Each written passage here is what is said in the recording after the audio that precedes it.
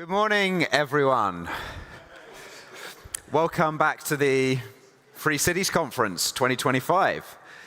I'm very pleased to welcome you all to day 2 of the program. Could I have a quick show of hands who was there with us at the VIP dinner last night? Great. Okay, thank you. Good. Did you enjoy yourself? Good. Hands up if you managed to successfully bid for something in the auction. Well done, Stefan. We appreciate it. Yeah, it was great fun last night, and we're looking forward to a really exciting program again today. We appreciate those of you who are here in the room joining us. I know it's an early morning. Lots of you were up late last night. I also want to say hello to the people that are joining us via the live stream. We've actually got live streams going on X and YouTube, for those of you in the room that aren't aware. Yesterday we had average about 1,000 people joining us live. So the Free Cities Conference is not just an event for, thank you. It's not just an event for those of us here in the room, but we're also welcoming people from across the world. So thank you very much to those of you who are tuning in. And yeah, this is quite an early start because we have a lot of really good content to fit in today. The first panel is on the topic, vote with your money. So in my opening remarks yesterday, I said that the overall theme of this event is vote with your feet. But really, we're thinking about not just how people can vote physically by moving to new places, but also vote by moving their business, moving their investments, looking for places where their capital is treated best. And I've assembled a crack team of expert panelists from across the world to discuss this topic. I'm very excited that we have one of my colleagues, Alex Voss, who runs the finances of Tipolis. We also have Sven Lawrence, who is an investor based on the Isle of Sark in the Channel Islands. We have Lotte Moberg from Vivify Ventures, who is an investor and a special economic zones expert.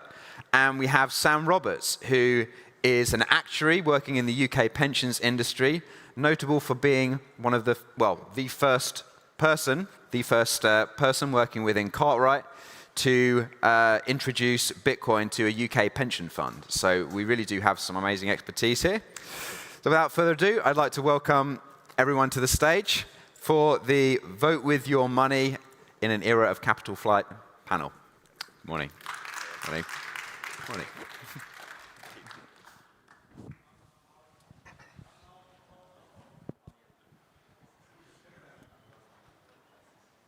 Can you all hear me? Excellent. Good morning. Thank you, everyone, for making up bright and early. This is the disciplined and the really ambitious crowd, so thank you very much for putting in that effort. Like Peter said, this panel is really playing off of what Titus mentioned yesterday in his opening speech about the movement of people across borders, how that starts with certain groups and expands over time. But the other important thing that we need to consider is, of course, the capital that they are either bringing with them or moving ahead of them as they're still planning, their ability to move to places where they're treated best. That is enough, I think, to set the stage for the panel. I'd like to then ask my fellow panelists, starting here with Sven, to do just a quick introduction. What is it that you really focus on? Where are you living? I guess Peter already mentioned that, so maybe a quick fact about what makes you interesting on this panel. So I'm German, and I left the country way earlier than before this entire movement started in '98 because I sensed trouble was coming down the road. And I'm now based in the Channel Islands, Guernsey, Jersey, Alderney. I have a fund management business in Guernsey, and I personally live in Sark. It's a place for safekeeping investments, for living a very free lifestyle. We are a quasi-libertarian society, and I'm very excited to be back here again. My name is Lotte Moberg. I am from Sweden originally. I live in Fort Lauderdale, Florida, United States. And I have done extensive work on special economic zones, studied that a lot. I have a book on the topic. I have been focusing on cannabis the last few years, and I have a credit fund in that space focusing on the United States, and I'm also starting a wealth management firm. Good morning, everyone. So Sam Roberts, Director at Cartwright, advising institutions, including pension schemes, corporate charities, and I'm coming at this more from a sort of portfolio construction, strategic point of view. And yeah, as Peter said, we were the first, not just within Cartwright, but within the UK more generally, to add Bitcoin as a legitimate asset in our eyes that available to institutions. Thank you very much, Sam. And I guess really echoing off of what you just mentioned there, I think the first question I'd like to ask, starting with Sam and then working our way back, is this concept of savings versus investment. Where I live in the United States, there's a pretty standard form recommendation. You should have 3 to 6 months worth of cash. As a United States citizen, it's all in US dollars. And then, you know, everything above and beyond that, it might be in your 401k or your other sorts of tax advantaged accounts. It might just be in general brokerage accounts. But this is really something that's necessary because you don't want to keep too much of your money in savings over time. You want to put it into the stock market and see that appreciation over time. I'd love to know from your perspective, both personally as well as institutionally, how do you think about this question? What are the factors that you think about in terms of how much saving, how much investment? What is the difference between the two in terms of what you're doing, you know, sort of in your own thinking as well as advising your clients? So I'd say there'd be 3 sort of buckets or 3 areas in which you have money, what do you do with it? So the first one is spending and lifestyle. That's obviously a personal choice as to how you want to live your life and what you can afford. The second one is savings. And within that category, I would include government currency, which is the one we're all used to for, you know, maybe the whole of our lives, gold and Bitcoin. And then investments, which is the difference between savings, which are forms of money, and investment is that with investment you are handing over your money to, you're taking on some counterparty risk, but you expect to be paid for taking that risk. And of course, there's a whole range of other risks within investing, depending on what you're looking at. So that's the essential structure as I see it. And historically, the only real choice, at least for the last few decades, has been government currency within that savings bucket. And that's very destructive because it loses value every year, we're consciously or subconsciously forced to think about not having too much in that bucket, so the 3 to 6 months that you referred to there, Alex, and moving whatever would naturally be within that savings bucket into either the lifestyle, so spending money on stuff we don't really want or need. I think we see that all around us. Or investing in stuff we don't really understand. And so I think the way that most people should be coming at this is, from a savings point of view, is if you've got a better savings vehicle, then actually for the vast majority of people, the vast majority of time, that's probably all they should do. Just save in a money that appreciates over time. And then for some people, it will also be relevant to then invest, and we'll get into some of that as we go through, I'm sure. On the question of cash, there is this, there's kind of this false notion, you hinted at it a little bit, that cash is safe. We've seen so much inflation in the United States in the last few years that it has proven that cash is sometimes less safe than putting your money into real assets. And that could be equities, and it could be other things that people think of as real assets, whether commodities, real estate, etc. So I think that is one aspect to think about when you think about cash. You're not just safer just because I'm saving, and I call saving cash, or a money market fund often is what people use for that. I would also say that if you're in a room with the kind of people that we are today, it's how much you put in, what your risk profile is. It's so individual. And I think that the kind of models that, Alex, you're referring to here, there are calculations that you can find of how much you should save, the savings, the recommended savings. It assumes that a person has not only a passive investment approach, but also passive living approach. You have one job, you have one income, you can assume that the income increases with inflation plus some percentage, and after that you can derive exact amount. Guess what? Most people in this room does not have that life.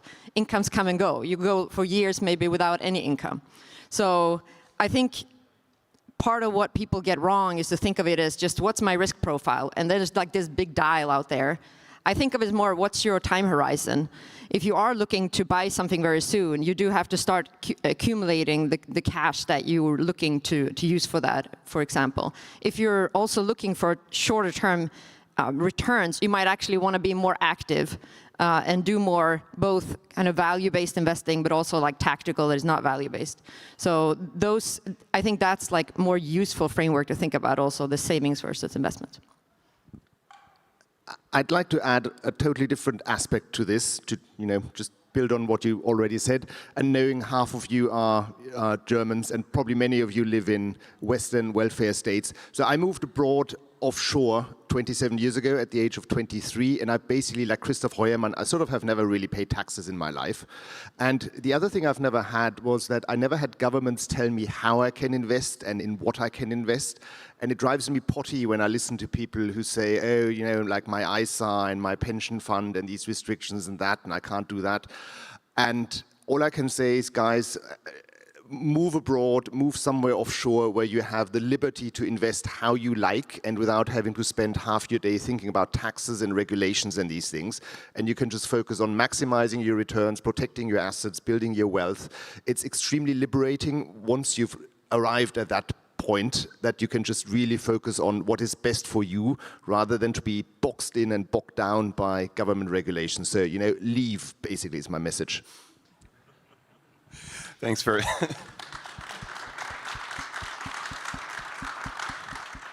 Thanks very much, Sven. In doing that, in leaving, one of the things that you will face is various currencies around the world. Lotte, you've spent a career really analyzing from a macroeconomic perspective various currencies, and I'd like to start with you and then have your other panelists weigh in. I think there's some sort of a false assumption, particularly with the people in this type of room, and I'm subject to it myself, that all fiat currencies are trash. We need to get out of all of them. They're not worth anything. Go all in Bitcoin, all in on real estate, all in on gold. That said, we heard yesterday as well, Venezuela's been through a hyperinflation. The U.S. has historically been relatively low in inflation. It's picked up the last years. Mikkel Thorup mentioned a few of the countries that he's working in that have quite low inflation. So it doesn't seem that all of them are necessarily equal in this regard. I'd love to hear a little bit about how you analyze currencies. What are you looking for? How do you manage that sort of risk when you're thinking about an allocation? And sort of what are the factors that you're looking at? Sure, I do macro investing on a fundamental basis, meaning I actually look at the values of something and then you take it's very simple. You take a position if something is undervalued and you go short if something is overvalued. And most people do not believe this when I say it, but currencies definitely have fundamental values and you can analyze them such. So when I take position in currency, I look at I do look at inflation, but you really have to can focus mostly on past inflation and see what is kind of the equilibrium exchange rate, and then you look at what carry I'm going to get to hold this position, and you take it from there. I think the important things with currency is that people often have two very extreme and both wrong views on currency, which is either take any currency exposures because in the end currencies even out. In the end we're all dead, but that's okay. Others say, do not take any currency position, hedge everything out. Now, the way that I analyze currencies and in the context of assets is that when you look at an asset, you should always look at it at a hedge basis. You want to think about, and if you don't do that, and if you want to take the currency into account, you have to think about your time horizon. If your time horizon is short, the currency will, in most cases, drive your performance. So if you're going to take a position where you're not going to hedge out the currency, you have to think, okay, what is my view on the currency in this country? And when I say a position, I mean international position, that you want to invest in the country. Okay, I love Argentina right now. Okay, great. You can think about what the currency exposure is. That's a bad example because right now you basically can't short the peso. It's been true for a long time. But that's the way I think it might sound difficult, but it's helpful to kind of parse those things out. Do I like this because of the actual asset? or do I like it because of the currency? And if I have to put them together, then you kind of have to weigh them against each other. So often you hear investors saying, I take a position only if they're both in the same direction. Okay, great, that's safe. But sometimes one direction is really big, the really positive one, for example. And then there's a little negative part of your currency analysis. And you should definitely take that position. It's okay if you lose in currency, just as long as you know kind of what's going on.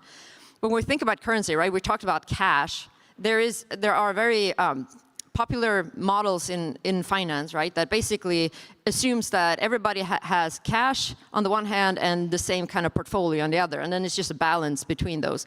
Now, those kind of models assumes that there is what's called a risk-free rate. So risk-free asset somewhere that you can hold, which is cash, which is treasuries. But as we've been talking about, there are really no risk-free rates out there. The best you can do, right, when it comes to the currency exposure is to think about what is my consumption going to be in, and that's what you have to have as your base. I would just call it a base rather than the risk-free rate, though. So a couple of points to add to that. So one is because our clients are institutions, and institutions tend to be particularly good at thinking about what liabilities they've got to pay out, not just the assets that they're holding. And some of those liabilities are very well defined. There may be, there may be a specific formula that it follows, or something like that. And so those liabilities are denominated in a certain currency. And so a big factor that they're thinking about is what currency risk are we taking within our assets, and are we matching against our liabilities, or are we purposefully taking a mismatched risk? So it's that sort of what is their low risk position is something that's aligned with their liabilities, which could stretch out decades. The other point I was going to add was this, you talked about cash is like or maybe short-term treasuries, or is the risk-free rate. Yeah, it is at the moment. It doesn't mean it will be forever. And actually, if you sort of go back to my, the savings bucket, that's money. That is your risk-free rate, effectively. Now, depending on whether you view the world through a dollar lens, or a particular fiat currency lens, or a gold lens, or a Bitcoin lens, what are you denominating your performance in other words? That is what really determines your risk-free rate. Right. So I'll deviate again slightly from the question because of the name of the panel, Capital Flight, and take your money where it's treated best. So I'm a bit of a dinosaur in the sense that I invest in equities, not real estate, not crypto, none of these things. And the best equity investors I know basically don't care much about the currencies. They focus on picking the right companies to invest in, and then over time the currency movements generally even themselves out. But what I would say, so you can also just simply say you ignore the whole subject, but what I would say, and what I would give as a strong and passionate piece of advice, is that we've lived in an era now in the last couple of decades of freedom of movement of capital, and that wasn't always the case until the 70s. For some countries, the 80s, there were capital controls in place. I live in Guernsey, where huge amounts of money are from South Africa. 10% of the population is from South Africa, because these guys down there have had capital controls for decades, and Guernsey was one of the places where they could get away to. And I wouldn't be surprised if at some point in the foreseeable future we saw capital controls again in countries where you might not expect that right now. And then you really want to be diversified already with having bank accounts in different countries, in different geopolitical blocks, so that you can diversify your currency exposure and you're not completely boxed in by a country that says you have to keep your money here, or otherwise you face huge exit taxes, or you can't take it out altogether.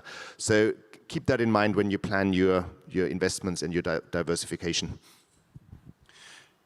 I think it's certainly a great point to make that capital only flows where it can actually leave extremely quickly and easily.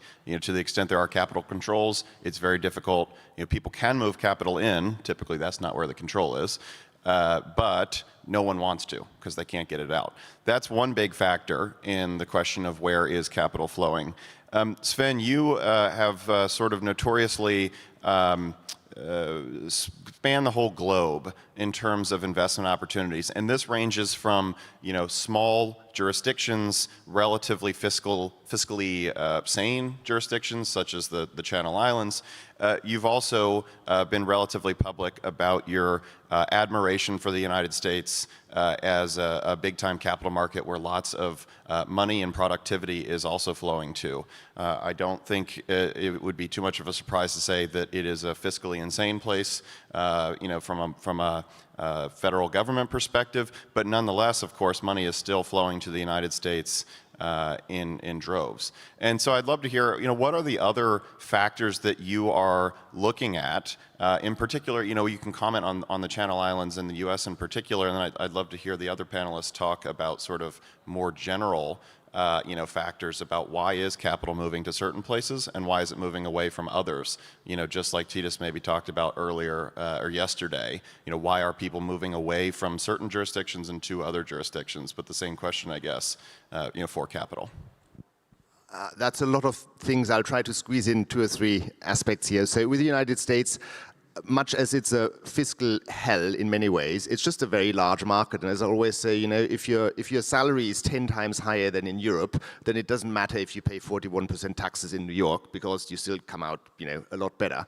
And for especially for young people, I would seriously consider the United States also because there are a lot of tax loopholes in the United States for building wealth. A lot can be done over there. But in terms of capital, going where it's treated best or where it's got the best return potentials, I'd say it changes a lot over times. And what I always recommend everyone does is get a banking relationship or a brokerage account where you can easily invest money across the globe because these opportunities shift. And we've now had 20 years of the United States outperforming in terms of the equity markets. A fun stat that I always like to quote is that in the 8 decades since the end of the Second World War, the United States equities outperformed in 4 decades and international equities outperformed in the other 4 decades. So it's not like the United States is guaranteed to always provide the best returns. So get a brokerage account with something like, for example, Swissquote in Switzerland, which is an online broker, or Interactive Brokers, just so that you can truly invest globally without any restrictions. And I think then you're set for maximizing your opportunities wherever they are. And I would make the distinction too between what you were talking before, Sven, about leave, meaning putting your money to be invested from somewhere and diversifying that way, and the diversification that happens when you have your, say, Fidelity account and then you're investing broadly in broad market indices. The latter being, of course, much easier to do. Anyone can do it. When it comes to where the money goes, I do think that there's a way to look at the world from like a value-based lens. Often when people look around the world, they're looking a lot on what I would call tactical investment. And just to make that distinction is, if you're thinking about a short-term change, you're not thinking about the actual value, you're thinking about why things might change in the short term from sentiments, from people trading, that kind of thing. It's not only your meme stocks, it could be like geopolitics, and people who ask about macro often think about, oh, so what's going to happen in that election, or is Russia going to attack Ukraine, and things like that. That really does matter in the end, but that's not actually where what I would say that value lies. So I would agree that most people do not sit down and make the valuations themselves. I do think that you may consider the opportunities that are out there to do value-based investing from managers who do this, because it's not really that complicated and it's a pretty solid way of investing, meaning price goes up, you sell, and that's usually kind of how it works. It's not more rocket science than that. Often people think that investing has to be either very passive or extremely fast-paced, which is often not the case either. So go back to what you said at the start of the question, Alex. The phrase I quite like is the best way to keep someone in the room is to leave the door open. And I think we're going to see that more and more in real life over the next years. I guess the point I'd like to add is that, and it's talked about intermittently, but I really don't think it's given enough attention, is what are you measuring your performance in? What are you denominating your performance in? Are you denominating it in the local government currency or the US dollar, or the value of the future liabilities from that, that particular needs to be paid from that pool of assets? Are you denominating it in gold or Bitcoin, of course? Are you denominating it or measuring performance relative to a global equity index? And of course, then which global equity index? And so it's actually a very complicated and should be a deep conversation and discussion with whoever the decision makers are as to what is your objective here, what is your low risk position. So if you look at active equity managers, global active equity managers, their low risk position is to buy the index in which they're measured against. Well, that's great. Maybe that works for them, but does it work for you? Maybe it does, maybe it doesn't.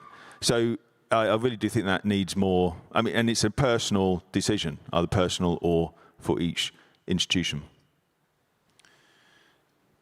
Lotte, we spent a little bit of time yesterday talking about this question of where does a company or an investment opportunity domicile versus where does it then deploy its capital.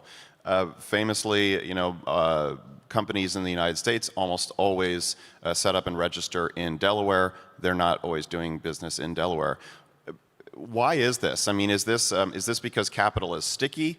Is it just because that's what people have always done? Is there genuine reasons for it? Is there any way that this ever changes? Should it change? If you're born in any jurisdiction like the United States, it costs a lot of money to move your money out of there. So I do talk to Sven about it, but I do know from people I know it's definitely a big path dependency there. The world is not one where you can just decide that I'm going to have my money over here. It does cost easily up to $100,000 to move a large amount of money to another jurisdiction. What was the first part of your question? Why is it that U.S. companies typically domicile in Delaware, and even international companies often set up domiciliation in the U.S. and then deploy in Latin America, for example? There's certainly a big tradition around where you put your money, where you start a company. You mentioned Delaware.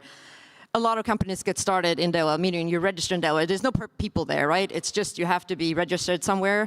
And what the meaning of being registered is when there is a dispute, you know what courts you're going to. It's going to be those state laws and those courts.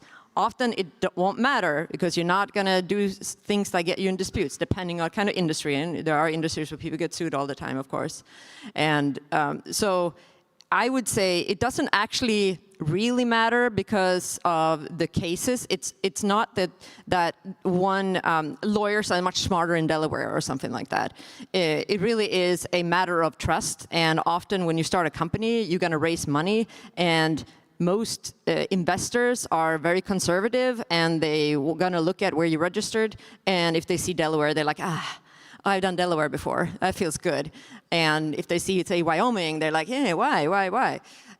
So there are several of these layers that you think one would break, where it's like, come on, you don't have to do Delaware. It's expensive. It's like not that good. And we've seen like cases that we might not approve of the outcomes of which, right? But still, that's very much it. Stickiness is a good word for it. It's just a tradition where there's a game kind of going on when everybody derives from what the other person that you're depending on is going to think about where you registered, unfortunately. Sven, you invest in companies all over the world that aren't domiciled in Delaware. Why is this? What are you perceiving? What do you think? Do you see this risk, or you just don't? You think it's overvalued, and therefore you're more comfortable elsewhere? How do you think through that question? Well, two things really very briefly, given that we have limited time. I think jurisdictional risk is generally overrated. Most countries are largely the same. You can say they're equally shitty or equally good. It doesn't make that much of a difference. What I look for is liquidity. I want to be invested in things where I can press a button that says sell and I'm out, which is why I personally love equity markets, because unlike with VC or PE, you can just sell when you change your mind, and that's a huge safety mechanism. So to bring it sort of back to the topic of this, and also hark back to Titus's talk yesterday. Normally, it's easier to move money to somewhere else where it's treated better than it is to move your physical self. You know, there's friends, family, work. You know, there could be all kinds of things which are tying you to where you currently live. And we see that already with, you know, the large investment fund managers typically have their funds registered in the Channel Islands, Luxembourg, Cayman Islands, Ireland. So they've already made moves, and these are decades ago, really, that they've done that. So, so moving your money should be easier than moving your physical self. So maybe that's a good place to start. I think I just got a message. We have about 2 more minutes, so one final round I'd like to go through. Tying this to the Free Cities Conference, some of the efforts that we've seen, what is it that Free City developers can do to make their jurisdiction the most attractive, to try to get capital flow in easily so that it's cheap and abundant for entrepreneurs to start businesses? What are the best few things they can do in a few words? We'll start with Sven and work our way down. Offer an easy possibility to open a bank account, because opening bank accounts has become so difficult the world over that we need an alternative to that. And then you set up the legal system where you end up having cases and you create the record of those cases. It takes a long time for most people to trust a place. So you're just going to have to get started, and it will grow with time. But there is no quick fix to people to actually trust the legal system in any place. Yeah, I think it's stability and certainty, which is what's going to give people that trust, that confidence. I thought you might say also working on a Bitcoin standard. Well, that would also help. Well, thank you very much. I appreciate my fellow panelists' time. Thank you all.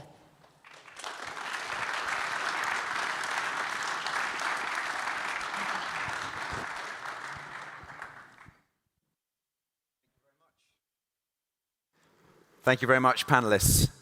One of the great things about the conference is that we have got so many people with such deep expertise here, and in a way it's quite a shame that we have to limit these talks to such a short amount of time. But the panelists will be around for the rest of the day. I do encourage you to go and approach them, discuss some of the ideas discussed in this panel with them directly. I'm sure they'd be very willing to talk to you.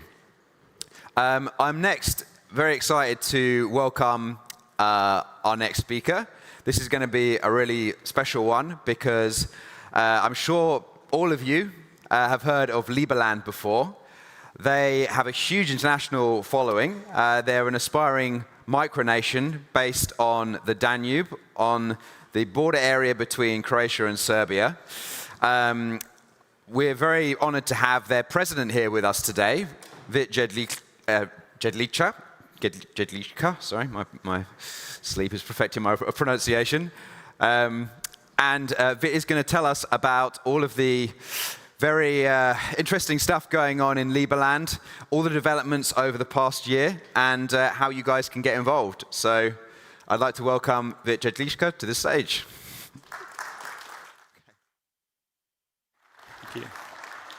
Of course, always great pleasure to be here, and it's a perfect spot, Prague. Of course, that's where Liberland also started for conferences like this. Let me just fix one more thing here, actually, which is not just my pronunciation, my surname, which is Jedlička, but also the fact, actually, we're not micronation. This is, I would say, very important small element that needs to be clarified. The definition of micronation is actually it's not being taken seriously by the neighbors or by the country in which it was built. And I can tell you we're being taken very seriously by our neighbors.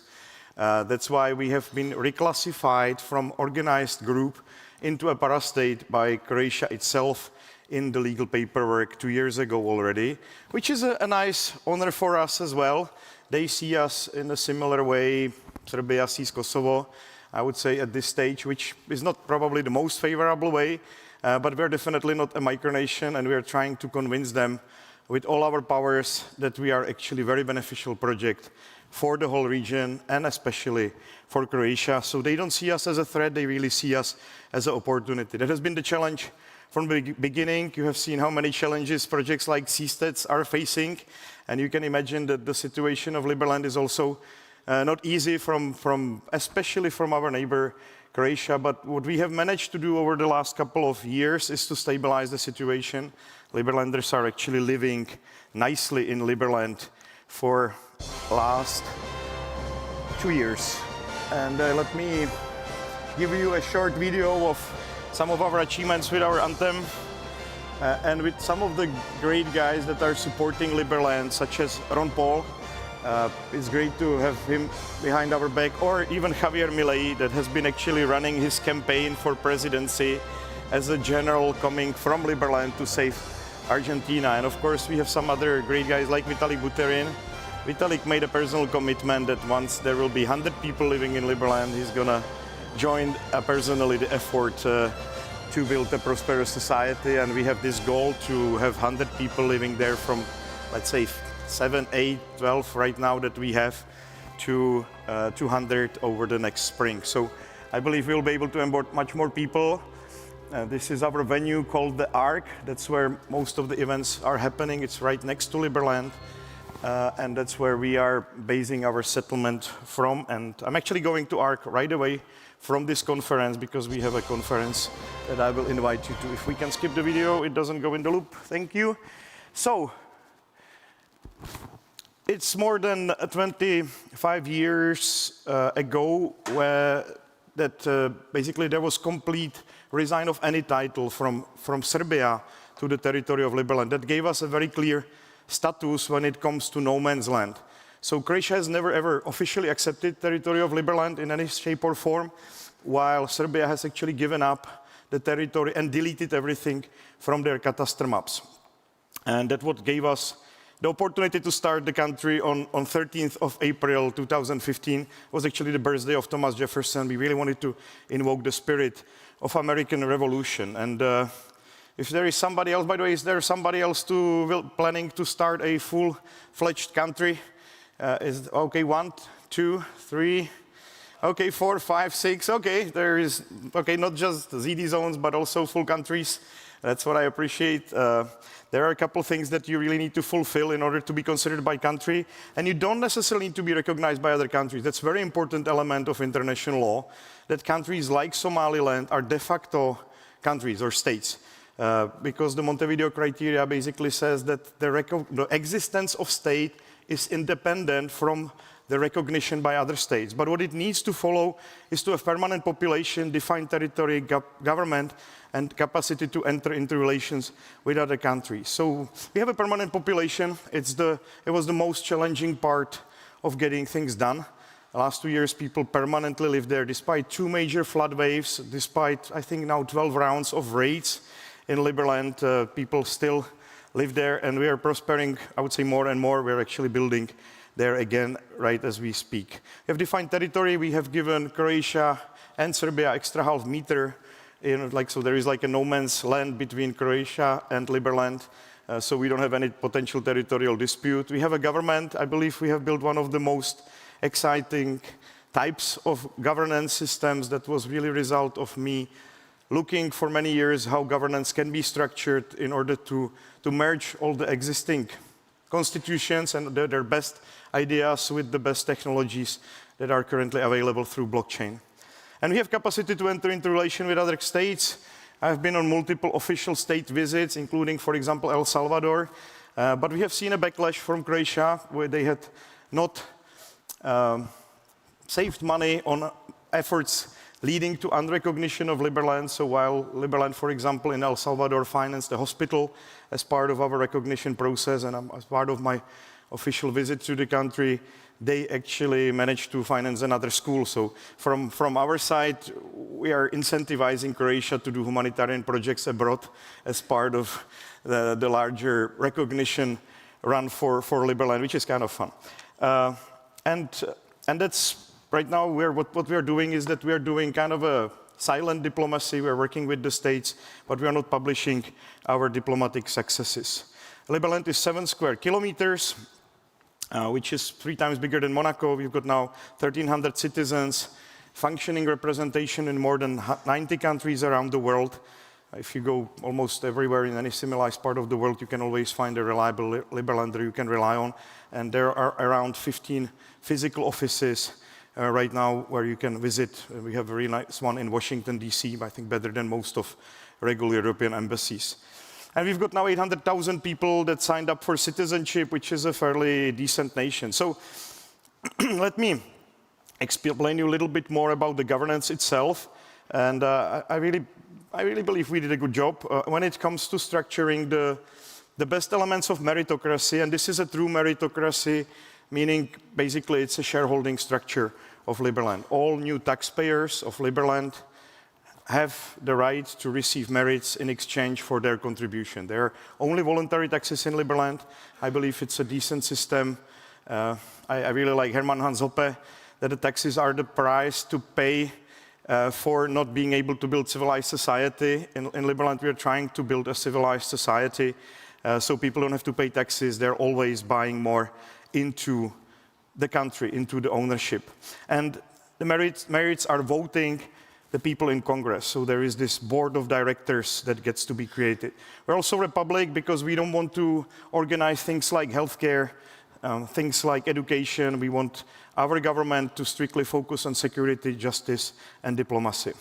We're also democracy because we basically allow majority of citizens to veto any rule or law they don't like. We don't give them the chance to make new rules or to nominate new people to power. And we have already seen quite interesting challenges with that regard. The democracy, I would say, is a very malicious element in general. And the founding fathers of the United States have actually recognized it very well. So I'm trying to keep that in check, but at the same time give democracy a voice to be able to really remove anything that they don't like. And it works very well in Switzerland. Whoever you are from Switzerland, you know that this is an element that really works. And there is a monarchical element to Liberland because all the biggest contributors to Liberland actually become members of Senate. There is 100 seats in Senate. It's this oligarchical body of people that really manage to support Liberland quite a bit. The other option of getting into Senate is getting Liberland recognized by some sovereign country. So there are two ways how to become senators. And it's all powered on blockchain. So it's all basically trustless, auditable code that I believe we are just going through the last security audit of this whole system before we will be officially releasing it and voting for the constitution of Liberland. So you can actually check it, blockchain.liberland.org. There is not just governance. We also register companies on our blockchain. We register any kind of other property. There is possibility to create smart contracts. Liberland has become EVM compatible. That means you can run any kind of smart contract like you can run on Ethereum, which I believe will be very useful in the near future. You can, for example, run another version of Uniswap, or you can launch stable coins that are privacy-oriented. All these things are some of the projects that are taking off on Liberland blockchain right now. And we have very famous people in Congress already. I believe it's an interesting accomplishment that Liberland's prime minister is the wealthiest prime minister ever elected in any country on the world. And we have people like Brittany Kaiser, a very famous whistleblower, Navid Saberin, our Minister of Finance, Michael, who is here with me, for example, Tariq Abbasi, famous diplomat from UK. So we've got a very strong body in Congress. And then there is the role of Supreme Court, making sure that, again, Liberland only stays a republic. It doesn't start doing many other things which it shouldn't. And what is one of the key things which I want to personally bring to the table, and this is a part of the discussion, for example, that I have with Professor Kinsella, is that Liberland is organizing security, justice, and diplomacy, but it's thinking about how to best introduce competition into these three areas as well. So for security, we have Uberized security. We allow almost anybody basically easily to join and allow to help with security incidents. We use the same app also to run public tenders. So if you jump to app.liberland.org, you can easily download the mobile application, try it. There is actually a security incident for this conference. You can get a discount on e-residency if you take part of that security incident. Just try it. Then for justice, we want to organize a market of judges. and really introduce some of the elements of international arbitrage, which I believe will be quite important for making liberal and justice system very competitive with other places. We just want to innovate in that area as well.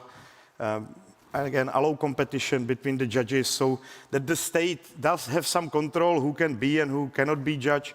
But in general, the entry level for that will be very easy, and it shouldn't be a problem. And what we are now working on as well, and I believe it will also help us quite a bit, that it's not just Ministry of Foreign Affairs that delegates new ambassadors, that actually every single embassy will be a separate DAO that will be elected, again, by merit holders. So there will be, in Congress we have elections every 3 months, and what we're planning to do for embassies that we will have yearly elections of ambassadors, so there will be competition. People will be presenting their plans for their countries so that the representatives are not sleeping. They always have something to debate what could be done to support Liberland from any country around the world.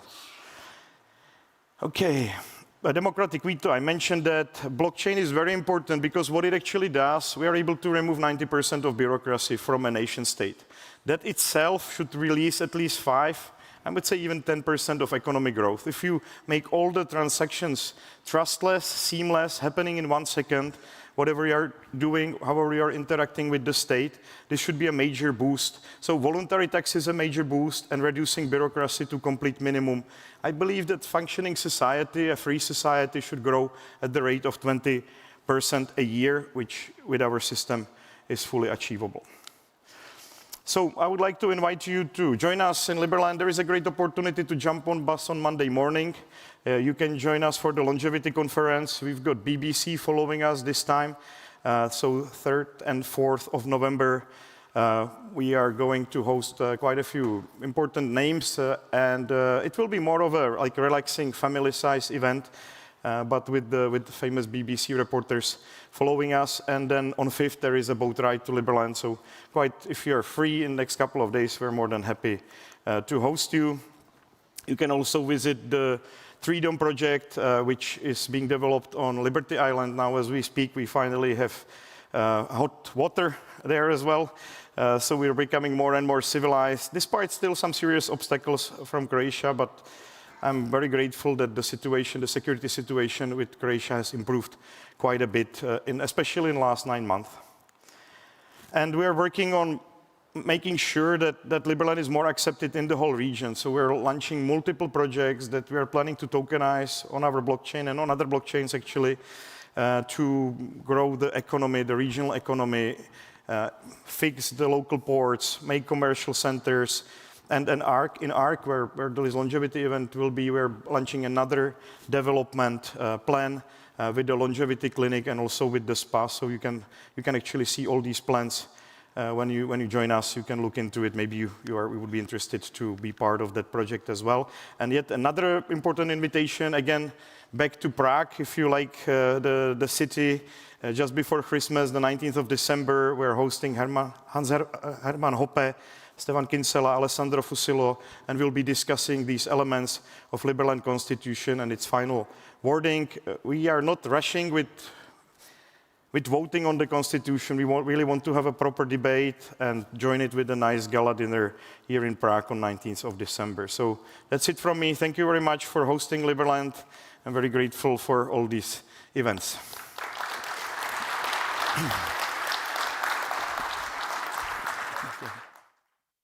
Thank you, Vit. We're very pleased to have Liberland. They've been at, I think, every one of our conferences since, at least since I've been here, since 2021, when we had Mikhail Platnik join us. And yeah, it's great to see all the progress they're making. And that's quite an accolade, really, for the project to have the world's wealthiest prime minister. Yeah, great to see the progress that's being made. And Liberland also have a booth out in the exhibition area. I would encourage you to go and find the booth, find out more directly from them after this. I'm now going to come back to another regular attendee, or at least I hope he's going to become a regular attendee. He was with us last year. This is a gentleman called Scott Schneider. He works for an organization based in the United States called the Live and Let Live Foundation, which essentially is about what it says in the name. They're an organization that promotes a live and let live ethos and morality. And Scott is going to come and talk to us about how he sees the concept of free cities fitting into the live and let live vision. So, Scott, welcome to the stage.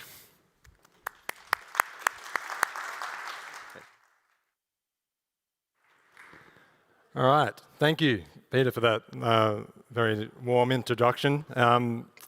I'm very happy to be here and excited to again have the privilege to speak about the Live and Let Live movement. Last year, I gave an introduction about the movement, spoke about its origins, what its mission is, and I went over two core principles which drive the movement and also describe what it's seeking to achieve.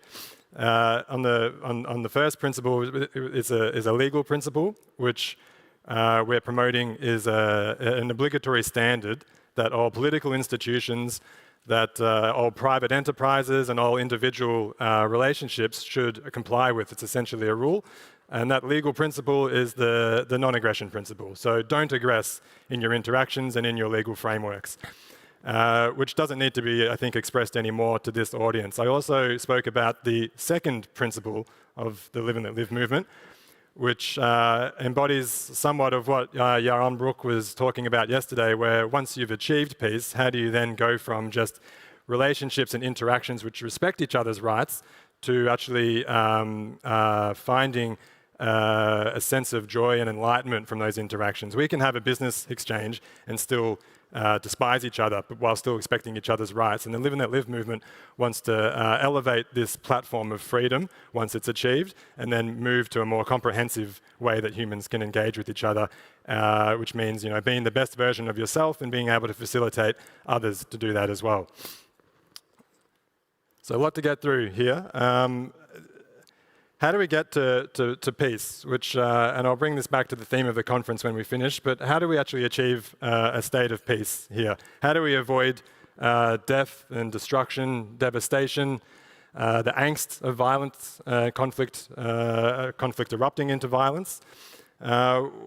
We see some of us live in or close to regions of the earth now where there is active violence happening and there is death happening on a daily basis.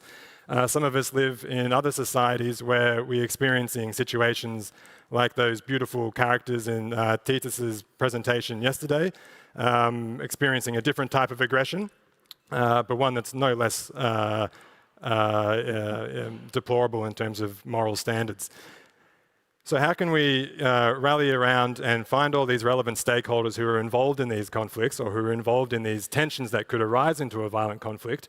And how do we find the representatives of these stakeholders and put them into a room and establish a forum? So bear with me for a minute as I take through a proposal here. If you establish a forum with all these representatives of these memberships, of these members, and you might be able to alleviate some of these conflicts. You might be able to prevent future conflicts. But it's inevitable that some of those members, we understand it, are going to have more power and more influence than other members. And they're the ones who are going to be directing the discussion and influencing the decisions that come from that forum, particularly in matter of security. And so what is going to happen eventually is you'll have those more influential members will take their own interests into account and eventually will have their own justification to infringe upon the rights of the other members. And when those infringements happen, it's all very well for this established forum to condemn that infringement, but how do you enforce that? How do you prevent that infringing party from continuing those acts of aggression?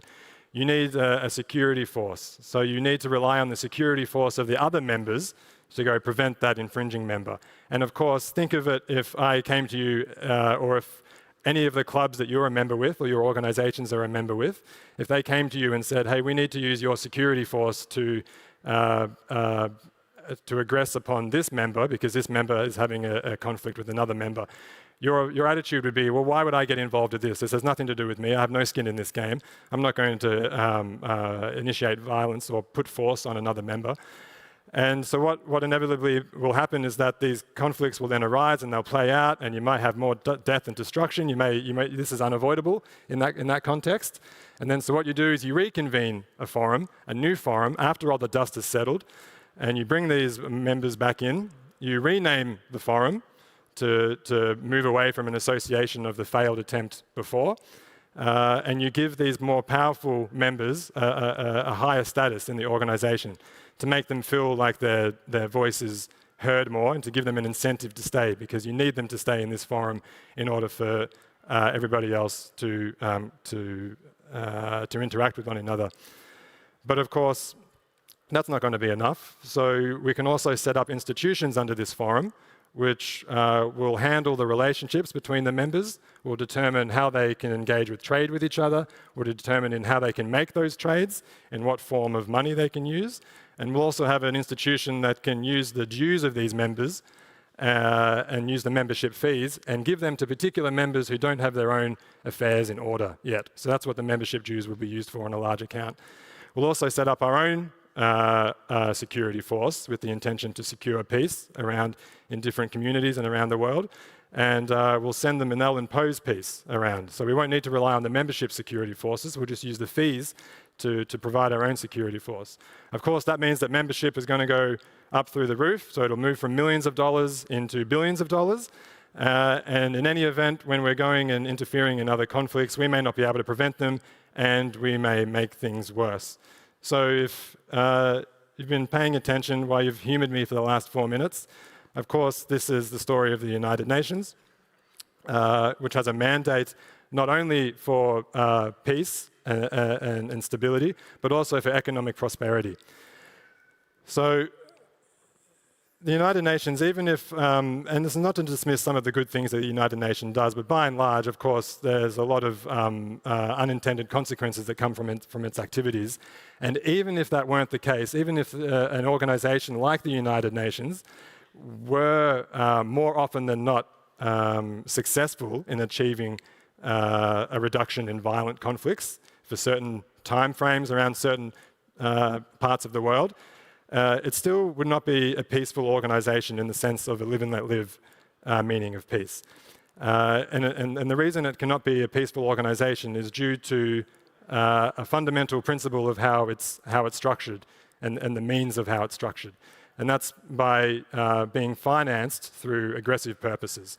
So 101 libertarianism or economics, if your means of producing an outcome is through aggression, then you by definition it cannot be a peaceful organization. At least that's the stand that we take. And so what does peace mean? So there are different interpretations of peace. It's been said before yesterday's sessions that the absence of aggression is not peace, at least not necessarily peace. The absence of aggression is freedom, which in most cases is a necessary element for peace. You can have individual peace and your peace in your inner self, despite aggressive institutions like some international organizations or how states act. But that's despite those institutions, not because of them. We want to facilitate institutions that are actually embodying these principles and providing platforms for peace, for peaceful interactions. So states and international organizations cannot do this because of the function of how they're structured. What's an institution that can do this? Is everybody here, the free cities. This is something that we're very passionate about at Live and Let Live, because we see Live and Let Live started as a peace movement, and the non-aggression principle is one means to get there. And so ultimately, the objective of Live and Let Live, its vision, is for a peaceful world. And free cities provide the platform for that to be enabled, because you have structures based on voluntary interactions, which in turn protects the property rights of your residents or your investors or your partners, and that necessarily means that you're safeguarding human rights. And this is the perfect recipe to bundle up and provide a platform from which peace can emerge. But, and some of these topics have been discussed as well, at the moment and for the foreseeable time being, there are significant threats to free cities, which I don't need to go into any detail, but I want to highlight a few of them just to illustrate how the Live and Let Live movement can contribute to your missions and purposes. You have the threat of course, whether it's a host nation or a foreign state, a host nation, they're reneging on their promises, and new individuals come into a government that no longer likes this special economic zone or the SAR that was set up previously, or the way that the strategy was proposed. That proposes a threat. You could also have foreign states. So you seasteaders are also vulnerable, even though you might not be relying on a host nation for any jurisdiction. If a host nation has a security force that's more powerful than yours, that's also a vulnerability that as free cities become more prosperous and more numerous, some states are going to grow antagonism rather than see the opportunities to interact with them. And this as well goes beyond seasteading and into space as well. So nowhere is safe from this, which is my particular field. Then you also have threats that are not directly related to the government, such as public relations and anti-sentiment campaigns. And Joe went through some of them yesterday with the seasteaders. Which the most simultaneously disgusting and humorous painting of the seasteaders being equated with ISIS. So negative PR also damages strategies of free cities, because it makes it's another hurdle you need to overcome to gain investment or to gain residence. And then another state-related vulnerability, of course, is when free cities are becoming more accepted and more prevalent. States may have other ways to, rather than forcefully aggressing or going back on contract law, they may decide to enact domestic laws which prevent their nationals or their businesses and companies from investing or becoming a resident in a free city. And this is not far-fetched, by the way. I'm a national of Australia, and I've already been prevented from leaving my country, and I've had to make an official request to the government to leave my country without having been charged or convicted of any criminal offence. And so this is a real thing that can happen, and if a state realises that you're taking resources away to something else that can challenge their authority, this is a real vulnerability. So these are things, concepts that the Live and Let Live movement wants to try and alleviate for the pioneers like you in free cities, in order to go and pursue your mission and be successful in your communities and your self-sovereign regions. And how we do this is, these are three projects we've selected just to demonstrate. Each one represents a particular pillar that we operate under. We have 3 pillars. And they're easy to remember. It's A, B, and C: awareness, belonging, and change. Awareness is self-explanatory. It's about building outreach and educational programs, professional development projects, having resources such as repositories that talk about how the non-aggression principle, how our legal principle is applied in different circumstances, in order to use to whether to build contracts or build public law systems, and to complement the other ones that already exist. And to be a repository, also to not shy away from the fringe issues. So to really take the non-aggression principle to its extreme, and even discuss the topics where reasonable minds can disagree about how it's applied in certain circumstances. We have an advocates portal, which represents B, belonging.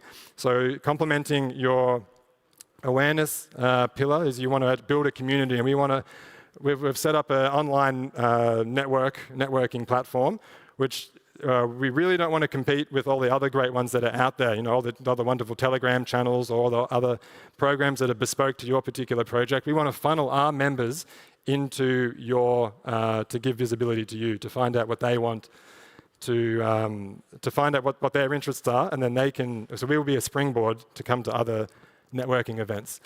And it's also a way to find investment, for businesses to find customers or collaborators, for students to find scholarships, and those are the types of opportunities we want to provide through the Advocates Portal. The third pillar is C, it's change, and this is a two-pronged approach. Change comes from inspiring and giving resources for people to engage in effective law reform on a domestic level. So these laws that might be complicating your free city project, we want to empower people to, with the resources to go and engage in law reform and lobbying, and how to engage in the consultative process with their government in order to make those laws less aggressive. We also want to inspire people to run for office. We understand that politics and the state is infused with the consequences of public choice, but it's our opinion that it's still better that if someone is in a position of authority, that they have a genuine appreciation and an effort to align with the legal principle of non-aggression, rather than someone who's in that position who doesn't have those values. The other aspect of this change pillar is doing issues-based projects. And this is an example here. It's a new one. It's our first one. It's still in development. It's a regenerative sustainability project. We want to appeal to younger generations, Generation Z in particular, and we want to try and appeal to things that will resonate more perhaps with left-leaning stakeholder groups. And so this is an initiative to set up, to demonstrate that private property rights and private financing not only works for environmental and agricultural sustainability, but it's also the preferred method. And we're designing this with some others to try and make it beneficial for the government as well, to incentivize the government to facilitate this process, even though they may not be an active partner. So all of these relate, as I finish my time here, relates to an ambassador program we have. And so the thing I want to leave with you today is that we are encouraging people like yourselves to be ambassadors and showcase the Live and Let Live movement in your own projects. And so we would encourage you to give feedback on our knowledge base, with your observations on how you're building your contracting and how you're establishing your private law, because we want to be able to accommodate that and we want to be able to help you as much as we can. So please reach out to us. Because we really want to orient our projects and our structure of our organization and what we're doing to be able to facilitate free cities, because that is the platform that gives us global peace and helps us achieve our aims. And so to bring this back to the theme, voting for your feet is not just a vote for freedom, it's also a vote for peace. So please keep that in mind and carry that flag with honor. Thank you.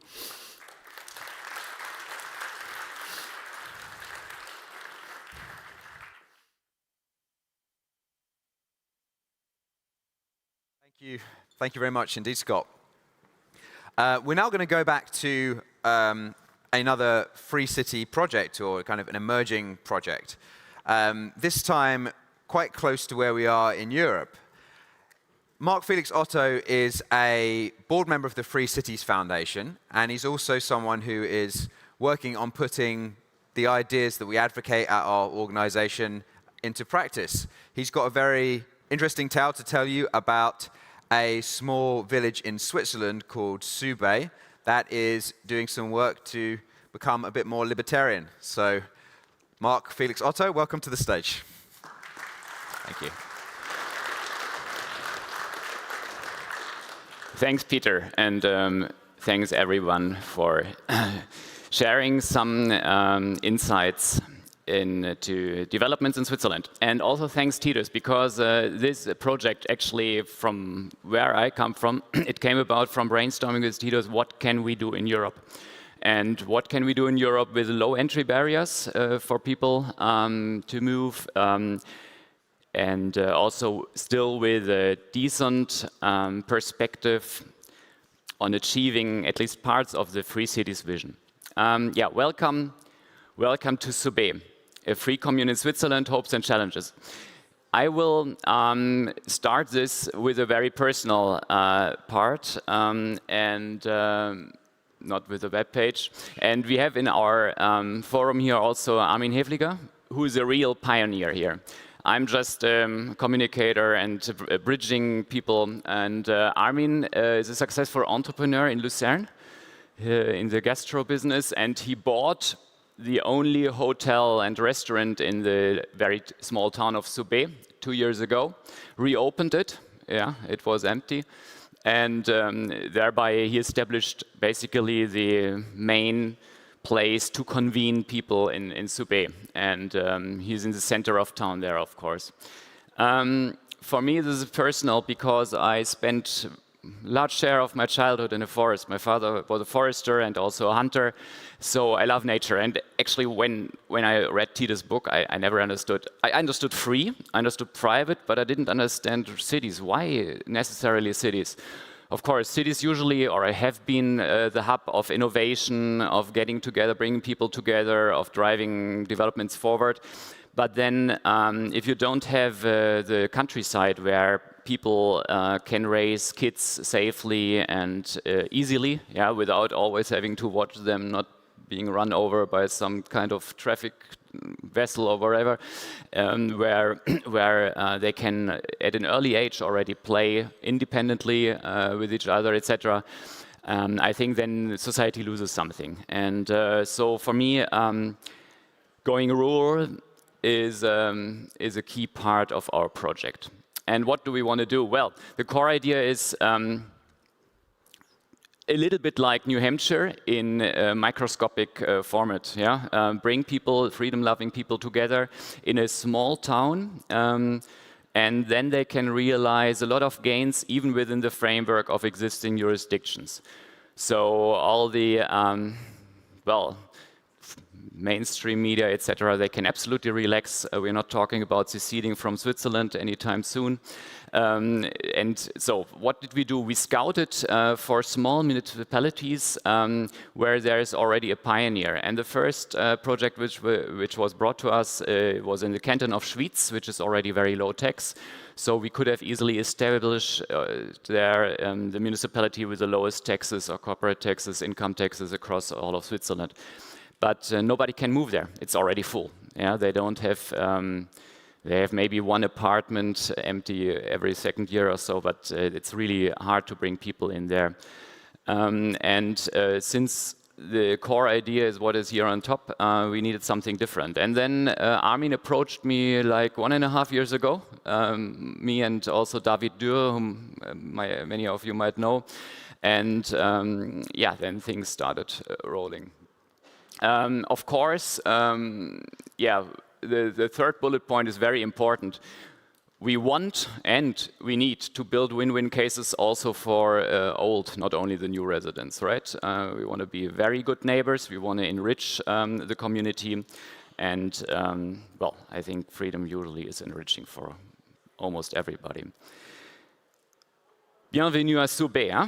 You know, Switzerland is built or made up of cantons. Actually, this state in Switzerland still formally de jure is the canton. Switzerland is only a federation and a cooperative, as I call it, Eidgenossenschaft. And this is the canton of Jura, the youngest canton in Switzerland, only broke off from the canton of Bern after some heavy, also a little bit militant separatist movement in the late 20th century. And so they have a young separatist tradition. Why did it break off? Primarily because these people are French-speaking and didn't feel represented well by majority German Bern. It's, as you can see on this map, it's bordering France. As you can see on this picture and other pictures to come up, it's really beautiful. It just, I think, Armin, right, it just won a beauty award among Jura or Western Swiss towns. So here you see the river of Doubs, that's D-O-U-B-S, Le Doubs, with a bridge, and Doubs again, the top view of the village, the church, a donkey, kayak, family. We have more pictures in our booth outdoors where you can also ask questions all the time. This is Armin, in front of the village, and this is his Hotel du Cerf. Cerf, sorry, means deer. And another picture of the church. And why Soubé? It has very good preconditions, not only in being beautiful and thereby having the potential to attract people. It has only around 110 inhabitants, 13.5 square kilometers, and lots of vacant buildings, land reserve, also buildings which are only used for second residency by people, which the community, which the municipality doesn't really like. And it has really down-to-earth people, of course, rural, mainly farmers, quite conservative. And but you can look up the results of initiatives and referendum on a municipal basis in Switzerland. And for example, the majority voted no on the latest COVID law. So they're really quite sensible people. And also quite entrepreneurial. But 110 people, they had a population of 400 a couple of decades back, so it's really declining. Not only has the canton of Jura, does it have a separate tradition which lives on, but also Soubé is part of the district within Jura, which is substructured into 3 districts. There's one district called Franche Montagne, Free Mountains. Why free? It had wide-ranging autonomy and complete tax-exempt status for a bit more than 200 years in the medieval ages, and reduced special rights until basically until 1792, so when all these things with French Revolution and Napoleon also changed Switzerland. It is not very close to urban centers. You need to travel a bit more than 1 hour to go to downtown Bern or Basel, 30 minutes to Delémont, which is the capital of Jura. And on the right-hand side, you see the bishop throne of Imer of Ramstein, the Prince Bishop of Basel, who granted autonomy to this Franche-Montagne region. So a very important precursor to what we envisage. What is a win-win that I talked about? Well, the village needs people. They have already had two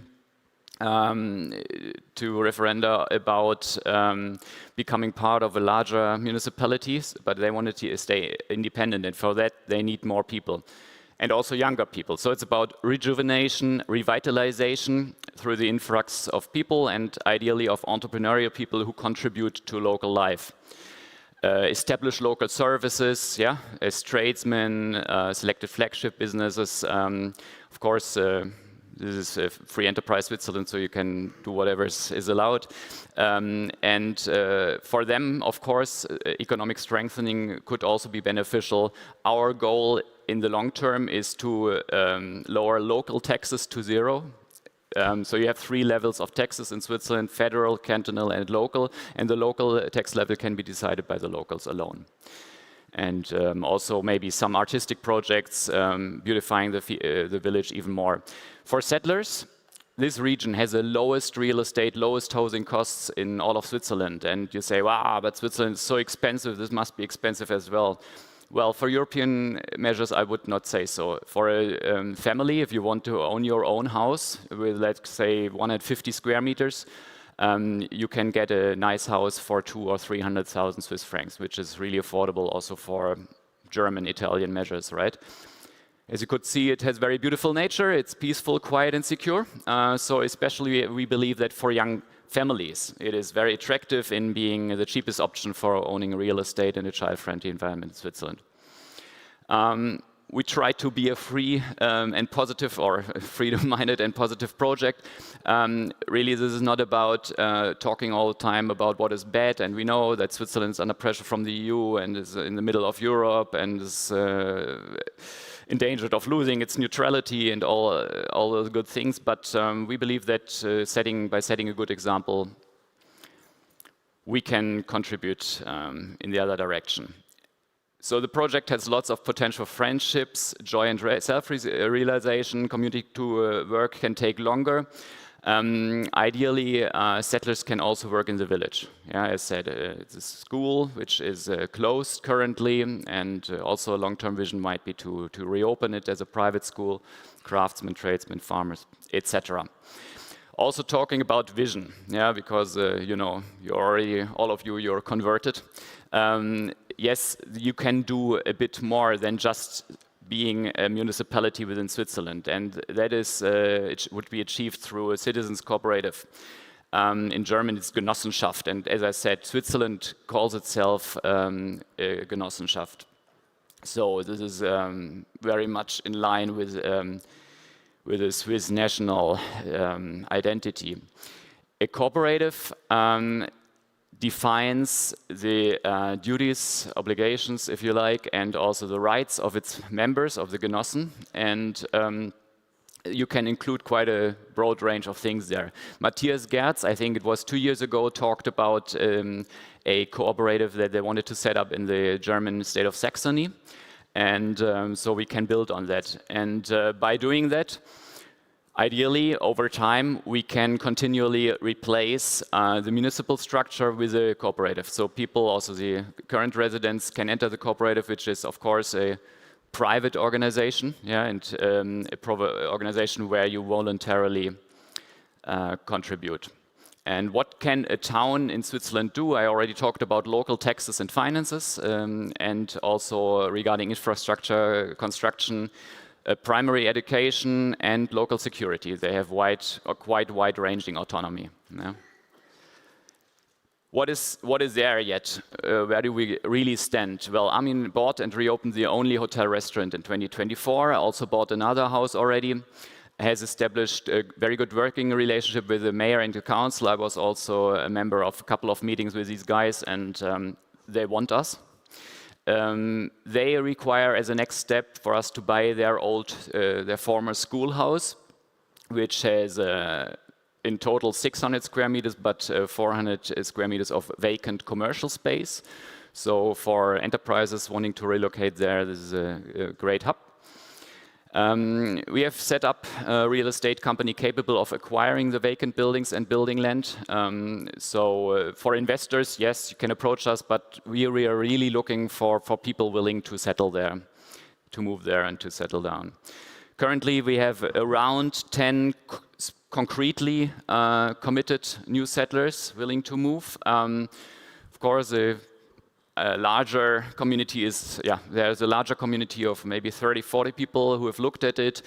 We are continuously organizing weekends where people can come and be shown around. Of course, you can always come. Armin's Hotel is open from March to November usually, right?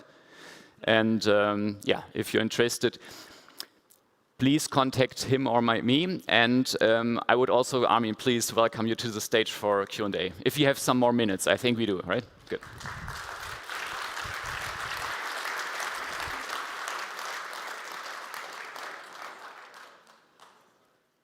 Thank you. Titus, if you could just project for a moment. Yeah, which language is spoken? Is it completely French, or are there many German-speaking people living here? That would be my question. Yes, French is the official language of the Canton of Jura. This is Switzerland, so everybody also speaks German. It's in most parts of Switzerland the first language that you learn at school, and also English, of course. In Soubé, I think 10 or 20 people have a mother tongue, native language, German. Of course, it contributes if you can speak some French also, yeah. So 2 quick questions. First, what long-term could you hope for in terms of tax rate and freedom if you're not changing the canton and federal? And then secondly, is this only for Swiss? Or are you attracting Europeans, non-Europeans? What does it look like to move there for people? The latter. We are absolutely open to immigrants, if you like, yes. And specifically, if they come from EU countries, I think they are even eligible to vote on the municipal level. We can also facilitate, I mean, for people to immigrate into Switzerland, the most important thing is that they can demonstrate that they won't need social security, right? So either you have an employer who wants you, or you have a business which generates revenues, and we can help with that. First question, yes, the tax level in the Canton of Jura is not very favorable. That's also why real estate is cheap. So we are not primarily addressing here high net worth or very high net worth individuals, but as I said, maybe young families who want to own real estate and raise kids. What is it? If we get to set the local taxes to 0, we are left with, I think, 14.3% corporate tax, which is higher than in Zug or Schwyz, which they have around 12%. 1.4, yes, of course. Not 41, no, or 40. No, 14.3, it's quite competitive in Europe, yeah, but in Hungary or Bulgaria, it's lower, of course. And in terms of income tax, I think the cap rate is at, 25 or something in that range. Also consider that progression in Switzerland is quite slow, so until you reach 25% as a marginal tax rate, you have a decent income then, yes. That's about taxes. Wealth tax in the Canton of Jura is at 33 basis points. So, so. But if you build the package, considering that real estate is really cheap, it's quite affordable. Yeah. It's funny, I had the exact same question, so I'll let someone else take the turn.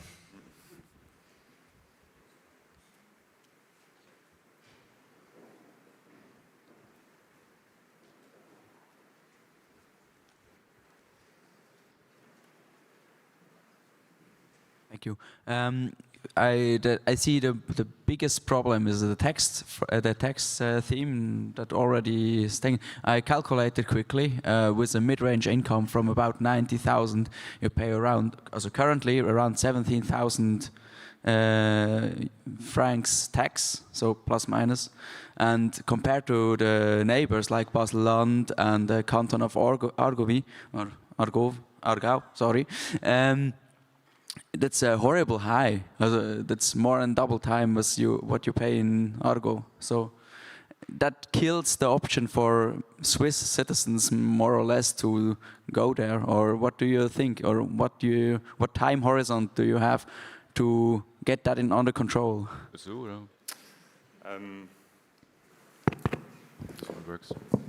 For the moment, it's true the taxes are quite high, so it's not really the first idea for Swiss people that earn a lot to move there.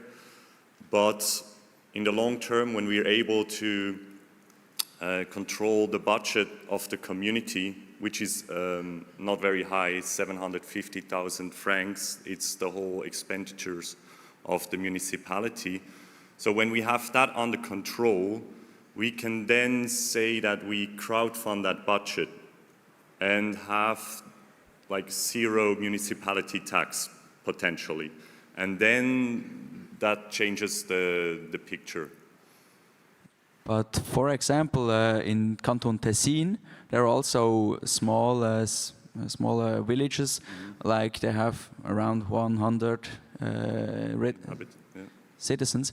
And for example, Cademario is one of them, and that's a tax option that's way better or more attractive from the basement from the Kantonssteuer. And why not direct in more optimal cantons first?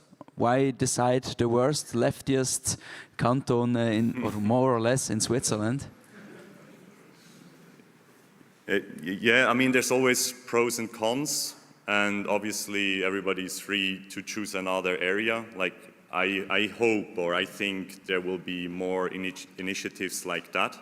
So some can start in Ticino. There, one problem is that the canton sometimes fuses municipalities together. They have, like, that is one thing. But, or like, I looked at a list of all the municipalities in Switzerland, like ordered them by scale and looked at the small ones. And then there's many criteria, like let's say, are there enough houses to accommodate people, or like all these factors. And so that led me then to think that, okay, for me, for my idea, like Sube offers like the best overall. But yeah, I mean, for some other things, as you said, like some other municipalities would potentially be better. The fact that Jura as a canton is quite leftist is also an opportunity, because this town certainly is not. So, you know, in the very long range, also the whole district of Franche-Montagne is quite conservative. And, well, it was called, or it is called Franche-Montagne for a reason, yeah. I would have tried to go back. Yeah, now it works. Regarding taxes, if that's an important topic. Within a cooperative, you don't pay taxes. Maybe that answers part of your question. So the idea is to provide services to fulfill basic needs within the town, within one private entity, like a cooperative, without any interference from outside, so to speak. But of course, also there, yeah, the state can watch and can intervene if you exaggerate it. But certainly, neighborhood help is absolutely feasible within that entity.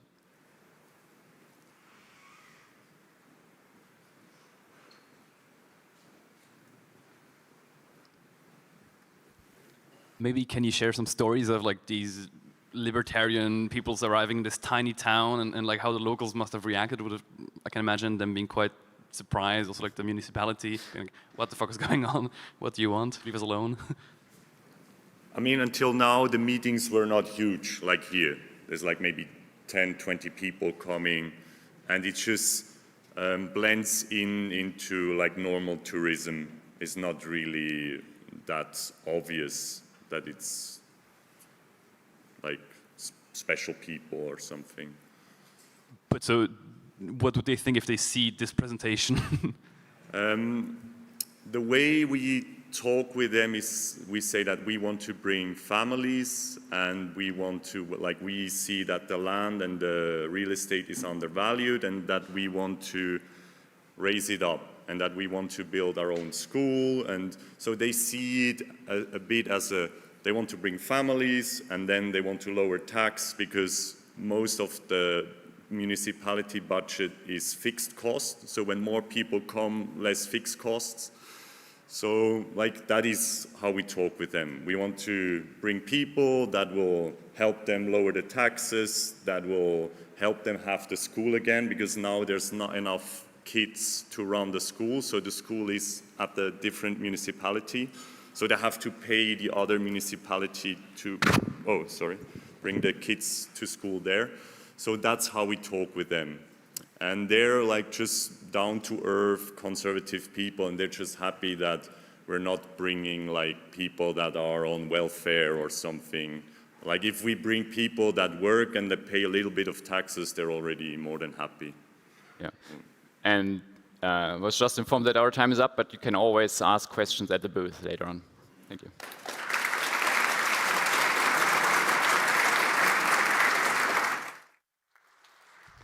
Well done, well done. Yeah, thank you. Well done, thanks. Okay, yes, very exciting project indeed. We're now going to turn to a slightly different topic, which is digital nomadism. You might have seen that we have a map at the back of the hall where you can place the place where you call a white dot on the place that you call home, and then a red dot on the most adventurous place you've ever visited. If you've not already participated in that, I would encourage you to take a look and see who's represented at this conference and where we have people joining us from. But you might also notice that we have a space, because not all of you have a fixed permanent home. You heard from Christoph from Staatenlos yesterday, who is a perpetual traveler. And we also have a lot of people here who are interested in being digital nomads and using the Free City projects here as sort of more short-term bases. So we have a speaker coming up who's going to talk to us about the concept of digital nomadism, specifically an index that his organization, Liberty International, has created in order to rank jurisdictions by how competitive they are for digital nomads. So I'm going to ask you to join me in welcoming to the stage Felipe Munizaga. Welcome, Felipe.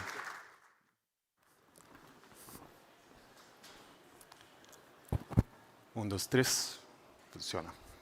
Okay. Good morning, freedom fighters. First, I would like to say thank you to Free Cities Foundation. I'm delighted to be here. Thank you, Titus. Thank you, Jan, all the team. Thank you so much for having me here, and every one of us. Thank you.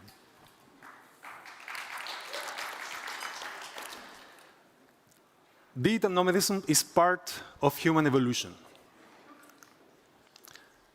Let me start with a simple question. What would you do if you could live anywhere? Think about it.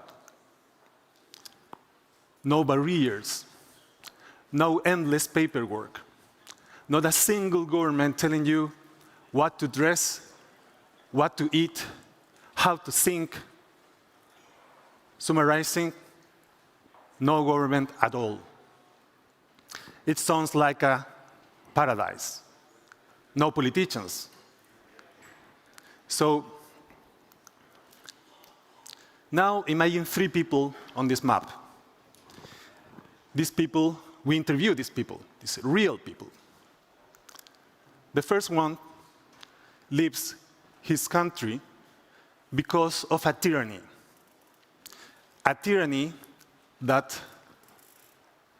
is terrible for his family. A tyranny that is limiting the liberty, the capacity to say something in social media. Sounds familiar? The second one, chooses a Latin American country, not because the beauty of the landscapes. I don't know if you know, but I'm Chilean. I used to live in the Chilean Patagonia.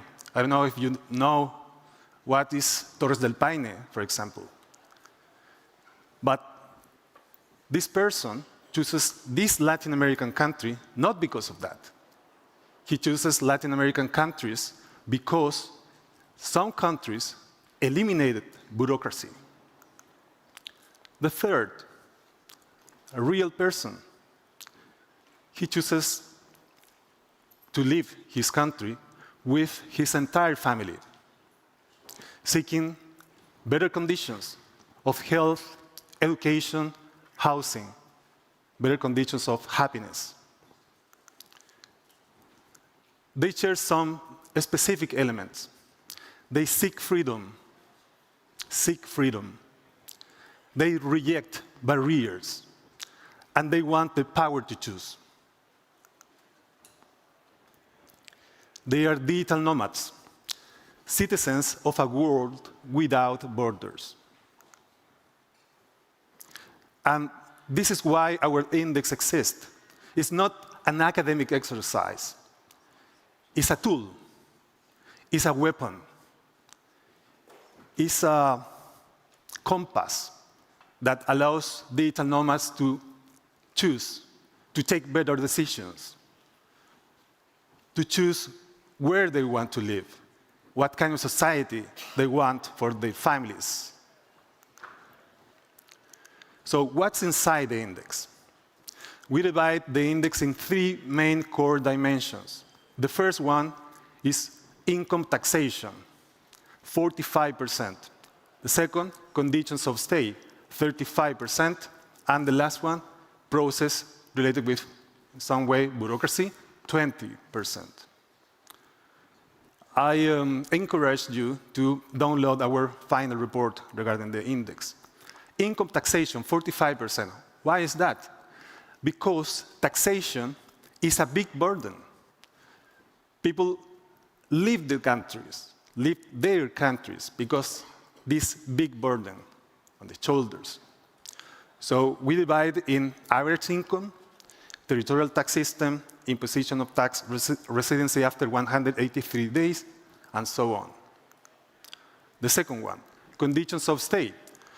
We try to measure, generally speaking, general conditions of stay. For instance, health insurance required, average stay, permanent residency eligibility, and so on. Last, purchasing power parities is an international index and fully digital. Unfortunately, some countries start digitally in some part of the process, but not all the process. I know that there is many Germans here, at least yesterday, and Germany is a hell of bureaucracy. I live in Budapest, Hungary, another hell of bureaucracy. They love papers. They have a Hungarian word for this love of papers. Magyarország is Hungary, and they have another Hungarian word for papers, but it's a bad word. I'm not going to say it. So after some months of research, finally we have this global ranking of countries. Let me say that last year, 2024, the index just had 34 countries. Now we have 74 countries. We searched almost 200 countries. I said previously, I'm Chilean. Chile is not in the country. Some colleagues, some students, professors, Chilean professors, they said, how can it be? Chile is not there. Chile is one of the most free countries in the world, but it's not there. It's not, because we measure 12 variables. And in some variables, some countries are doing very well, really very well. But in some other variables, they are doing pretty bad. So, if you can see the color, green color means the most favorable countries related with digital nomadism.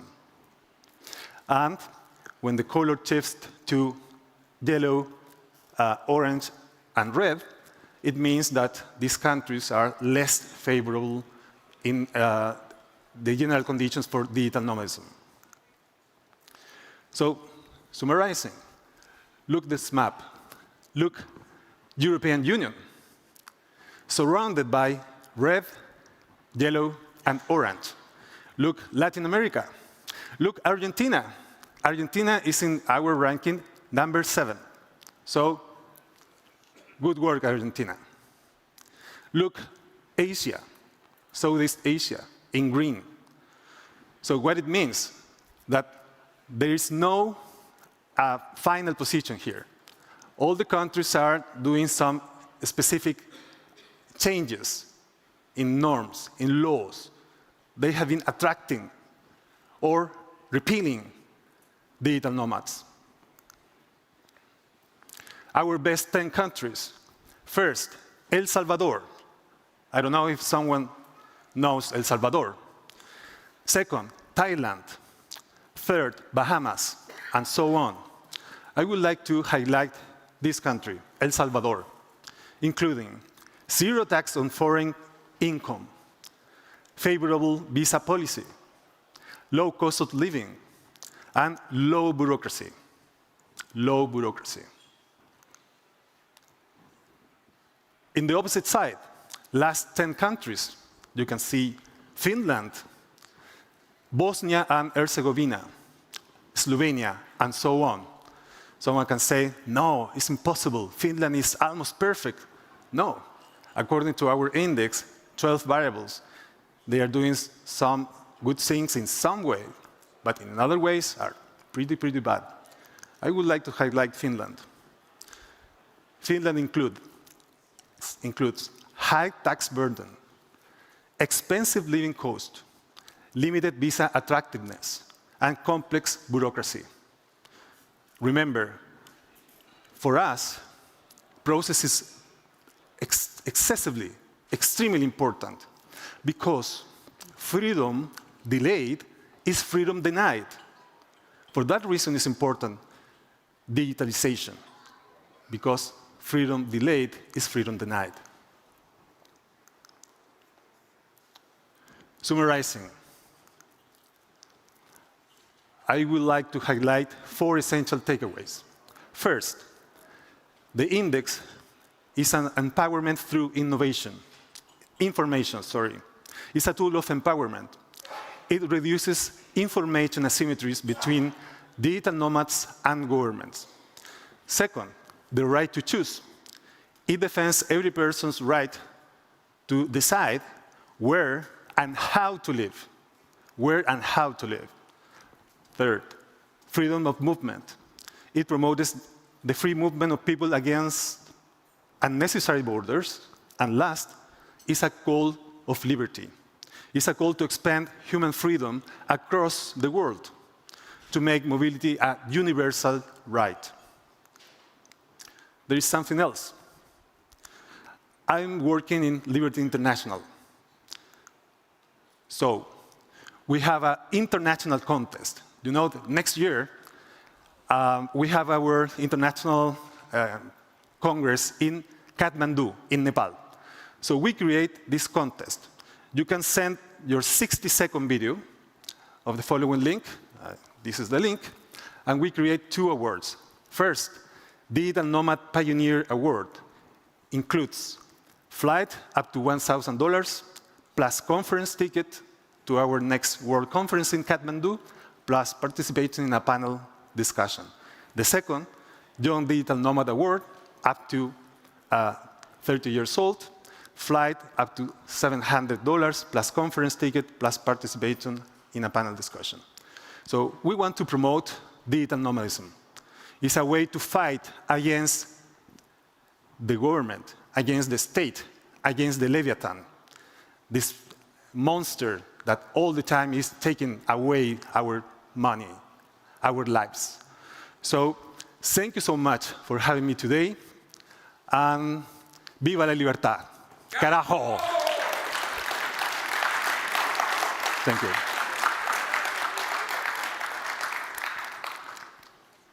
Any questions? Please. Yeah, I have a question. How do you define digital nomadism? Like, what are the characteristics that go through that? This is the most difficult question. I was praying, but not have to answer this question. You know, the more I study, the more I research, the less I know. But I can tell you, it's a quite difficult concept to define. For what reason? Because all the countries define differently what is digital nomad. For example, Chile. Chile, we don't have any specific law in this regard. We don't have it. Some countries, they define digital nomads as including people that live within the country. So you can be digital nomad within your country or abroad. You can have that. But mostly, we can say that digital nomad is a person that usually is working digitally, remotely, and he can work everywhere. Everywhere. It's a very bad definition, I know. But we need to research. We need to know more. You know, when we create this second version, we couldn't find any good, reliable data. So now we are working in order to find someone to have us fundings, for example, to search, to research how they think, for what reason they are abroad. They live in one country, 2 countries, 3. They are more single people or married people. How they are. So we don't know that. So it's a worldwide phenomenon, but we need to search more about. But these 2 characteristics are the most important, in my opinion. Yeah, I had a question. I wanted to know why Argentina ranked so highly. Argentina is doing, I don't know if you was here there. I heard something very interesting. They have eliminated 4,000 different kind of bureaucracy. Some requirements in order to fulfill some specific normatives, forms, applications, etc. So that affect these kind of indexes. Argentina is 5 years ago, 4 years ago, 3 years ago, is a hell in this regard. Argentina has more than, I don't remember exactly, 300 different taxes. 300 or more than that. So I cannot imagine how they can apply for annually to submit the application to IFRS. I don't know. But they do that. So Argentina is doing well, but it's not the best country right now. But Argentina is doing well. Better than Chile. Argentina has specific policies regarding digital nomadism. Argentina has eliminated some bureaucratism, and Chile, no. Now, for example, Chile is being ruled by a far left coalition, communist coalition. So Argentina has Milei today. I think that could be a very important factor in order to have Argentina in this position today. Time's up. Another question? No? No more questions? Sorry. Thank you so much again. I invite you to the website. Thank you. Thank you. We now move to another hot topic, which is artificial intelligence. I think artificial intelligence is affecting all of our lives, and the way that has happened has accelerated very rapidly in the last couple of years. Certainly with organizing a conference, we make range of a load of AI tools now in order to make this event a success, and it's affecting our own operations at the Free Cities Foundation. But of course, the societal implications of AI's advance are going to be absolutely massive in the next decade or 2. And our next speaker is going to come and talk about that, how he sees the advance of artificial intelligence shaping society and shaping our institutions, and how his company, Tools for the Commons, is seeking to help address and adapt to those changes. So I'd like to welcome to the stage Tools for the Commons, Hugo Mathikowicz.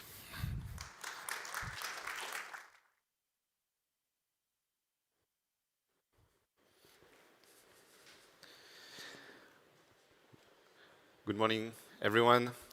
So glad to be back in Prague and to continue this convergence of the network state movement with the free private cities movement, and to basically understand how the power of the internet and the power of networks align with new units of special governance anchored in territories that we call private cities. So today, I will introduce 3 core assumptions that I think are very relevant for the anchor tenants and for the residents of the cities that we are all collectively building and the world we are all collectively building. And it looks to me that what we are building so far, from what I've seen, I've witnessed from the conference, is probably more like cities for us. And this assumption, in my opinion, is wrong or is missing like the big picture, because the people who will actually live in those cities are actually our kids and are actually the reality of demographics. 8 billion people that are in majority based in Asia, Africa, and to a lesser extent, the Americas. And then the 3 core assumptions that I would like to challenge and introduce today are, number 1, the internet, and what's the impact of internet-first societies. I'm living in Brazil, coming from Brazil. An average Brazilian spends 9 hours a day on a screen. So an average Brazilian in his or her work time is more facing a screen than an actual city or physical place. So basically, for an average Brazilian, this is the metaverse, right? And how can we build societies in that reality? Number 2 is AI. So a lot of what a core assumption of cities has been work, right? The reason we go to a new city is mostly to find a job and to build prosperity based on work and collaboration. But what happens, so first what happened when machines substituted horses, then we had like a complete shift in industries in the 19th and 20th century. But then what happens when the same applies to the service sector and to automation?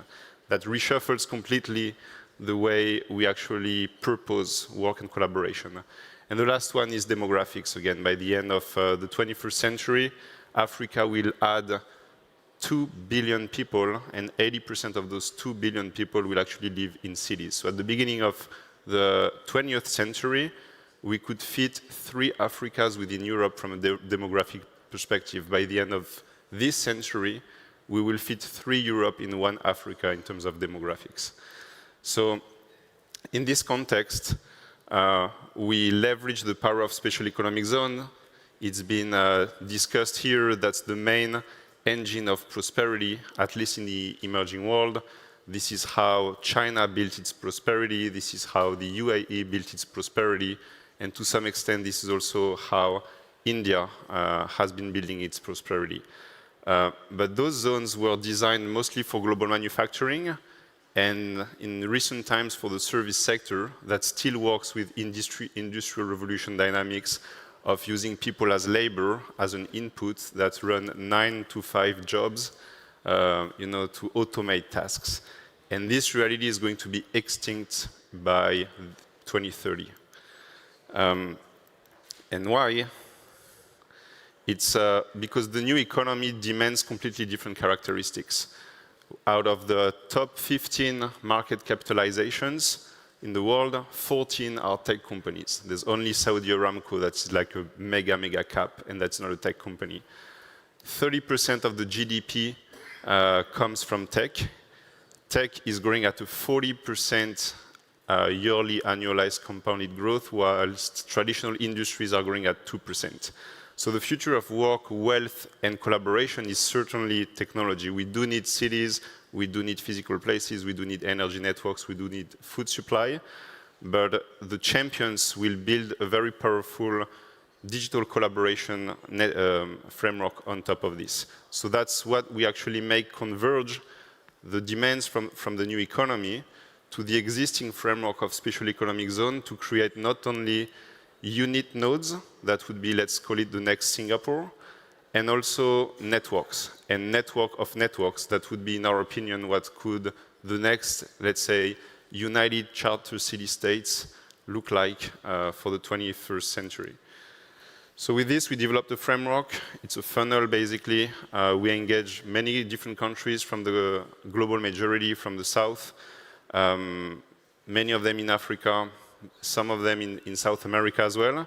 And the champion and the elephant in the room for us for the past year is and has been Zanzibar. So in Zanzibar, we secured, along with a partnership and coalition with local partners, a 100-year agreement with 50 pages adjusted in the constitution of Tanzania, and using the existing autonomous republic framework of Zanzibar, which is already like a meaningful concession from Tanzania, to have a concession of the concession and to apply all of those principles within a digital framework. So like a cloud-first, land-last jurisdiction where we built the entire operating system, including dispute resolution, tokenization, blockchain, payment networks, capital systems, and arbitration. So it's been signed this year. It's live. It lives on top of a decentralized sovereign internet called Threefold. And we onboarded the ICT in Zanzibar through the partnership with Threefold to create this sovereign backbone. And we are launching then the digital district with some channels that include pop-up cities, that includes digital platforms, that also include diasporas all over the world that could basically create and craft societies for this node. And we are also launching the physical district in Zanzibar, receiving the first pieces of urban design in the peninsula of Fumba, where 100 hectares have been allocated to the zone. So in terms of unit single node, we do have now about 20 countries in the pipeline, all the way between Zanzibar that's like launched and fully fledged, up to early conversations and ongoing RFPs. But the vision for the future we have goes beyond those unit nodes. So what I just presented in terms of design for Zanzibar is what Singapore, the next Singapore could look like. But how about the next United States of America, thought as decentralized united city-states and as network? And I think that's the next iteration of this intersection of the internet, AI, and charter cities. So our vision here, it's I'm reusing some famous concepts of the network state of how could we build those triangles or those hexagons based on the number of nodes of a specific network, and to unite territories based on a specific diplomacy and a specific governance that ties all them together. And to that regard, we have a few projects on the pipeline that we expect to launch and announce next year that are at an advanced stage of development. So the first one is an East African to West African corridor. This project is an economic project uniting 3 founding nodes of South Sudan, Kenya, and Ethiopia as a start to build this economic corridor of like traditional economies, including agriculture, including infrastructure and transportation, up to Douala in Cameroon that we expect to include in this corridor by the end of next year, connecting East Africa to West Africa. And splitting this by industries. And this project is expected to basically transact and mobilize $25 billion. The second one is a triangle that is designed more for the East, an Eastern corridor that connects basically Kazakhstan, China, and UAE in a deal that basically connects resources for technology between Kazakhstan and China, that's the main corridor, then manufacturing for markets, which is the main connection between China and the UAE, and finally capital for development with a shift of capital injection from the UAE to Kazakhstan. So some candidates are emerging. One possible could be Alataw in Kazakhstan, Hangzhou in China, and obviously Dubai and Abu Dhabi are the main capital centers in the UAE that could get into this triangle. And then finally, we have MATA. MATA is probably the most advanced civilizational design we've been building. We are working with this with sovereign wealth funds from South America, from the Middle East. And here it's been like a very deep civilizational design of what a civilization from the south could look like, using at the same time AI and host automation, but at the same time reuse the power of nature and to enlighten basically with the power of nature communities, basically retrofitting big districts in megalopolis of the south, and to accelerate the creation of a marketplace and an increase of consciousness. So it started with a private city that's live in São Paulo, that's called Cidade Matarazzo. It's absolutely beautiful. And this one is not like a public space, it's not a special economic zone, it's like a very traditional private city. And a few nodes will be built with the same design that includes Salvador, that's been signed in the ex-palace of the emperor, the first emperor in Brazil, with a 50-year concession that's going to be launched for COP.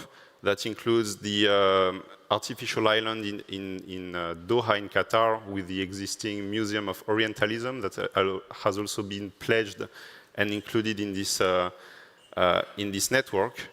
That will count at scale 15 different nodes in emerging economies, and that also include Rio de Janeiro, where like a very advanced civilizational design where nature, business, and AI converge.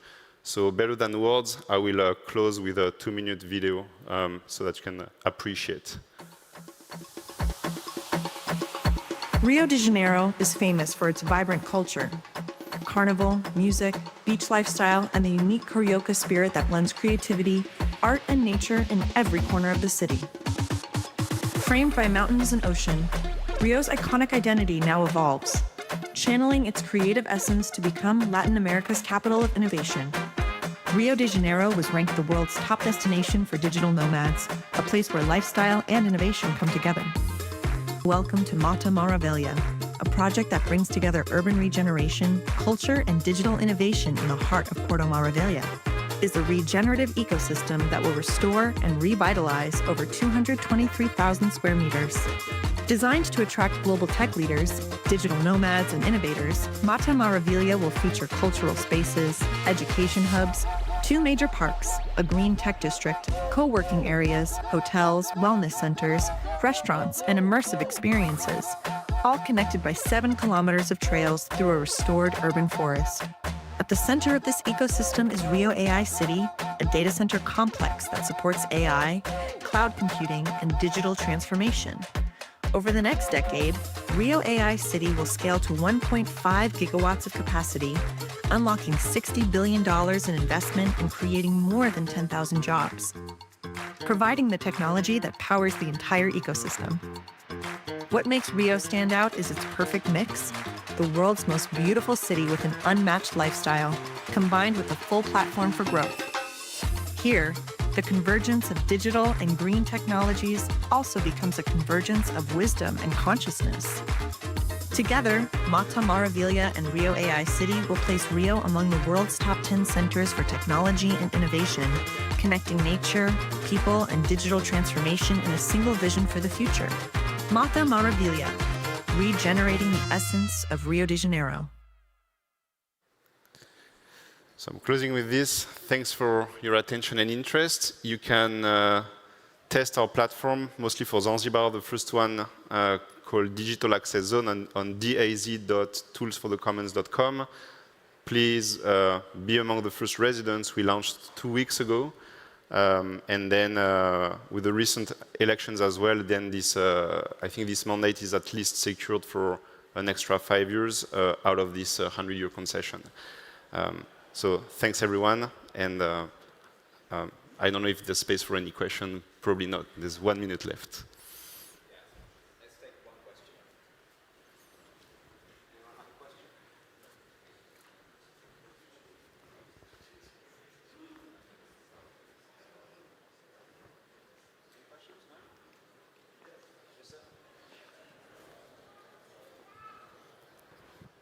Hi, Hugo. What's your specific involvement into this Mata Maravilha project? How are you guys going to cooperate with the Brazilian government to make that happen? Thank you. So we act as GSP, governance service provider. So technically speaking, there's actually a holding company that has many different special purpose entities. So one for lifestyle, one for investments, one for real estate, and one specifically for governance. And for governance, our company is part of this consortium that creates the diplomatic wrapper, the diplomatic arrangements, the decrees, the possible constitutional amendments, and all those interactions typically between Qatar, Brazil, to have those, let's say, state within the state or special governance that are mutually agreed when we talk about like a twin city. And at scale, we will probably have 10 to 15 different countries in this coalition, almost like a parallel BRICS plus through interconnected charter cities. And then we build the operating system that includes capital systems, that includes justice, that includes taxes, that includes the charter, and that includes the core civilizational assumptions for those zones. So this is where we intervene. We are not real estate developers. We do work with real estate developers. We are not building the cloud directly. We also have agreements with this, but we tie all those pieces together through digital governance.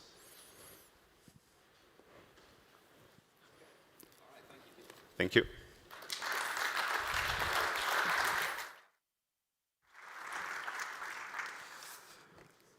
Okay, so those of you who were at the VIP dinner last night will have heard, taken part in Mark's very entertaining VIP dinner auction that has become an annual tradition.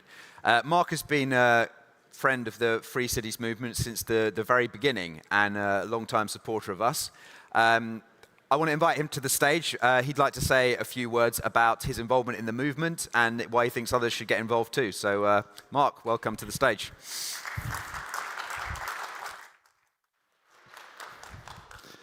For those that were at the event last night, I'd like my deepest apologies for watching my nervous breakdown in front of all of you. But I'm going to do it again, because that's what I do.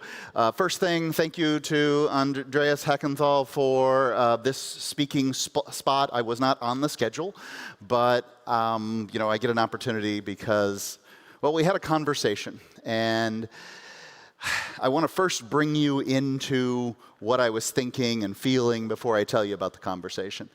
So it was TITUS 2018 when we met, 2017. A conference in Washington, D.C. You know, I'm a nationally syndicated radio talk show host in the United States at the time. I'm recently retired, but you know, still like to dabble a little bit in libertarianism. And so I'm there. I'm wearing my king outfit. I've got a little crown on my head and a red cape, and I'm doing interviews with different people. There's a buttoned-up German businessman who's well, we recently written a book called Free Private Cities. He gives me the book. I get a lot of books, ladies and gentlemen, a lot of them, still in the mail, books. And, you know, I did the interview, and the thing about having moved to the New Hampshire in 2006 for the Free State Project was that, you know, I was seeing what it might happen to make a libertarian place. And since then, I've really kind of had this realization. I could see that there were some problems with what my vision was for how New Hampshire was going to be going into the future. Secession wasn't going to happen. It was going to be slow and incremental increases in liberty as opposed to just a foundational change. And I had an analogy that I came up with, and I think it's still very apt. Taking the state and trying to make it free is like taking a tractor, putting wings on it, and making it fly. You can do it. You can make a tractor fly with a set of big enough wings, but it's just easier to buy a kit, build a plane, and fly. And one wonders, why do you want to build the tractor, make the tractor fly, when you can just get a kit? And this is really the vision that I had. I hope you'll, my tortured analogy, I may go a little further with it here. This is basically what Titus was saying, and it was really a revelation to me. And so, you know, I'm doing more and more interviews with Titus. I'm trying to make this little idea grow, and really it has. I mean, this room full of people is here as a testimony to Titus Gebel's vision of free private cities. And I know we've changed the name to Free Cities, and I think that's fine too.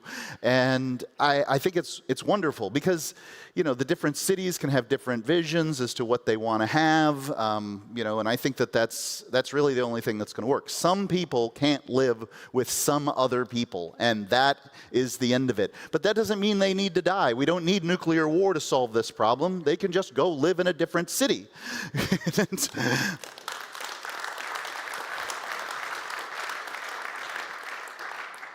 So I've been coming to the convention every year since then because I really want this to work, and it's really working.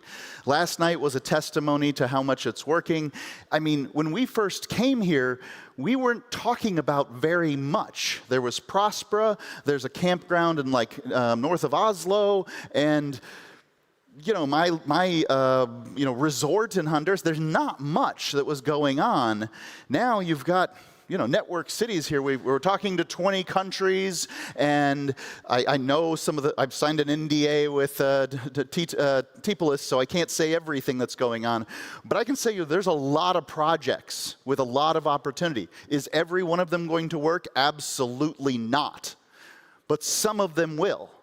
Look at Prospera. The tallest building on the island of Roatan currently sits within a special economic zone created by Titus Gebel. As a matter of fact, Morazan has the tallest building within the city of Choloma, such a city that it is. But I mean, these are icons, or testimonies to the success we're having in 6 years. To the conversation with Andres, you know, I've been coming to the events, I've been supporting in whatever way. I haven't really been thinking about it since then, and much more than that. But organizations run on money, and we all know it. Every organization needs money to work. The Free Cities Foundation has been almost entirely funded by one man. And that was what the meeting with Andres and Peter was about, was basically this fact was Titus has been giving almost the entire funds of free private cities. So I came up here to say, and Andres, I just want real quick, what are your thoughts on the Free Cities Foundation? Can somebody get Andres a microphone? You can come up here if you want, if it's easier. I don't know how to turn this thing on. It's green. What do you want? Hello. Yeah. Lean in. Well, I met Titus some years ago, and I was really impressed. And I attended the meetings, and later I learned about the financing situation, and I learned how important this foundation is, at least to me, I think, to you as well. And that someday they came up with the idea, how can I help supporting it? And the idea was ending up in our talk, asking you to also support, and maybe one day this crowd can match Titus support for the foundation and just double the budget, double the opportunities, and multiply the results. Thank you. Thank you. And I realized in this conversation that as generous as one man supporting an organization is, it isn't practical, right? Like, if one man's supporting an organization, it's not an organization, it's not a movement, it's, you know, the vision of one man. So I'm committing right now $100 per month, and I realize, you know, it's no great digs or anything, but I'm committing $100 per month. I'm hoping that everybody will not give so much that it hurts. I'm not asking for that. What I'm asking for is each of you to give enough that you barely notice it being gone. That's what I want from you, but I want it from as many people in this room as I can get it from. If you're committed to the notion of free cities, you may be here visiting and you're like, I wonder what these guys are talking about. I'm not talking to you. I'm talking to the ones that care about free cities, that keep coming back, that want to see this movement for peace really work.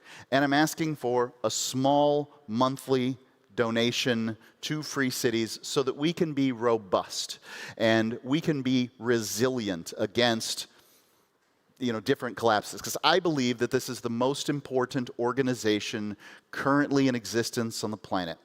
And the reason I believe that, I'm not trying to be hyperbolic in any way, shape, or form when I say it.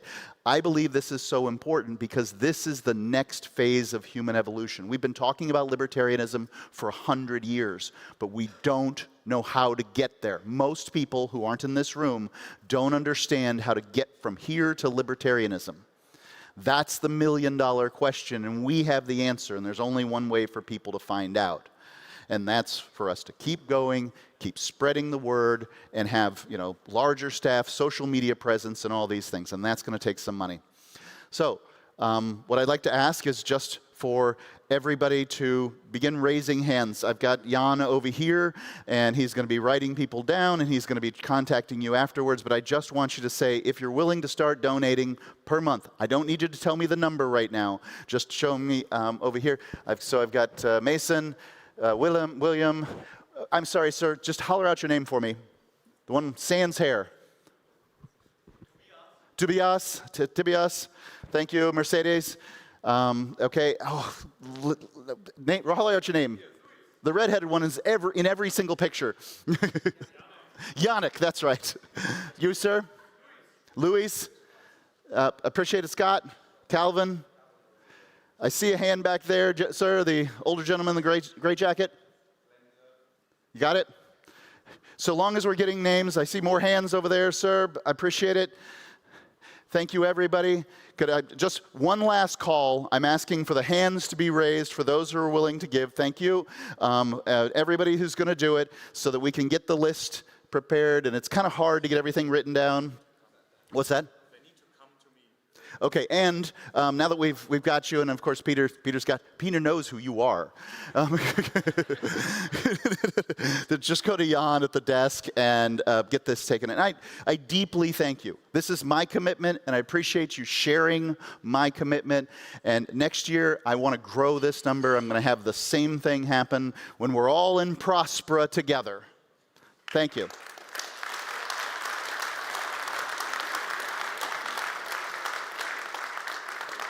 Thank you.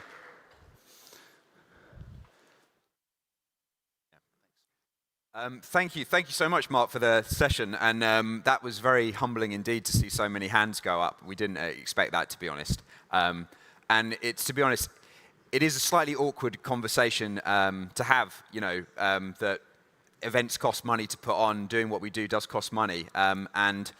To be honest, we try and be as commercial as we can in our operations. We have sponsorships for this event. We try to offer exposure to people and align those with our sort of core message. We obviously have ticket sales and things as well. But there is an element of what we're doing that is basically going out there and promoting this idea of free autonomous cities. It's a powerful idea. And in order to sort of not be partisan for a particular project, it does make a huge difference if there are people that are willing to sort of support the effort and guide the general mission rather than us becoming, a marketing arm for a particular individual project. We're supporting the movement. And And yeah, it's just very humbling, very touching to see so many hands go up in the room today. So I just want to thank you very much on behalf of my team, on behalf of the organization. So thank you.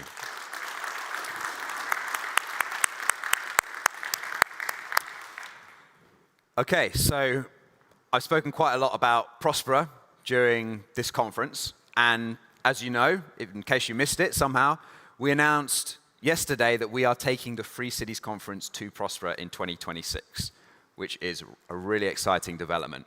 Some people have already bought their tickets at the booth, which is fantastic. So it's good to see that there is definitely interest in the room as well.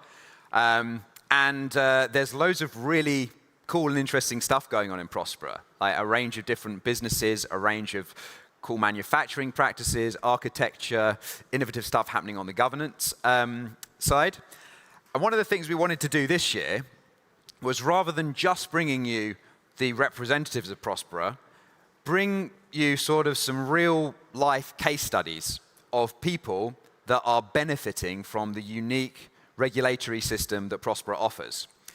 When the guys at Prospera set out to develop their governance system, they didn't really know exactly what direction that was going to go in. But one of the key sectors that has emerged as a true area of unique innovation is biotech.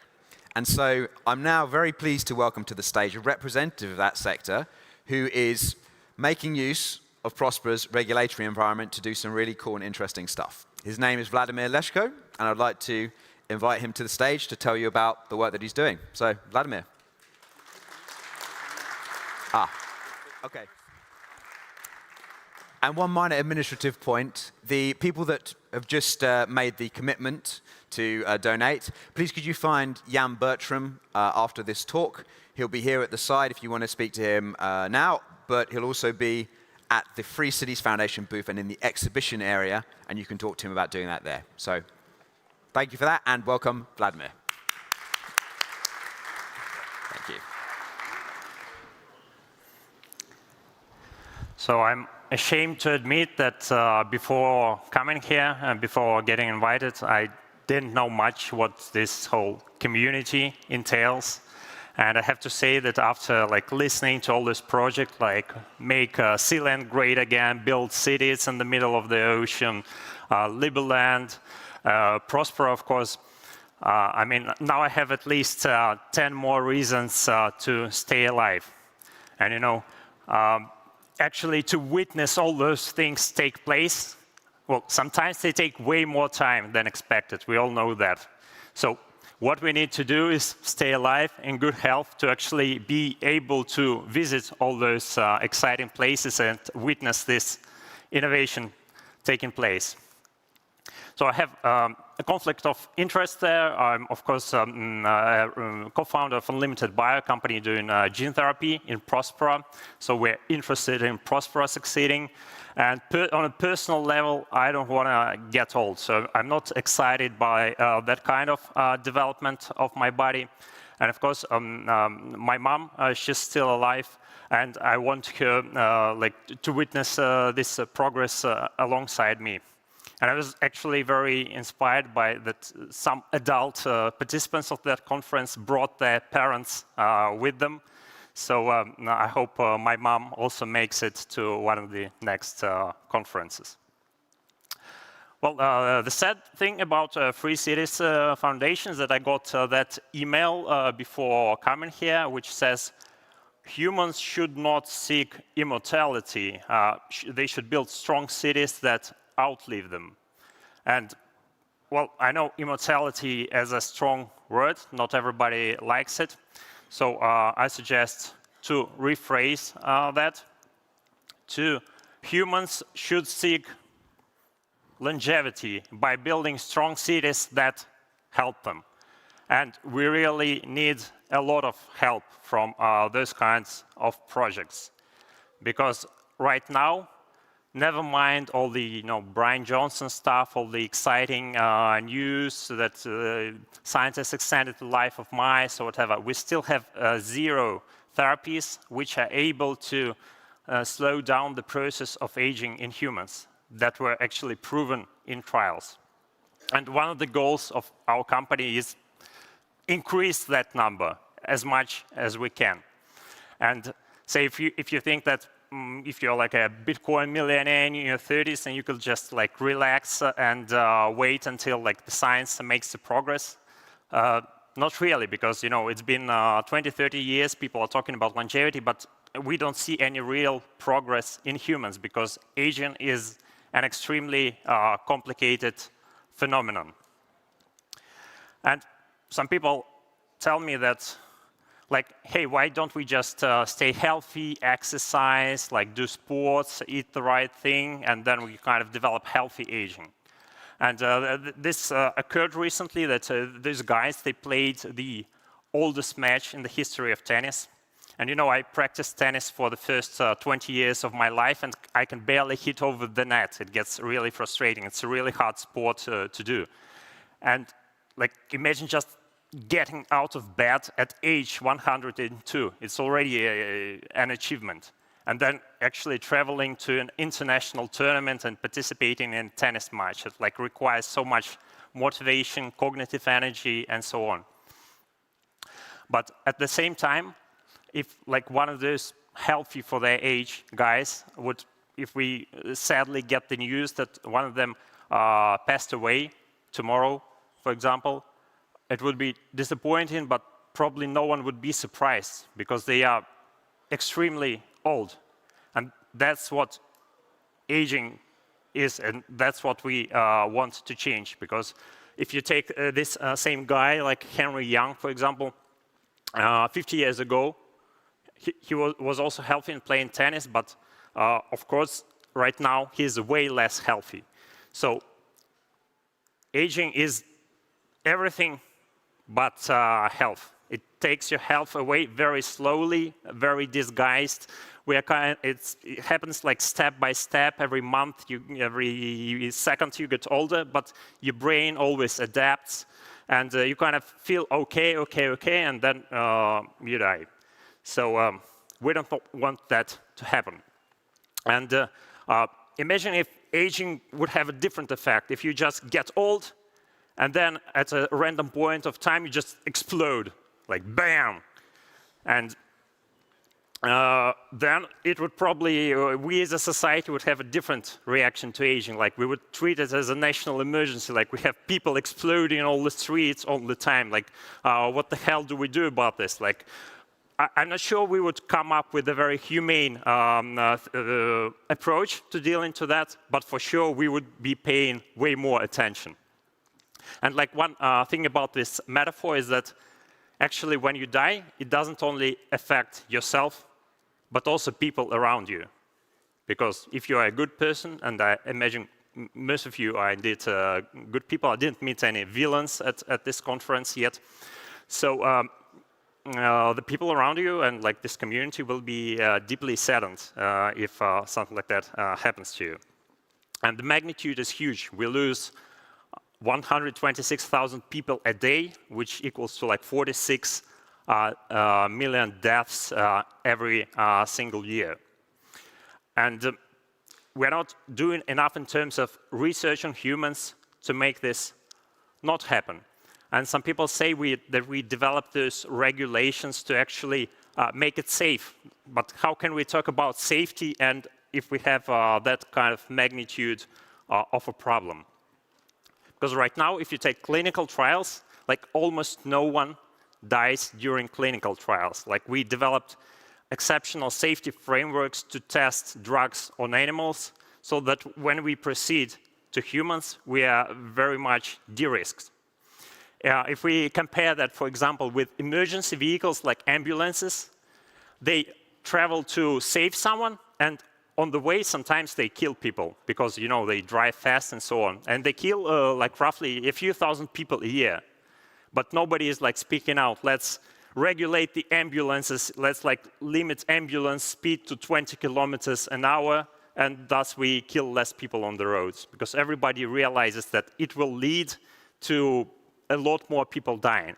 But at the same time, we have those numbers, but we don't have any sort of sense of emergency about doing anything with deaths from aging. And what it leads to is Eroom's law. It's the opposite of Moore's law, that the number of drugs available to the patients per year declines, and like the cost of developing new drugs is increasing rapidly. So right now it's over $1 billion for a single drug, a single successful drug to reach the market, and it takes over 10 years. So the pace is really slow. And yeah, you can argue that some people are, well, they're living longer and longer, and indeed they are. And we are trying to influence that by pushing that mortality curve up, like child mortality is perfect and so on. It's like strokes and heart attacks we can influence. But we will still hit this barrier, this wall of aging, and almost nobody makes it past that. And our goal is to break that wall. And what I suggest is that every emerging city, every emerging free zone, they should think about how can they deal with that? How can they establish longevity as a basic human right, a DNA, whatever you call this? How can they make this a top priority? It starts with a realization that like aging kills billions is pretty obvious, or what are the top approaches. There are already frameworks developed where to invest, what to do, and so on. Like the economical side is already being tackled by various institutions, like longevity economics and so on. And what can you do on a practical level right now as a government? And you can influence regulations, so basically deregulate. And what emerges as a product of this deregulation, like in Prospera, is companies like ours. So we are able to bring gene therapies to market like order of magnitude faster and significantly cheaper. We don't rely only on IP to accumulate stuff and then sell it to big market for millions. We like lay our hands on everything that might have an effect on aging. And like aging is like the main thing which unites us. We focus on therapies that can have an effect in that direction. We move really fast, thanks to Prospera, thanks to our team. So we fundraised a tiny amount for biotech, only 400K. 50% we spent on mice trials, and actually 50% we fundraised in crypto. So we accept money in crypto officially. And for the first 4 months, we ran the company entirely on cryptocurrency because it was really slow to get a bank account. So we already have first therapy, first revenue. Then we realized that actually by starting in Prospera, we can use it like a trampoline to reach other places in the world, like Mexico, Bahamas, and so on. And we were even able to reach world top 10 influencers with our first therapy. Specifically, we focus on gene therapies that we are also interested in combining to see if they can have a synergetic effect. I won't stop that much on science today because it's not a science conference. So if you want to know more about what we actually do in terms of science, or you want to speak with the clinic or with us, participate in the trials and so on, you can reach out to me. We can discuss that in a private conversation. I'm very open to that. Yeah, our team is on the slide, and I very much thank the people we work together to make this happen. It's a hard path to walk, but I'm happy to be together with those people on the slide. And as a last note, as I said, if you are potentially interested in participating in our current fundraising round, if you want to talk trials, gene therapies, Prospera, whatever, I'm very open to having a conversation with you. My calendar is open, so please reach out. And thank you, Free Cities, for having me here today.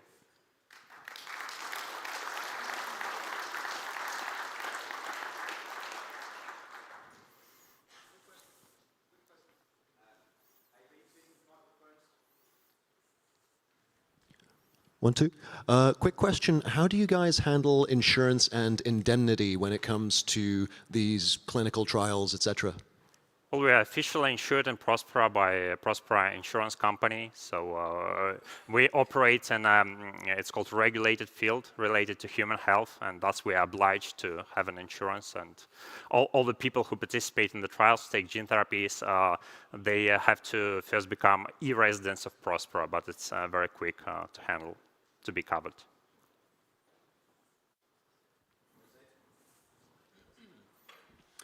Congratulations, and I think you should not be afraid to say immortality.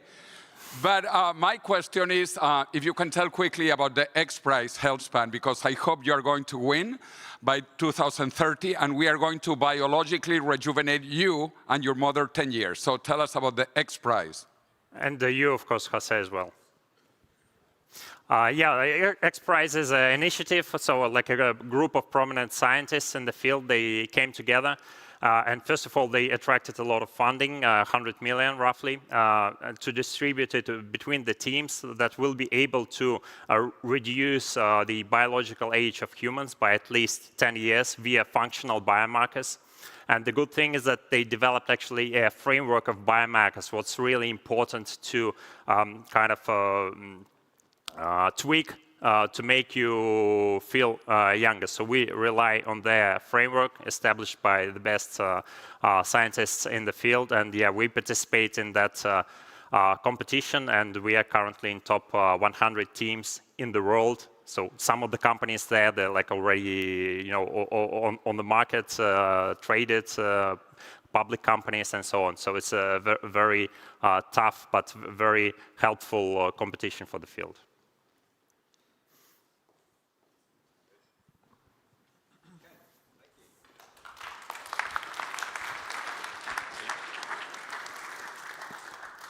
Yeah, thank you, Vladimir.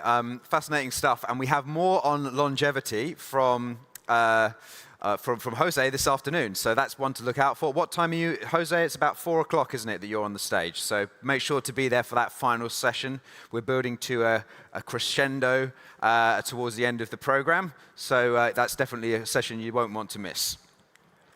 We now come to our final session before the lunch break. And as with last time, if you have a premium or VIP pass, you can enjoy the buffet lunch, which is being delivered upstairs. Just head up the spiral staircase. But the final talk we have is one I'm really excited about. I've got to know Patrick and Nuria over the past couple of years due to us meeting at a few different conferences. They are urban planners that have done some fantastic work over the course of their careers, but perhaps notably for us, they were the people responsible for designing the urban plan of Ciudad Morazán. So what they're going to do is talk to us about urban planning in free cities and how you can do that in a way that aligns to good economic thinking. So Patrick and Nuria, welcome to the stage. Welcome. Thank you. Hi, everybody. I know we're all eager to get to lunch, so we'll try to make this interesting and brief. I'm Patrick Lamson-Hall, alongside my wife and business partner, Nuria Forquez Puig-Cerver. We run Fitted Projects, which we describe as a market-focused urban planning and design firm. And relevantly here, we're the company that came up with the plan, the architecture, and the urban regulations in Ciudad Morazán in Choloma, Honduras, which we were lucky enough to hear so much about yesterday. Before we get into the details, I think this is an amazing project. I'd love it if we could give another round of applause for Massimo, for Mayor Ursula, and all the ZE residents who came to be here. They traveled very far from their families to be here today. So we're going to talk about how we plan Morazán and why it works, but I also want to take this opportunity to give some bigger context about why it matters. Because ZE Morazán, for all its achievements, is 23 hectares. It's a few hundred people. So why is it such a big deal to create a place where the formal sector, where real estate developers can provide decent housing to the masses? So In the next 30 years, as we've heard a couple times, about 1.5 billion people are going to be born in or move to cities. Most of them are going to be poor in a global sense. 3/4 of them are going to settle on greenfield land, meaning land on the periphery that hasn't been built yet. And between 66 and 90% of that land, if current trends hold, is going to be informal, meaning it's unplanned, oftentimes doesn't have basic services like water, power, and electricity, even roads.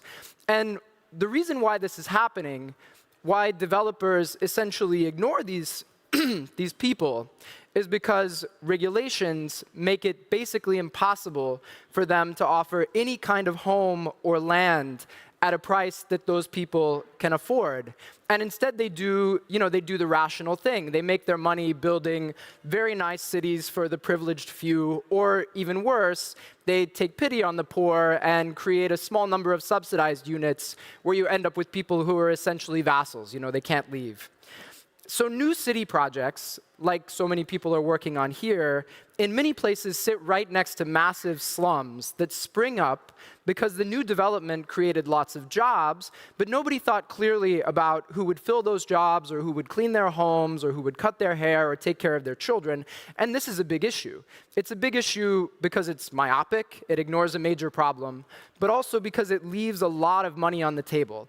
Everybody living in a slum also has a budget for housing and utilities. And land in many slums has a higher value per square meter than in the formal sector communities that are adjacent to it.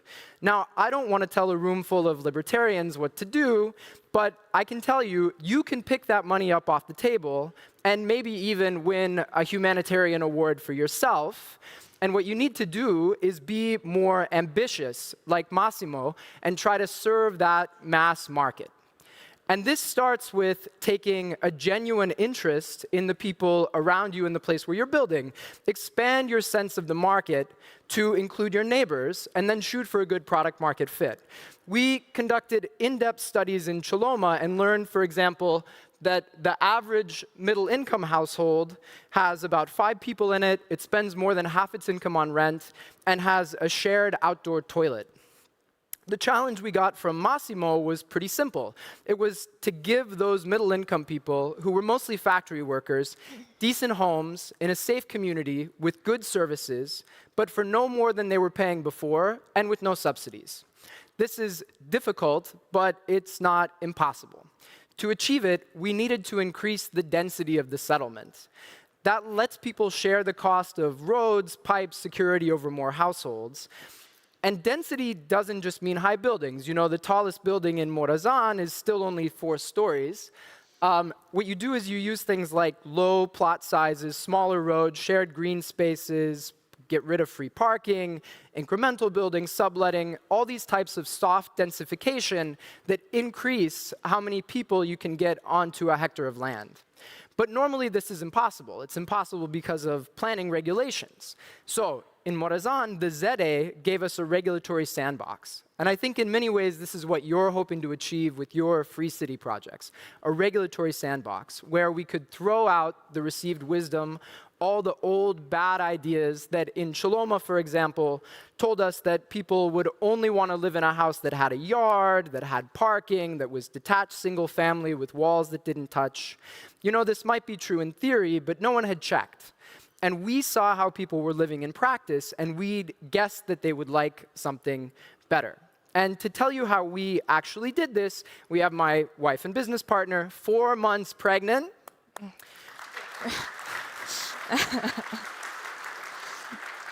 Nuria Forquez Puigcerver. All right. So thank you, Patrick. So how did we get to put all these ingredients together and achieve those goals? So first of all, we had to offer a product that the locals could afford, that was decent, and that was better than what the market was offering around, right? That it had a proper roof, insulated walls, sealed windows, all the things that we take for granted, but the locals were not getting there. Then there's a minimum amount that you have to spend in order to get all these things into your house. So we had to economize somewhere else. And that's when we used some of the strategies that Patrick was talking about. We reduced the size of the plots. That way, we were able to fit as many units as possible in the site, increasing density, but also driving the land share of the price of each home down. And then we had the building share walls. This meant that we didn't have any wasted land in between, but also we were able to share material costs and construction costs within the houses. Then on top of this, we wrote very flexible regulations, so then people could offset some of the rental costs with entrepreneurial revenue, right? Like they could rent, sublet a room, or they could open a business from their house. These regulations also enabled very flexible land uses, so you can later convert a single-family home into multifamily residence, or combine multiple family homes into a bigger building. Anyway, once we had the details of the private assets set, we had to make the whole site work, not only as an affordable, livable, and complete community, but also financially for the developer. And for that, we took a very careful exercise of optimization of the only asset that we had on hand, which is the land, right? It's a greenfield. And for that, it means that we have to manage very carefully the ratio between public land and private land. Because private land generates revenue, and public land provides value, but consumes that revenue. So we had to minimize the percentage on public land. We had to minimize the percentage that went into public land, while still providing good access to everywhere with decent public spaces. So for the public spaces, we focus on creating a strategic network of small public spaces distributed around. Yes. There we go. A strategic network of public spaces that were small but livable around the community. And then for the streets, we created a hierarchy of streets of different sizes that allowed good access around the site, prioritizing walkability, but also minimizing the amount of land that went destined to streets, which usually occupy the biggest percentage of public land. This strategy, well, and the smallest street that we have was 4 meters, this is a rendering of that. This strategy, combined with the small plots that we were talking about in the density, also helped us optimize the provision of public services such as water and power and sewage and, of course, security, which come with very fixed costs. And that way we were able to distribute them among more people, reducing the cost per household. In the end, the goal was this, to reduce the fixed cost per household while distributing them among more people and still getting the good returns for the developer.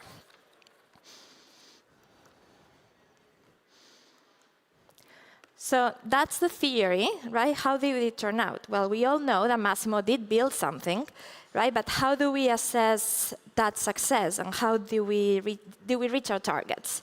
So did people want to live there and vote with their feet?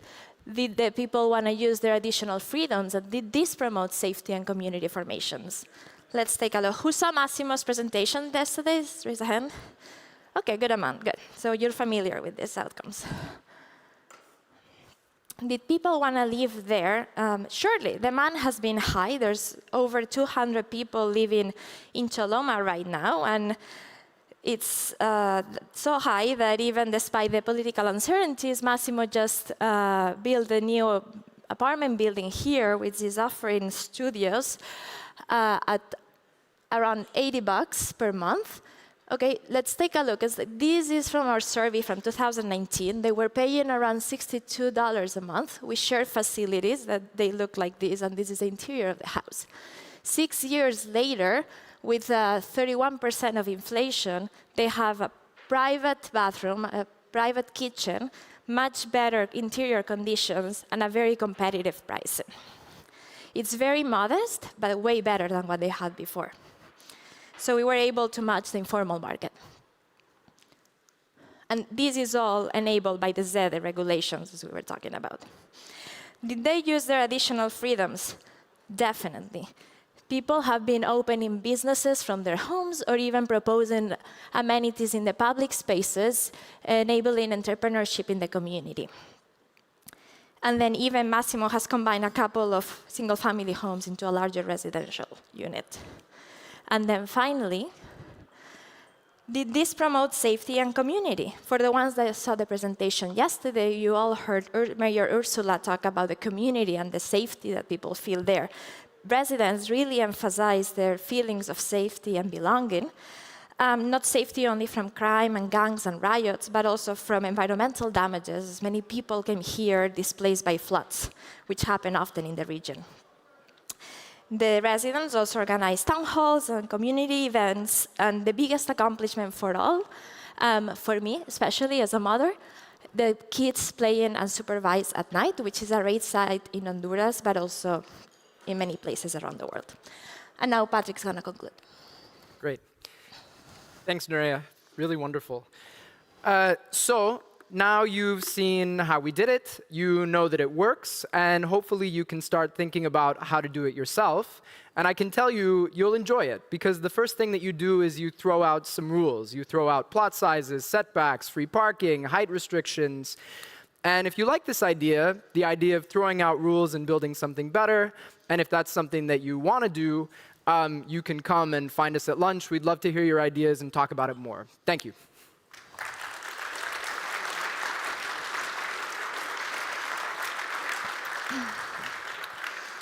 And I think we have time for questions if we want to take them. We're also happy to... You can also go get have lunch and ask questions later. That's also an option. Great, thanks. Thank you so much. Great, thank you. Thanks. Before we finish, I just wanted to flag that some of you may have spotted that we have an artist at the back, Mr. Satoshi Builds. He is making a live illustration of everything that is happening today from the beginning to the end of the program. So if you're interested in acquiring a unique piece of artwork, you can go see there that he's doing a little auction for the artwork. So go and see him at the back and he'll be able to sort you out. Otherwise, please head upstairs and enjoy your lunch. Thank you very much for your attention.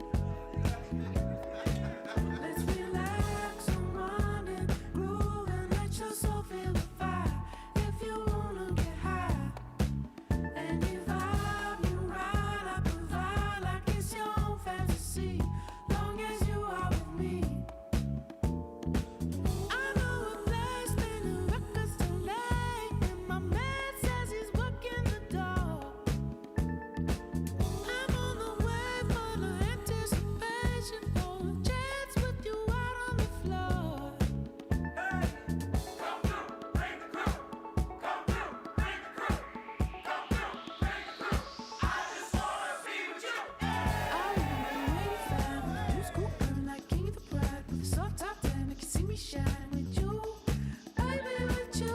All out like we're living a life, headed uptown, tripping, looking extra fine. And the drinks keep flowing, I could go all night with you, baby, with you.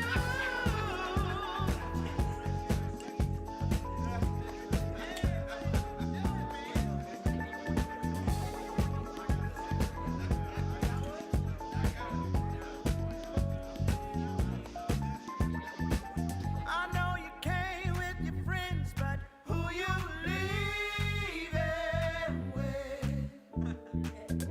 Bodies talk between the lines, and we both read it.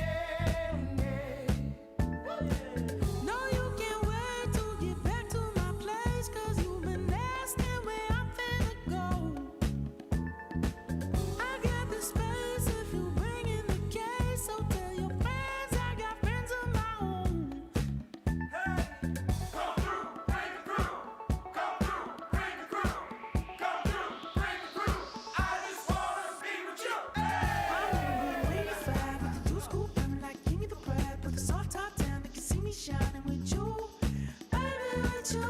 All out like we're living a life, headed uptown, tripping, looking extra fine. And the drinks keep flowing, I can go all night with you, baby, with you. I wanna move really fat with the juice scoop, I'm like, give me the bread, put the soft top down, they can see me shining with you, baby, with you. All out like we're living a life, headed uptown, tripping, looking extra fine. And the drinks keep flowing, I can go all night with you, baby, with you.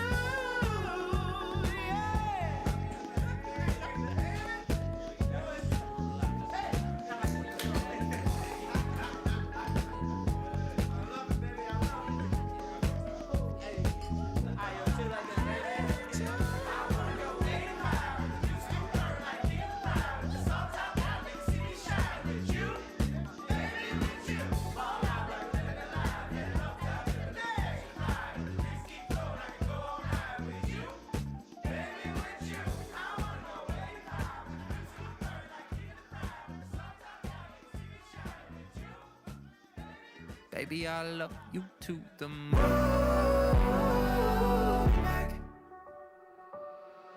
Stars talking like Mufasa. Know you got some scars, but I promise that I got you. Stars singing like Sinatra. Fly me to the moon, there ain't nothing that can stop you. Yeah, my thoughts get dark, but you shine so bright. Yeah, you shine so bright. You got me singing out every night. Baby, I love you to the moon. Baby, I love you to the moon. And nobody above you. See the stars in the sky. When I look in your eyes, I'm on the moon. Baby, I love you to the stars. Making conversation. You connect the dots to my heart constellation. Car, something like a spaceship. Look up at the roof, see the stars, yeah, we made it. Yeah, my thoughts get dark, but you shine so bright. Yeah, you shine so bright. You got me singing out every night. Baby, I love you to the moon. Baby, I love you to the moon. And nobody above you. See the stars in the sky. When I look in your eyes, I'm on the moon. Baby, I love you. Yeah, I can spend every night staring at you, baby. See the stars in your eyes, you know how to face me. Like the moon, you control the tides, yeah, you wavy. Malibu with you every night, going crazy. I could be the one for you, don't need your sign. You could be my better side on Gemini. And every time I touch you, I touch the sky. Baby, I love you to the moon. Baby, I love you to the moon. Nobody above you. See the stars in the sky. When I look in your eyes, I'm on the moon.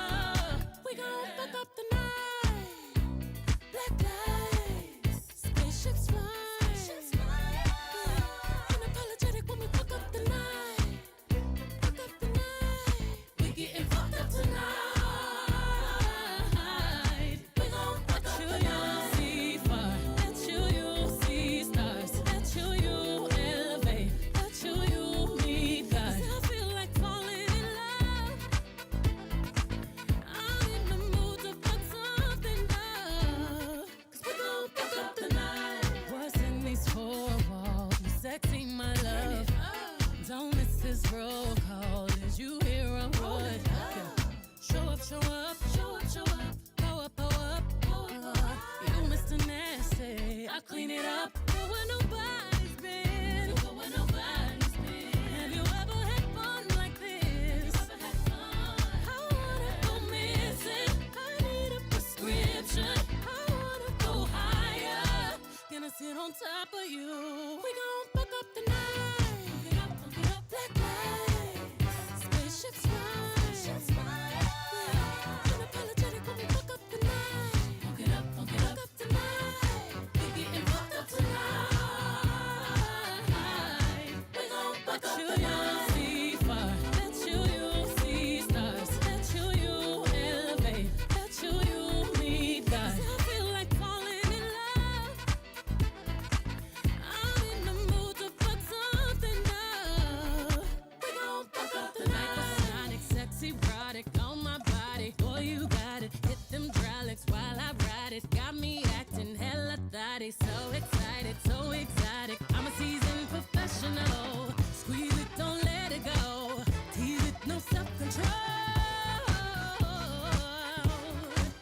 I got time today. I got time today. I got time. Oh, I got time today.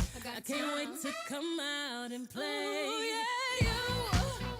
Come and cup it, cup it, cup it, cup it, baby. While I bust it, bust it, bust it for you, baby.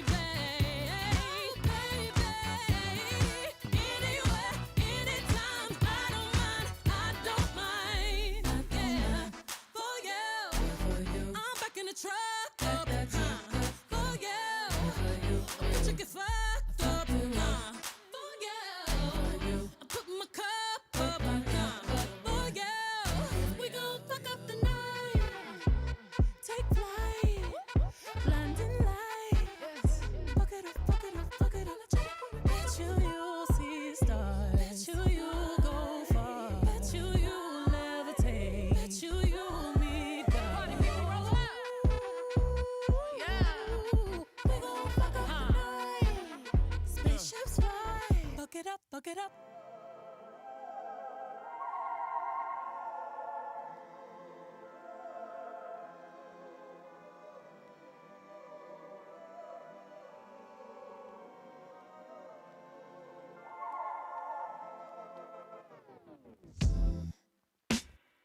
I know better.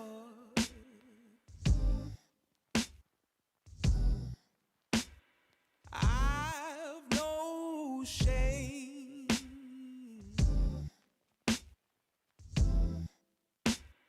I'm sold heaven as a heady cliche. A bitter old cutaway. When I saw you coming like a hurricane, briefly, and I fall so sudden, and the memory stays deeply.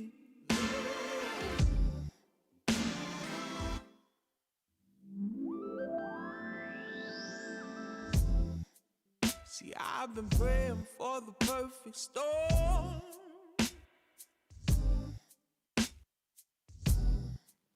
When you're the weather I've been waiting on.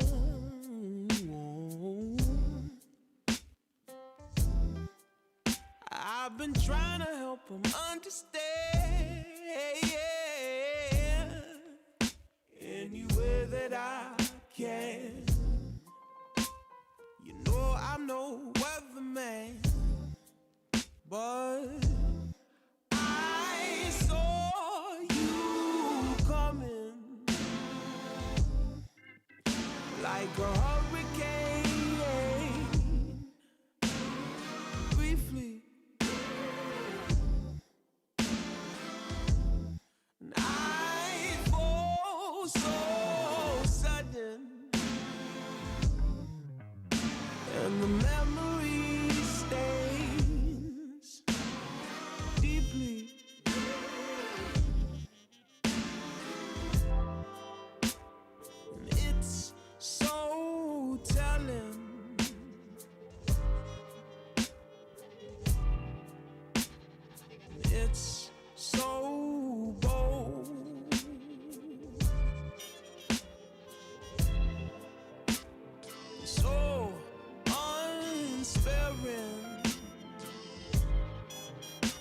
just the way the wind blows. It's something I should know. When I saw you coming like a hurricane, briefly, and I fall so sudden, and the memory stays deeply.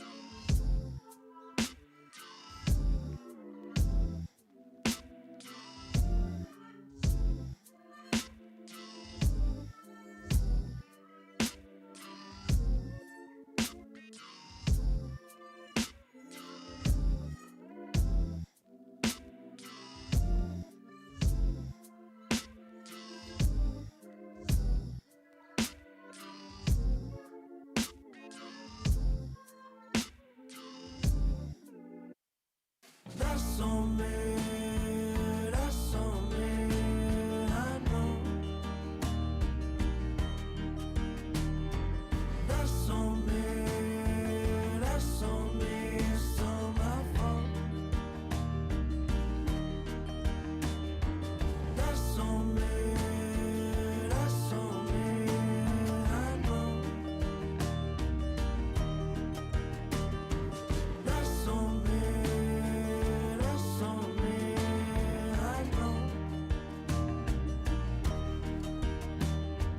Time moving slowly, I'm bouncing my head off the wall.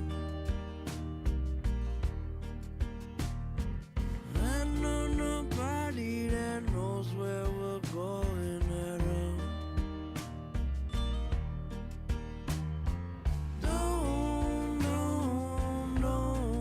Don't let me down. And I'll pick you up, I'll help you get around. That's on me, I know. That's on me, it's all my fault. That's on me, I know. That's on me, I know.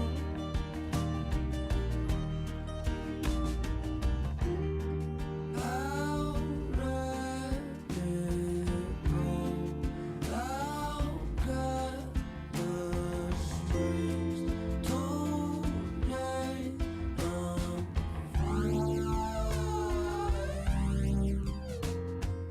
I don't know where I've been lately, but I've been alright. I said good morning this morning, and I'll say good night.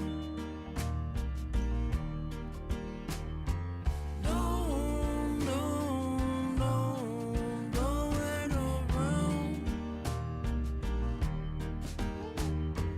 We'll take the stairs that gets us here to there is some fair when I'm being too proud. That's on me, I know. That's on me, it's all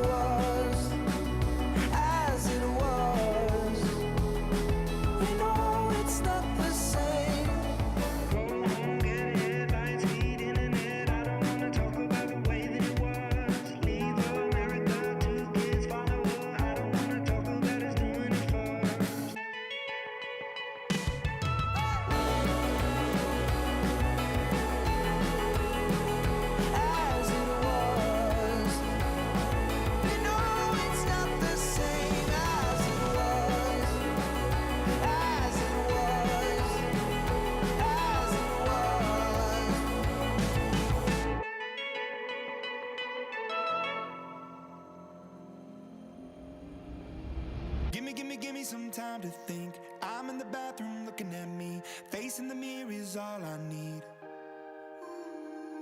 Wait until the Reaper takes my life. Never gonna get me out alive. I will live 1,000 million lives. My patience is waning. Is this entertaining? Our patience is waning. Is this entertaining?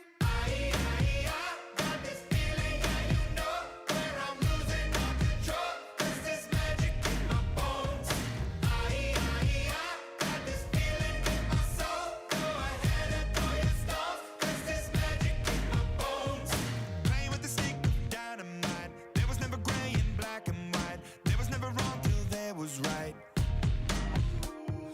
Feeling like a boulder hurtling, seeing all the vultures circling, burning in the flames I'm working in, turning in the bed it's darkening. Our patience is waning. Is this entertaining? Our patience is waning. Is this entertaining? Got this feeling, yeah, you know, where I'm losing all control. 'Cause there's magic in my bones, my body. Got this feeling in my soul. Go ahead and throw your stones. 'Cause there's magic in my bones.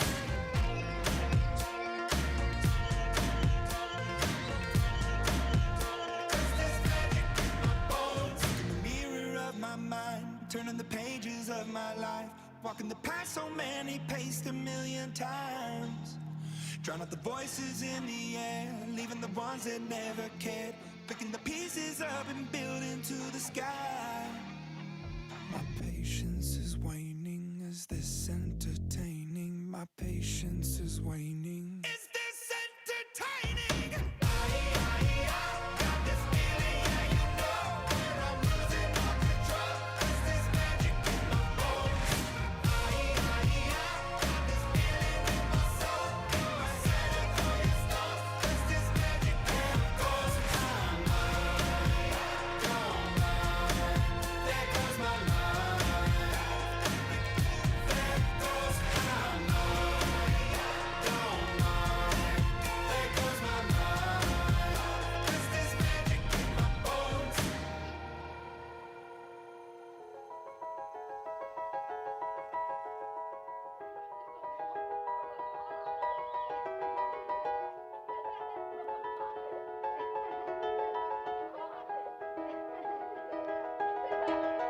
It was just two lovers sitting in the car, listening to Blonde, falling for each other. Pink and orange skies, feeling super childish. No Donald Glover. Missed call from my mother. Like, where you at tonight? Got no alibi. I was all alone with the love of my life. She's got glitter for skin, my radiant beam in the night. I don't need no light to see you shine. It's your golden hour. You slow down time in your golden.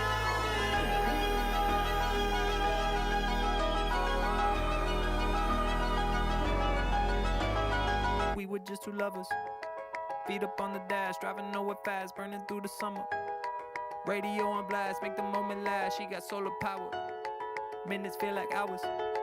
She knew she was the baddest. Can you even imagine falling like I did? For the love of my life, she's got glow on her face, a glorious look in her eyes.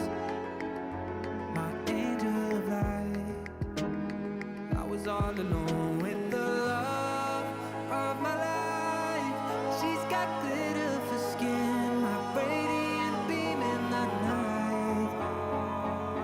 I don't need no light to see you shine. It's your golden hour. You slow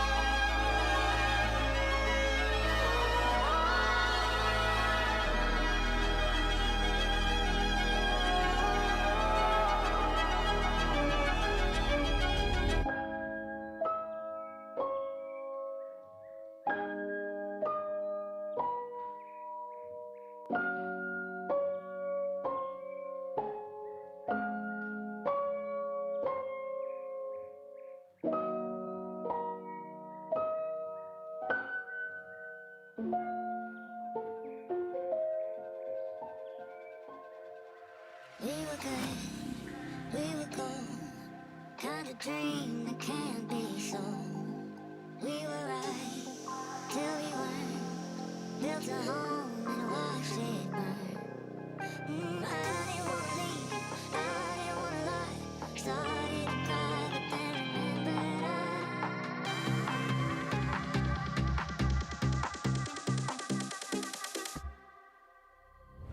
I can buy myself flowers, write my name in the sand, talk to myself for hours, say things you don't understand. I can take myself dancing, and I can hold my head, and I can love me better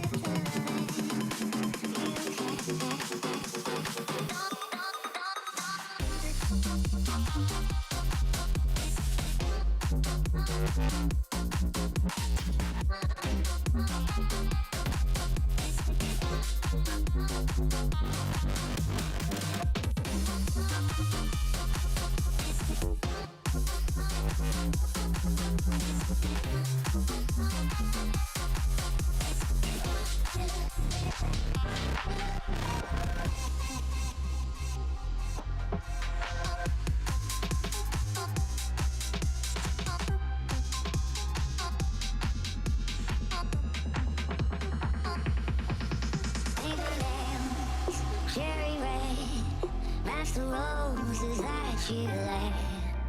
No remorse, no regret. I forgive every word you said. Ooh, I didn't wanna leave, babe. I didn't wanna fight. Started to cry, but then remembered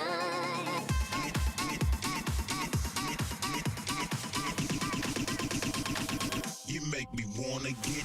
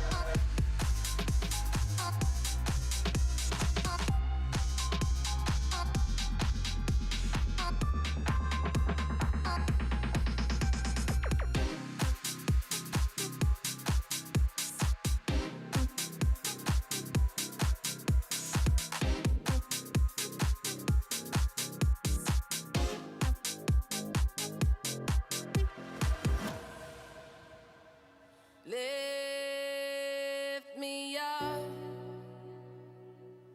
hold me down, keep me close, safe and sound. Burning in a hopeless dream. Hold me when you go to sleep. Keep me in the warmth of your love when you depart. Keep me safe, safe and sound. Lift me up, hold me down, keep me close, safe and sound. Drowning in an endless sea, take some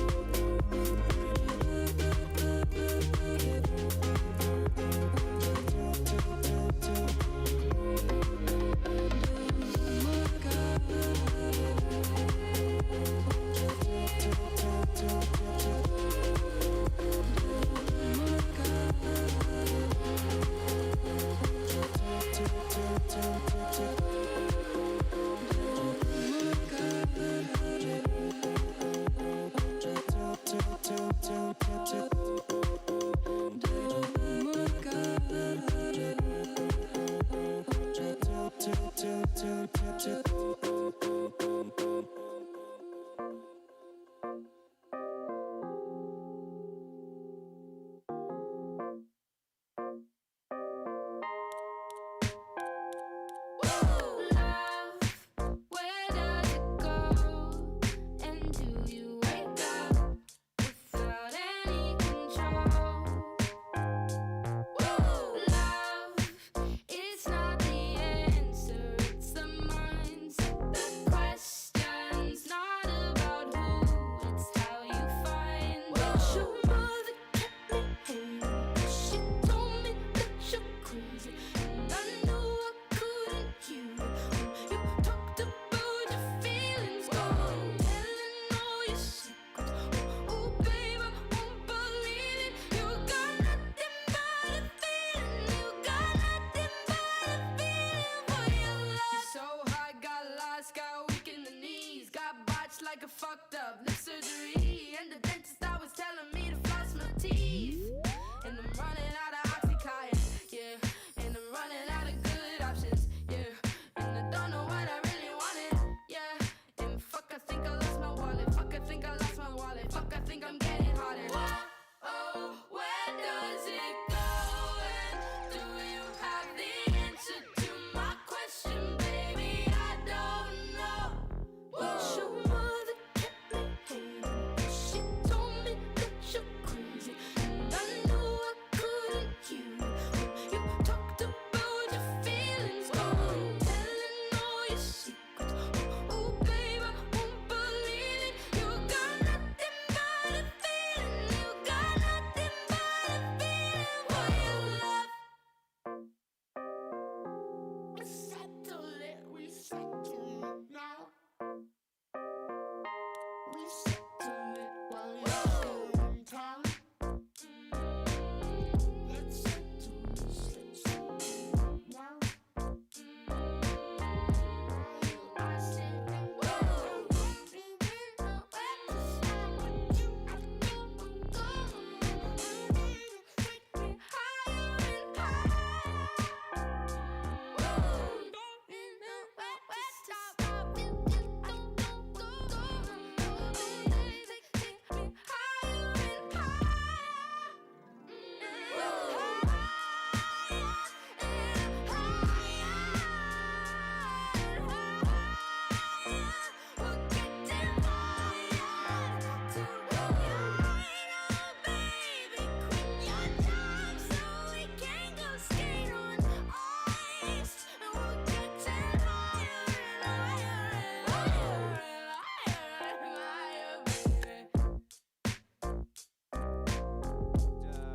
Good afternoon, everyone. Has everyone enjoyed their lunch? Okay, we're going to start our lunchtime panel discussion now. This is an exciting one. It's titled How to Thrive as a Borderless Entrepreneur. And we have two, I would say, global experts in this topic, people that are doing stuff really at the cutting edge of being borderless, traveling internationally, arranging your affairs across multiple countries. We've got Christoph Heumann, who has been doing this for, I think, the best part of a decade. One of the most traveled individuals in the world. Visited every country in the world. Not many people can say that. But in addition to that, he's also got a very high ranking on the sort of regions index, places that you visited Antarctica 8 times or so. We also have Mikkel Thorup from Expat Money. He's also been working for a couple of decades, doing work helping people to internationalize their lives, invest overseas, and choose the life that they want abroad. So they're going to talk to us about how they can apply some of their insights to becoming a borderless entrepreneur. So I'll welcome Mikkel, Christoph, and our host, Vera Kitchenova, to the stage. Okay. Hey, I'm going to steal that one. It's already on here. 1, 2, 3.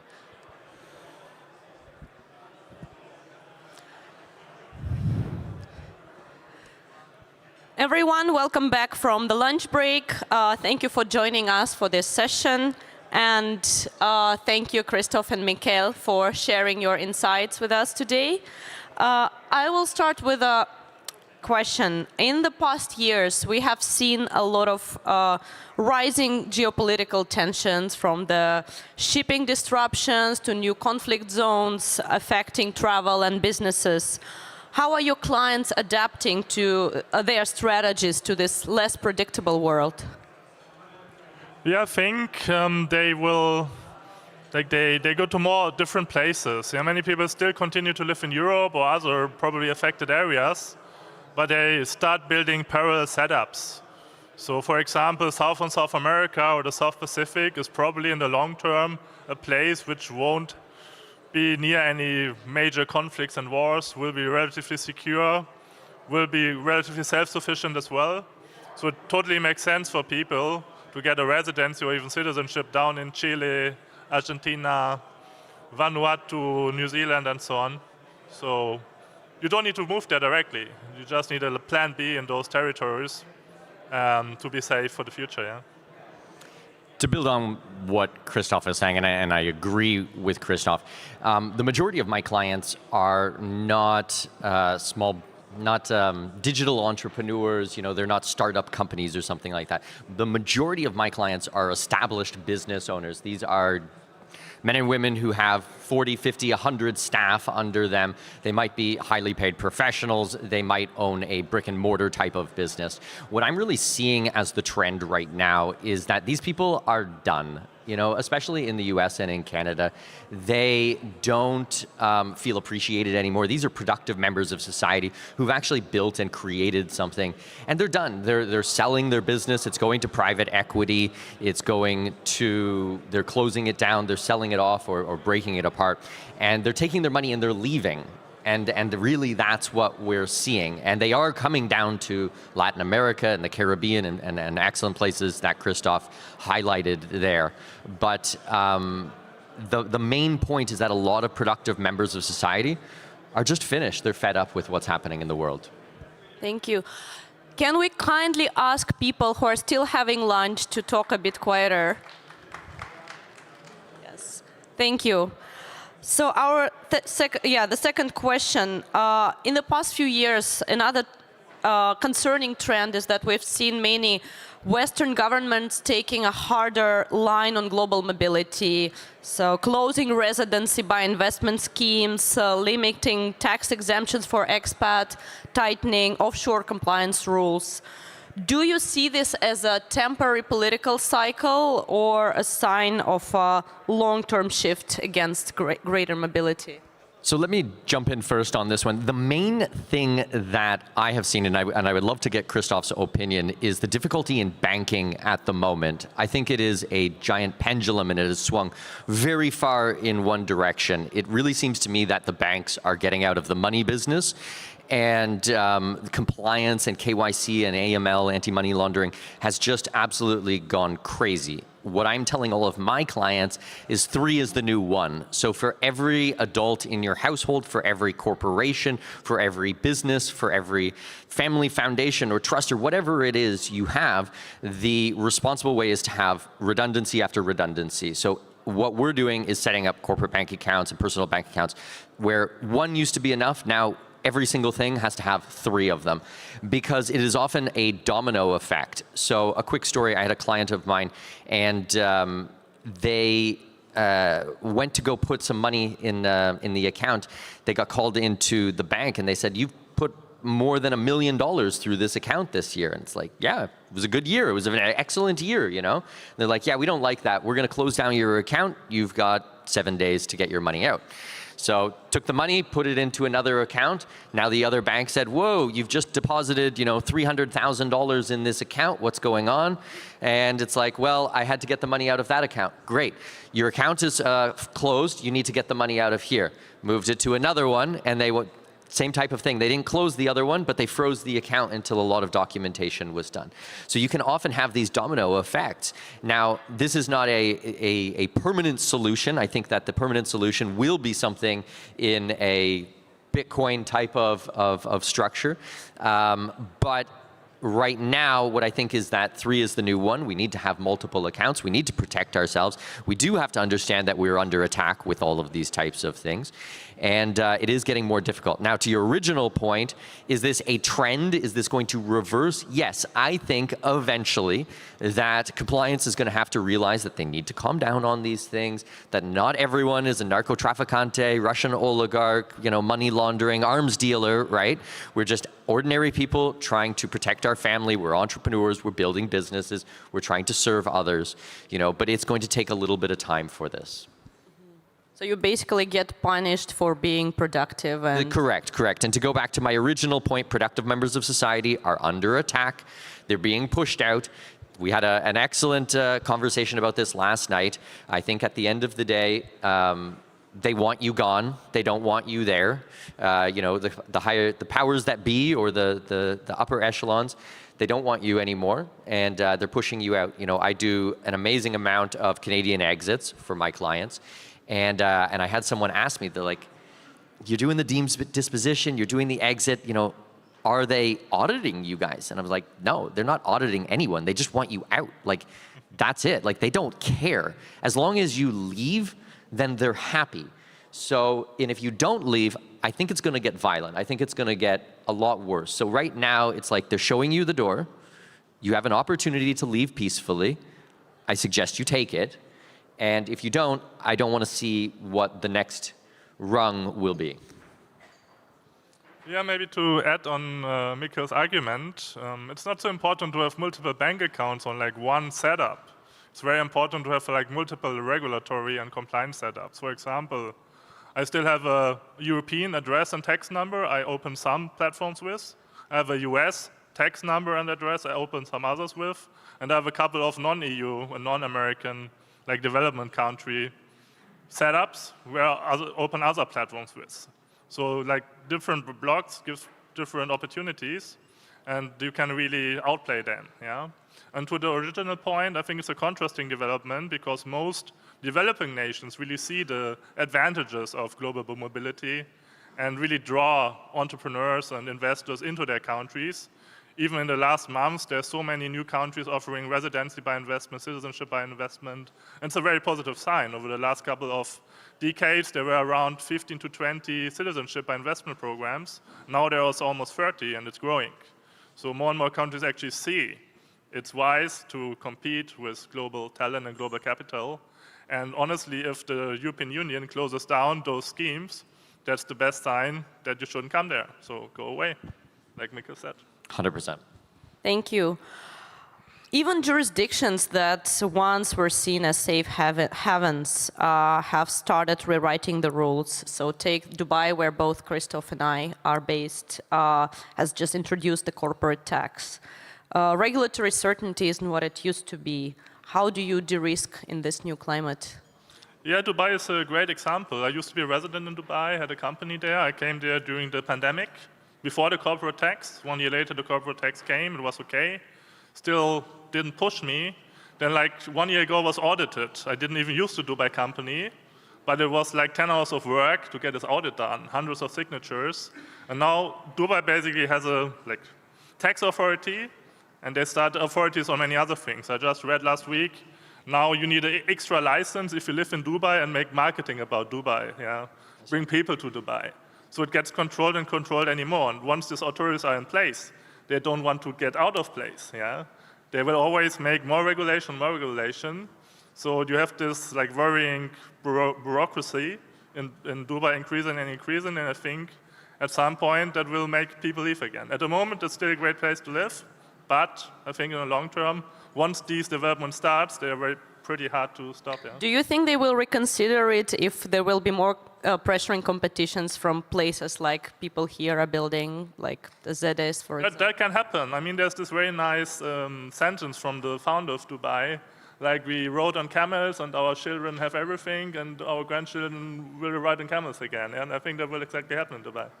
Shirt sleeves to shirt sleeves in 3 generations. I lived in Abu Dhabi and Dubai from 2011 to 2019. The year I left was when they put in a 5% VAT. And I said, I called it there. I was like, this is the beginning of the end. As soon as you start building a tax authority that they'll never be satisfied. And I'm very happy with my decision that I left. Now, I had a great time for almost a decade in the UAE. I think that they have been an example for a lot of places what is possible, but I think it is on a negative trajectory right now. Beyond the traditional safe havens like Dubai or Singapore, which emerging jurisdictions you think are quietly becoming attractive for borderless entrepreneurs? Maybe places that are still under the radar? Well, I think it's interesting, you know, I don't know about under the radar, but a country that a lot of people still don't pay attention to, even though I've been yelling from the rooftops for many years, is Panama. I've been based out of Panama for the last 6 years. You walk around there, it's incredibly safe. It is absolutely gorgeous. You have everything there. The tax authority, the territorial tax is at the constitutional level. It's very difficult to change the constitution. So it's not just one administration which is going to come in and just kind of reverse things or flip-flop or anything like that. And anyways, Raul Molino, our president there, is right-leaning pro-business. So, you know, this is, they have a history of being on the right side of these things for many, many decades. And people don't understand that Panama is not just a plan B for Canadians or Europeans. It's a plan B for other Latinos like Venezuelans and Peruvians and Bolivians and Chileans. When their countries went socialist, where did the money went?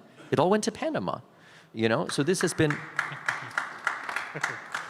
Panamanians. See Panamanians I see here. my Panama representation. No. There we go. There we go. Panama by heart. I don't know if you want to add. Yeah, I mean, I'm permanent resident in Panama as well since 9 years almost. It was the first thing I did when I started out, and it was my first resident I did. The second one was Paraguay, also a very undervalued option, although now it's getting very popular because it's so easy. And it's very important that you use these opportunities as long as they stay easy. For example, 8 years ago in Panama, I got a residency with $5,000 on a bank account and a company formation. Now to get the same type of visa is 200K real estate. And to get an even better visa is even more real estate. So use all those options as long as they're still easy, because countries change their rules if they get too popular, and that makes sense for them to change it. And then it will be harder to get in if you're not terribly rich, yeah? Yeah, it was the same visa that I went under. $5,000 in a bank deposit, you start a company, and you had instant permanent residency. Well, they looked around and went, okay, this is extremely good program, extremely cheap. We can charge a lot more for this. So they went from $500,000 to $200,000, and they changed it from a permanent residency to a temporary residency for 2 years. Now, they introduced a new visa called the Qualified Investors Visa, is a $300,000. So really, to get the comparable, it went from $5,000 to $300,000. So if you see a program out there that you're like, ooh, this looks really, really good. No worries, I'll do it later. I don't know if it'll be around later. You know, this is the same thing we're seeing in many countries. Once you start having success and the government looks around, then they're going to charge more for it. And people will pay. I mean, people are absolutely paying. We're doing more of the $300,000 than we were at the $5,000 bank deposit, okay? So I encourage you to make moves now and not sit on your hands. Yeah, and especially in terms of companies, I always say you're much better off in common law countries, jurisdictions, yeah? Because all the civil law jurisdictions have very complicated laws and often very complicated taxes. For example, if you want to form a company in all common law jurisdictions, you can do it completely tax-free, because all of those have those tax transparent structures like limited partnerships. Most famous are the LLCs in the US. But you can have completely tax-free companies as well in England, in Ireland, in Cyprus, in Malta, in Malaysia, Singapore, New Zealand, Australia, South Africa. And you can really use that to your advantage, because many of these countries have high recognition, and people won't think that you're tax-free there, but you actually are. So in terms of digital entrepreneurs using companies where they're not living, this can be very nice opportunities as well. Many people are not aware of. Yeah. Thank you. And critics of the borderless living and borderless business, you don't find them here probably, but you see them a lot in the media and in the social media. They say that this is all just about avoiding taxes and avoiding social responsibilities. how can borderless entrepreneurs contribute to the communities that they base themselves in? Can you come up with give us some inspiring examples? Well, I think that you can actually drive the economy from, spending money and like doing stuff and, using products and services. I'm not sure where the idea came from that the only way to contribute is through taxation, which is theft. If anyone wasn't clear about that, tax is theft. So, we live in Panama full time. We have a home there. We have 2 full-time nannies. We have a full-time chef. We shop and buy groceries and we do things. We engage people's services and we pay for things through, our value exchange we do with the marketplace. I don't know why you would ever need to pay tax to be able to contribute to the society that you're living in. So I guess I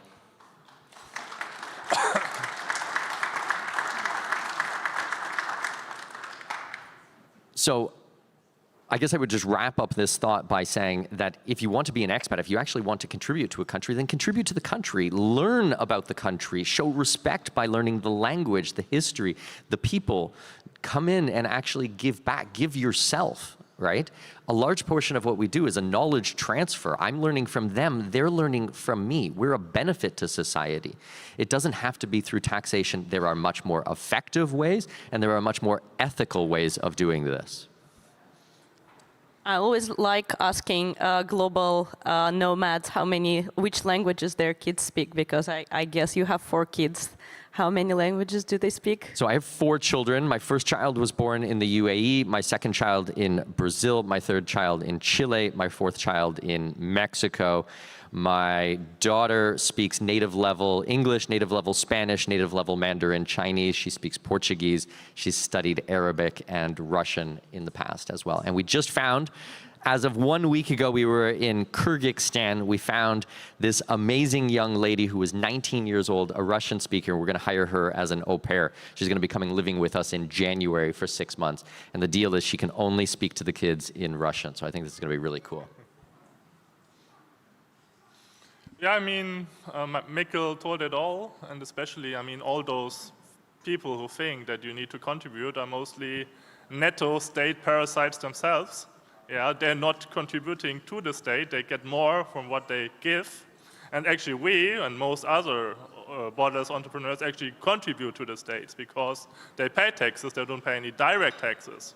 But what they pay in indirect taxes, because they have a high spending level, is more than enough to infrastructure, finance the infrastructure of the states they actually live in. Yeah, so we don't live in the direct taxation states anymore. So why contributing? Yeah. So I think we shouldn't use this socialist argumentation that you have to contribute to a country. It's still nice. I know many people who have local projects ongoing, who want to make their neighborhood better, who want to provide healthcare and schools and whatever to the local community, and that's great. And I think it should be a voluntary option, but most people who have some leftover money from paying less taxes will do that anyway. Yeah. Thank you. Many of your clients, Christoph and Mikkel, are already living internationally and optimizing legally. What would make them to actually move to a free city? Because the population is the ultimate kind of sign of success of any startup city. What would such jurisdiction need to offer that, say, Panama is not offering yet? Well, I would first say those free cities shouldn't think about what they can't offer. They should first offer the same as Panama or Portugal or Dubai do, but maybe in a bit other way. For example, Dubai is very convenient, very safe, very secure, very efficient, but you cannot do some fun things there, like taking drugs, drinking too much alcohol, doing other passions which are illegal there and bring you hefty prison fines. In Panama, it's the other way around. You can do those stuff there pretty easily, but Panama has a terrible service culture, for example, and that can make you, and every jurisdiction has its advantages and disadvantages, and first, free cities need to provide a decent infrastructure in terms of living for people to come. And then, of course, I hope there's a competing market of free private cities, and then you can go there and there and there. And some yeah, free private cities. I think Mark Edge yesterday mentioned the pervert private city, and there will be many other options for those who want to go there. So.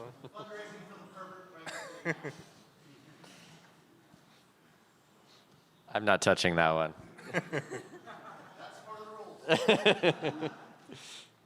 But what would this jurisdiction need to offer the free cities to compete with Panama, for example? I think this is a difficult one. I mean, I think that there are viable options out there right now, like Panama, like Paraguay, like other countries in the world that are offering real freedom. You know, I've traveled around the world. I've met with many government officials to talk directly about doing a special economic zone administrative region. And it's like, you're looking at it, we have a list of things, and there are certain places that hit the majority of these, and we just need one or two more. But I'm very confident that we will get there, that we will get, you know, our top 10 list of the most important things. Right now, as Christoph rightly pointed out, there is a little bit of give and take on these things. If you want to have different freedoms, then, you know, Dubai has some, Panama has others, you know, Paraguay, wherever, Portugal has others, but we need to stack these one on top of another. So if you think of, I don't know, what's a silly analogy? If we think of a piece of Swiss cheese, okay? A Swiss cheese has little holes in it, but if you stack them on top of them, all of these holes are filled, right? But eventually, in a free private city, hopefully we don't have this kind of holes in it. We can have everything in one. Just one solid piece of cheese. One piece of cheese. There you go. You heard it here first. One piece of cheese. Thank you, Mikael. And the last question from me. If you had to bet on one global trend reshaping borderless business over the next, say, 5 years, be it an AI regulation, digital currencies, migration politics, what would that be? Yeah, I think AI is a pretty good bet, and you really see it. I see it in my work as well. We have a lot of people, freelancers in the IT sector having companies, and now I see the trend. They actually liquidate their companies. They don't have any money anymore because no one needs them anymore. Yeah, there's still many students who started studying this stuff with like thinking the world is open, and now they're all getting unemployed. And this is branching out to many other areas of life and business as well. And this also has, of course, global implications. All this AI, all the energy behind it, that will make some countries which have a lot of energy, again, the Southern Hemisphere, South and South America, Australia and New Zealand has a lot of energy, will make them much more important. They also are out of range of many like warfare, like electromagnetic bombs and so on. So I think that's one of the reasons, for example, the US is investing so much in data centers and AI in Argentina, because if there's like a Chinese or Russian attack in the US, it will basically completely wipe out the electrical infrastructure in most of the West. But Argentina is so far away that it's still safe, yeah? So I think, again, those countries will profit a lot from this boom. I'll take the other side of this. So, I mean, I am definitely seeing AI changing a lot of these things, but you know, we run our wealth through a family office. I work with a lot of other family offices out there. It's amazing what you can get done now with technology, with using AI on your behalf, where you used to need to spend a couple of $1 million a year to run a family office and to have someone manually do all these things. But ChatGPT 5 is incredibly powerful, so is Gemini, so is Grok and all of these other ones, that you can actually get a lot of the same type of products and services and running it through there and doing analysis on your wealth. So I think that we will see a lot of an evening of the landscape through AI. So I think it's going to be a very democratizing type of technology instead of an aristocratic type of a technology. True. Thank you. I think, do we have time for questions from the audience? Yes, 2 questions from the audience. I see a hand here. So, Christoph, you had an interesting comment about common law countries. And so when you think about common versus civil law as a borderless entrepreneur, how do you think about that? How do you approach that for your personal and business structure? And you could say, make money in common law countries and live in civil law countries. Or how do you guys think about it? Yeah, I mean, the nice thing as a digital entrepreneur is you don't need your company where you live or not even where you're resident. So you can always mix that. So many common law countries have territorial taxation, foreign income isn't taxed, but they're often not the most recognized. So for example, if I live in Panama, I don't want a company in Panama. It's like with German clients very bad. There's even like some laws in Germany. If you have a Panama company, you have a lot of disadvantages. But if you live in Panama and have your company in the UK or in the US, that doesn't matter, and you're still completely tax-free. And if you don't like Panama, you can still live somewhere else. Yeah, I mean, that's the nice thing about this, and I illustrated it yesterday in my talk. You can live everywhere, not full-time, but like you can live 6 months in Sweden, 6 months in Australia, both countries with very high taxes, but you don't trigger those taxes. And that's a very nice thing about it, and your company is still completely somewhere else. Yeah? Yeah, one last question. Anyone? Did you have your hand up?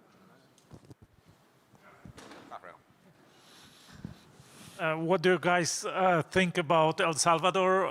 What's the best or the most effective way to get tax residency there? And about the setup LLC, Delaware LLC plus residence in El Salvador? Well, El Salvador is not really a territorial tax country whatsoever, so I really wouldn't want to be a tax resident of El Salvador. Their tax system is pretty horrendous, actually. I first went to El Salvador in 2003, and then I've been back since then, and sat down with the heads of law firms and with different ministers and government officials. I think the most exciting thing about El Salvador is that they're actually asking questions. They're looking outside of their own borders, they're bringing in consultants and people from other countries, they're looking at best practices, which is actually not very normal for government officials. They kind of just think that in most cases that they know best, and we don't need to look at other examples. They kind of, their influence stops at their borders.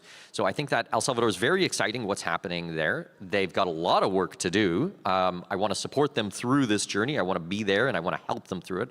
But I am not moving to El Salvador tomorrow, and I'm not moving clients to El Salvador at the moment, let's say. Yeah, I mean, it's a bit like Argentina, yeah? El Salvador is potentially very attractive, but they still have a lot of work to do because, as Mikkel said, in both countries, still the tax system is very bad, still many other laws are very bad, and unless that changes, it's not interesting.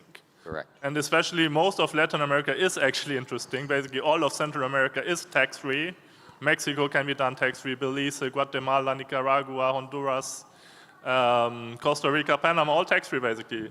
Only El Salvador not. At the moment. I'm told we have time for one more question, so one more. There's one at the back there.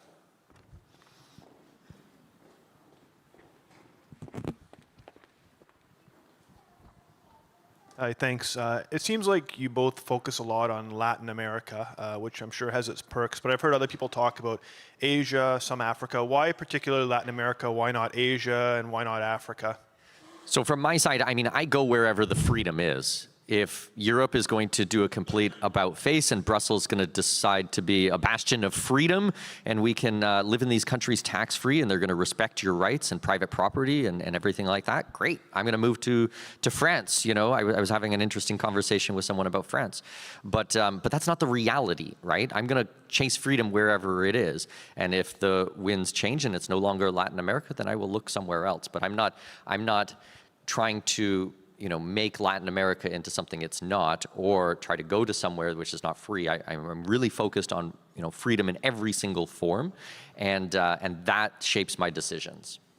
Yeah, I mean, we can talk about Asia or Africa as well, but in general it's more complicated, yeah? You have great options. You can live tax-free in South Africa, for example. You can live tax-free in countries like Indonesia, Philippines, Thailand, Malaysia. And we have a lot of clients going there, but in general it's more complicated. The visas are much harder to get, and for cultural reasons, you basically never get permanent residency. Few exceptions only, like Philippines. It's basically impossible to get citizenship, while in South America, in many countries, after 2-3 years, you can naturalize to citizenship. Also, tax laws are more complicated to understand.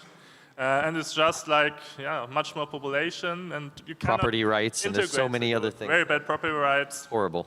Integration is different. If you come to Mexico or Panama, you find local friends pretty quickly. In Asia, it will be a big issue, also language-wise. Yeah. So these are very interesting destinations. We cover all of them as well. But generally, yeah, it's not for everyone, yeah. Our time is up, and let's give a round of applause to Christoph and Mikkel for sharing their insights and also for their continuous support of the Free Cities movement. Thank you very much. Thank you. Thank you.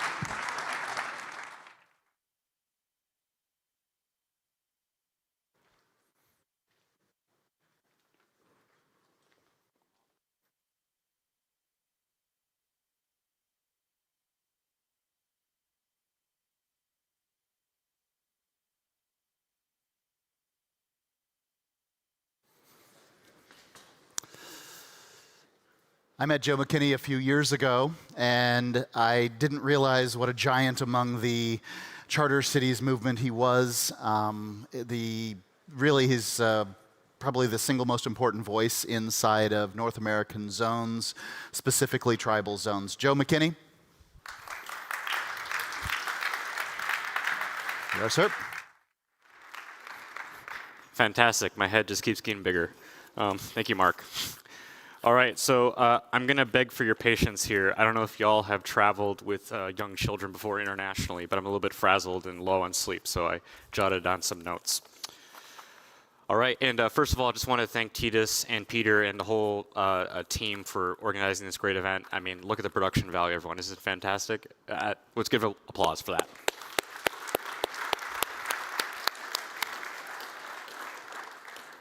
Perfect. A little bit of background about myself. I've been in the Startup Society space for the last 10 years, initially founding Startup Societies Foundation, which is a nonprofit based out of the United States, really meant to bring together stakeholders like yourself, spread best practices. We're well known for the only peer-reviewed journal in the space of special jurisdictions, the Journal of Special Jurisdictions. We also published a how-to guide on how to build these things. And we've also hosted conferences like this, but honestly, I've never hosted in such a beautiful venue. But this has been fantastic. And then a couple years after that, started consulting with different special economic zone projects around the world. And one of the projects that came about is what I'm going to be talking about today. Wait, do we have a clicker? Perfect.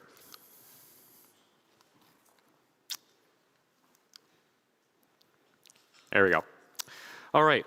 So one of the things that's been mentioned pretty consistently throughout this event is the growth of the movement. And it's apparent to anyone who's been in the space for more than 2 or 3 years, there's been steady growth.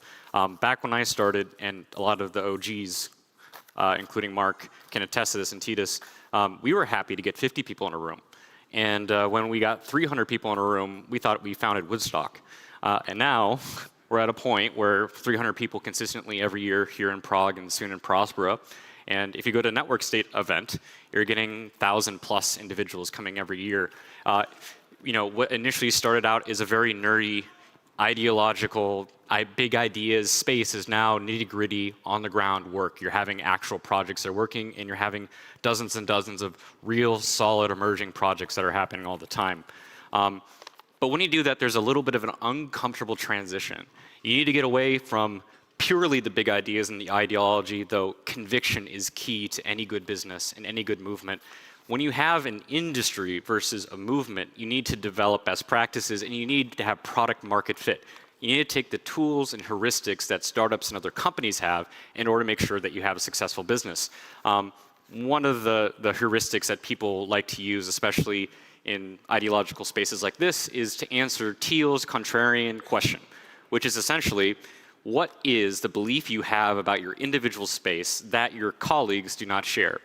And the purpose of that is to find out what your secret is, because his hypothesis is that every good business is built off of a secret. It is something that it has not been capitalized as an opportunity. And using that secret, you can then scale the business multiple times over. And I would probably say, and maybe some of you would agree, one of the fundamental questions about this space is when you're trying to establish a new special jurisdiction, what host country or jurisdiction should you be looking for? Oftentimes in this space, you go to places that are in the developing world, and that's fantastic. I mean, projects like Ciudad Morazon, they're really making an impact with people that are truly, truly impoverished. But when you think from first principles, what are some of the traits that you want in a jurisdiction?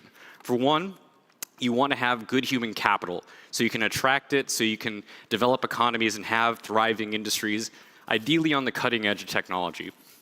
Second, you want to have really developed capital markets because you're not going to be able to do this all with equity by itself. And even with equity, you're going to want well-developed markets. You want to be able to finance these projects. You're going to want to have a relatively a stable legal regime. Obviously, you're providing arbitrage by providing a better system. But as many people in the special jurisdiction space know, you can sometimes get into conflicts with government. And if you don't have a stable legal regime, that can be very difficult. And you also need to have some sort of decline or relative problems that governance can solve, good governance can solve. I have the answer here. USA. And when you think about it with those metrics in mind, it's not very counterintuitive. Maybe I'm not answering the question correctly. I mean, obviously, why wouldn't anyone want to set up a special jurisdiction in the United States? Oh, yeah, that's why. Yeah, the elephant in the room. I mean, these guys can't even get a budget for the last 30 days on the most commonplace part of running a government, let alone setting up one of the most innovative jurisdictions in the world. So that's basically the reason why people have gone far and abroad to places that many people haven't even heard of, because of how difficult it is to get through these people's heads. But that's not the end of the story. There's actually a couple of different strategies that can be employed. And also, again, I might be breaking the contrarian rule again. There are people who are already working on some of these strategies, some counterintuitive ways that can create a special economic zone in the United States. So the first one, the one that you intuited, is you got to pass a law. You go to Congress, you pass a law in both chambers, get approved, not vetoed by the president, and it's implemented into statute. And based on the American system, it's incredibly hard to get rid of it. As we know from all the horrible programs that continue to exist, that likewise could happen potentially with the special jurisdiction. But because there's so many stakeholders, there's so many entrenched interests, and because of how strange and unintuitive the idea of special jurisdictions are in arguably one of the biggest empires in the world, and I don't mean that in a positive sense or a negative sense, it's just literal, it's very difficult to happen. So there's a couple different alternatives. One is to do it on the state level. And there's some arbitrage there. The American system is based off of federalism. The idea that states are empowered with certain rights, and that's the whole voting of your feet, that was largely started in the United States to a certain extent. But over the years, the 10th Amendment has been eroded, and there's been less power to the states. So the arbitrage isn't necessarily as high. Also, in terms of the political capital that you need, it's still a really high threshold. Even the smallest state in the union, which I believe is Wyoming still, there's still 300,000 residents. There's hundreds of years of businesses and special interests that, you're going to be eating someone's lunch in a state when you're trying to set it up. So that's not necessarily a silver bullet. Another one, which has low political cost if you have a politically aligned executive, which in this case, Trump certainly is. He has promoted the idea of freedom cities, which are explicitly special economic zones to build new cities. And that's one of the reasons why many more entrepreneurs are heading into this space. The idea is simply through presidential decree, or what we call in the United States an executive order, you can create a regulatory sandbox purely through an executive order. And that's helpful. You can do a lot. But for legal nerds out there, what you can do is you can affect administration and on the regulatory side, but the hard code of it, what they call the statute, that can't be changed through executive order alone. And also, as Milei has used to his advantage when cutting the government, as soon as you get a new administration, afuera, that executive order is gone. So it's not exactly a permanently stable legal regime that's anti-fragile. The fourth one on this list that's sort of like the commonplace type of strategies that's a little bit more interesting and has been headed by a couple other people is the idea of an interstate compact. And it's the idea that, and it's baked right into the US Constitution, that you can have congressional level law without it necessarily having to go through both chambers. So essentially you have two states are able to make a compact, and that compact is then blessed by one of the houses of the US Congress, and that compact would have the same level as US law, so that could impact federal statute. So that would be fantastic. It has less high political capital needs as passing federal law. It has more impact than a state level. It has more longevity than an executive order. However, you have a coordination problem. You have to deal with not just one state, but 2 states. And you still have to have some sort of engagement with the congressional level. So it's very difficult. So here's the real answer to the contrarian question that I have. I don't think the US, par US, is the best place to set up a special jurisdiction in the United States. I think it's tribes.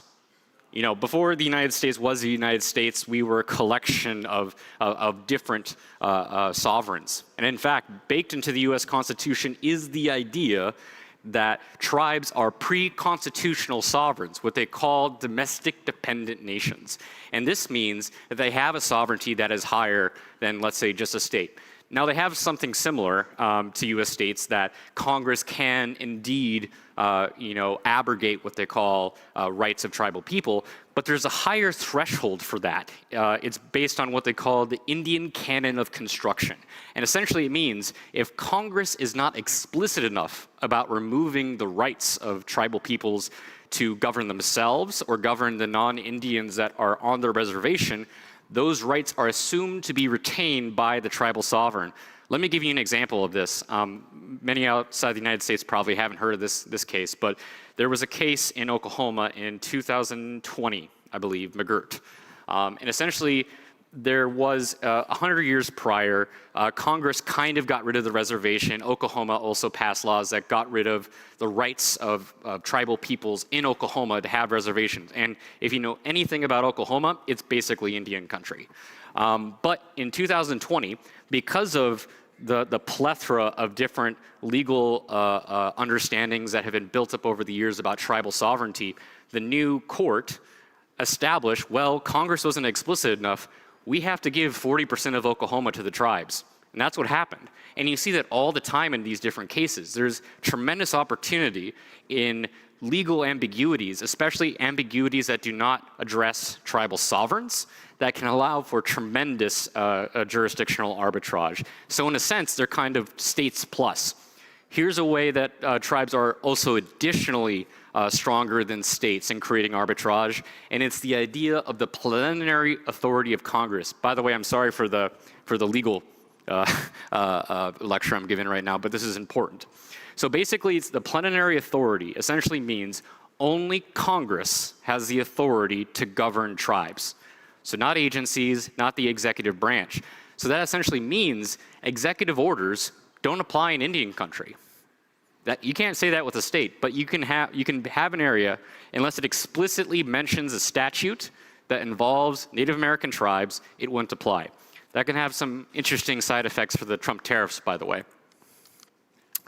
So what are the strategic advantages in addition to the legal advantages of a tribal special economic zone? Well, for one, the political capital needed is significantly smaller, and I mean really small.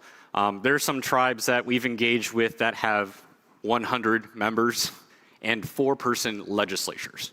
And these are areas that almost have had no business on reservation. There is no entrenched interest in many of these areas. I mean, obviously there's cultural significance and there's lots of family background that is always something to contend with, but relatively speaking, when you're talking about a state or on the federal level, it is significant, there's significantly less complexity there. And also, what this has the ability to do is you're able to more strategically go and do those 4 different things, including the interstate compact. A lot easier is if you first start with a tribal special economic zone as your MVP, your minimally viable product. You're able to negotiate with the federal government more, whether that's federal regulatory agencies and what have you, because they're required to correspond quickly with tribal nations. Also, they already have established relationships with state legislatures and are important stakeholders, so they're more easily able to negotiate with those states to form an interstate compact. So basically, from day one, you have the same authority as a U.S. state plus, and you have the ability more easily than any other method, I would argue, to be able to get a federal level special economic zone, essentially a U.S. Hong Kong. So we've already done this. We had a pilot. I'm the founder of the first special economic zone in the United States. How this came about is I was doing consulting work with a variety of different firms, and one of the projects that came across my desk was with the Catawba Indian Nation. And initially, like probably many of you, I thought, well, they're paper tigers. Obviously, they were conquered. They don't have any real authority. But I did some research in the pre-ChatGPT days, and I realized something. They do have true. Really? 1 minute. Okay, I'll go through this very quick. Okay, so we made one. We passed a law back in 2022 after engaging with the legislature, and we created a regulatory body, a management company, a statute with its own commercial code based similarly off of Prospera. And we created a banking commission that you can charter a financial institution, you can incorporate a company. And now we're scaling all across Indian country. So we're focusing on physical industries as well as digital industries. And based on the progress that we've had in the last couple weeks, I think there's a real possibility that Q4, meaning next 3 months, or early Q1, we pass 1 or 2 more special economic zone legislations and implement new special economic zones. Some of them are right next to the largest US cities in the United States in terms of economic output. So we're very excited about that.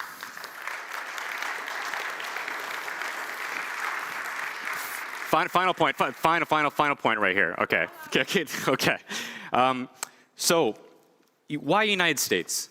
To a certain extent, everything that we're talking about has been built by the American Revolution. That sounds very chauvinistic, and I get that. But where do we get in our historical memory the heroism and the value that we see in creating new jurisdictions?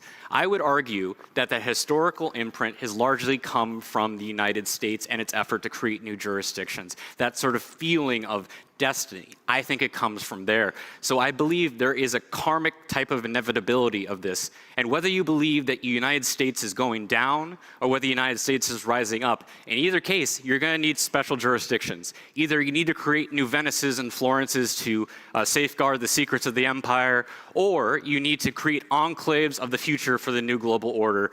So what we need is people with courage and strategy to make it happen, and I'm glad to be surrounded by those people today. Thank you so much.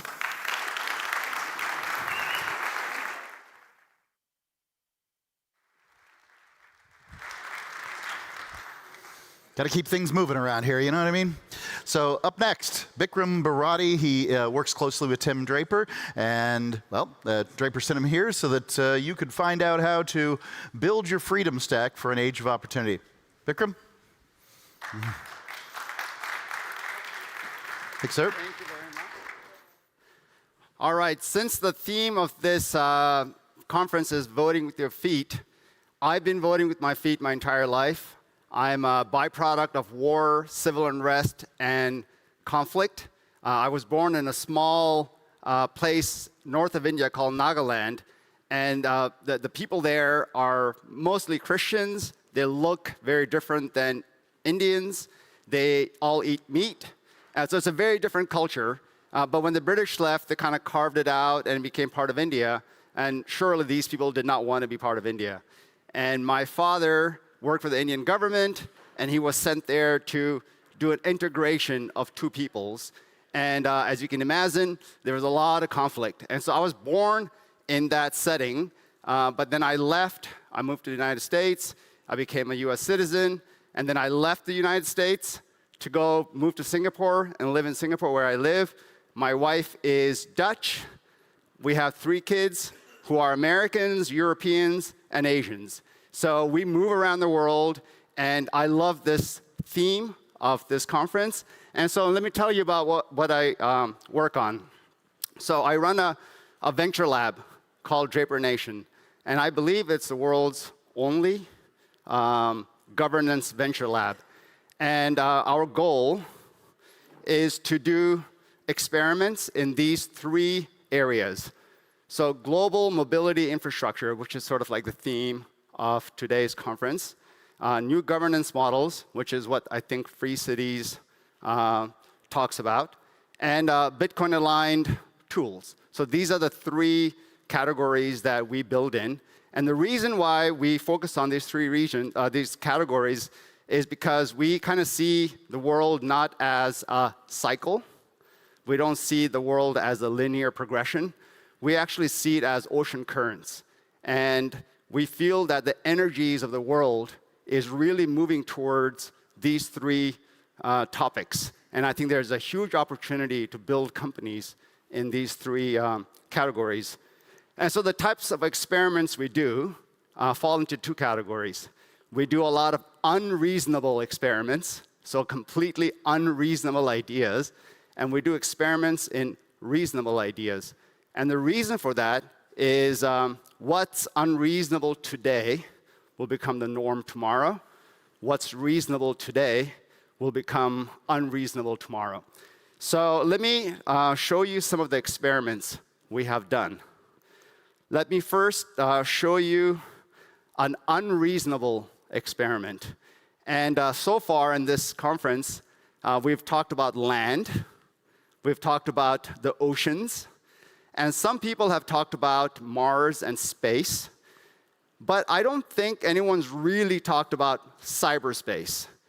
Maybe, I forget the name of the gentleman, but the guy from Common Tools, I think he talked about cyberspace. But I think cyberspace is where the opportunity lies.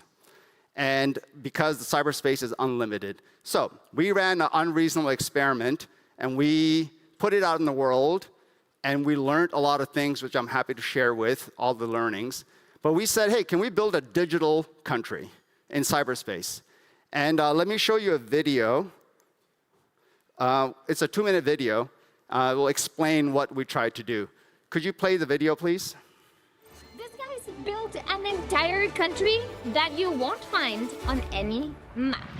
They have a passport, citizens, hi, currency, and even a government, but no land on the world map. How is this possible? Hi, I am Alessandro. And I am Vikram, and we built our own country. Alessandro and Vikram looked at our governments today and hated what they saw. High taxes, wars, and unhappy citizens. So they decided to create the country of the future. Welcome to Draper Nation! The first ever completely digital country. In Draper Nation, there are no borders. You can join from anywhere in the world. Instead of cash, you have digital money. Instead of slow and expensive government services, you get the best and most affordable healthcare, pensions, and education from around the world, all done digitally. With Draper Nation, you can vote on which private healthcare you want access to. And this would work the same with all the other government services. They vote on every big decision and see exactly how money is spent. And my favorite part, they have zero taxes.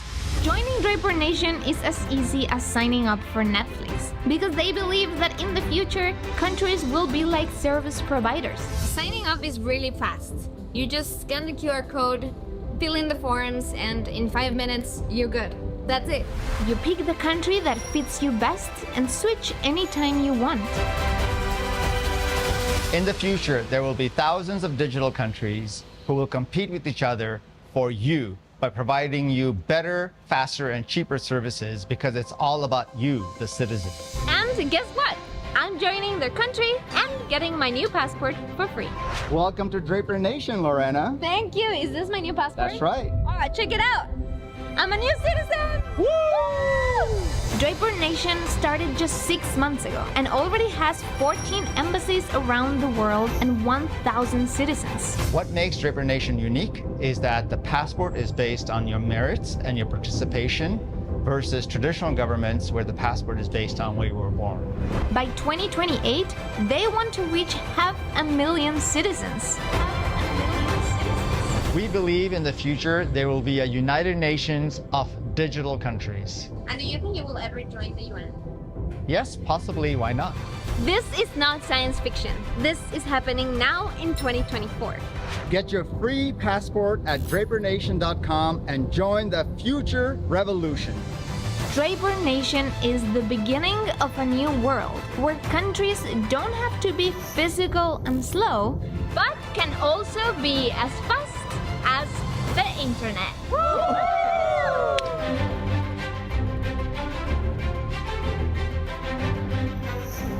All right, I haven't seen that video in a long time, but this was an unreasonable experiment, and we had a sign up of 100,000 people. We issued 50,000 passports to people, and the other 50,000 are on hold because we went back to the drawing board and we learned a lot of things.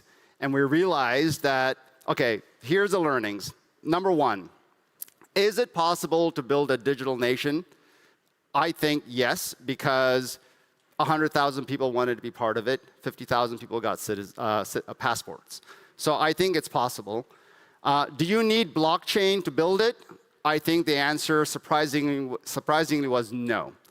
And this was an interesting learning because I have been talking to a few of you who are sort of building these micronations, and you keep talking about blockchain, and I'm happy to talk to you about why you don't need the blockchain to build a micronation in cyberspace. I think just use Bitcoin and you're good to go. I think the blockchain for passports or transactions actually is more difficult, more expensive, and builds less trust. So we can talk about that in detail later. And the other thing we learned about this experiment was it's going to take at least 50 years to build a cyber virtual nation that has sovereignty, that has trade agreements with other countries, that has government services that will be recognized and bought by people around the world. But 50 years is not a very long time. And so we came back to the drawing board and said, okay, what are the tools we need to build today, the Lego blocks, to build a virtual country in the future? Because I feel that that's our mission in the company, is to eventually one day build a virtual country that has sovereignty. And if you look at the Montevideo Convention, the main tenet, main pillar is that you need to have a defined territory. And I'm not a lawyer, but I wonder if the territory can be in cyberspace, if it doesn't have to be in land or in sea. Is it possible to claim that this territory can be in a cyberspace jurisdiction? That's a question mark. We don't know the answers, but I think it's an endeavor worth exploring. What's next? Okay, so the Lego blocks we're building to eventually one day build a digital country is tools that are applicable today for everyday use. And in the spirit of moving with your feet or voting with your feet, we're building a company called Zera, which is essentially in the realm of global mobility. It's a tech-forward, product-forward platform where you can get residencies around the world. And if you look at the Venn diagram of residencies, I think there's a few people here in that space. The Venn diagram is there's a services component, which is sort of consulting. And I think a lot of people fall into that Venn diagram of being a consulting services company that are either premium or not premium.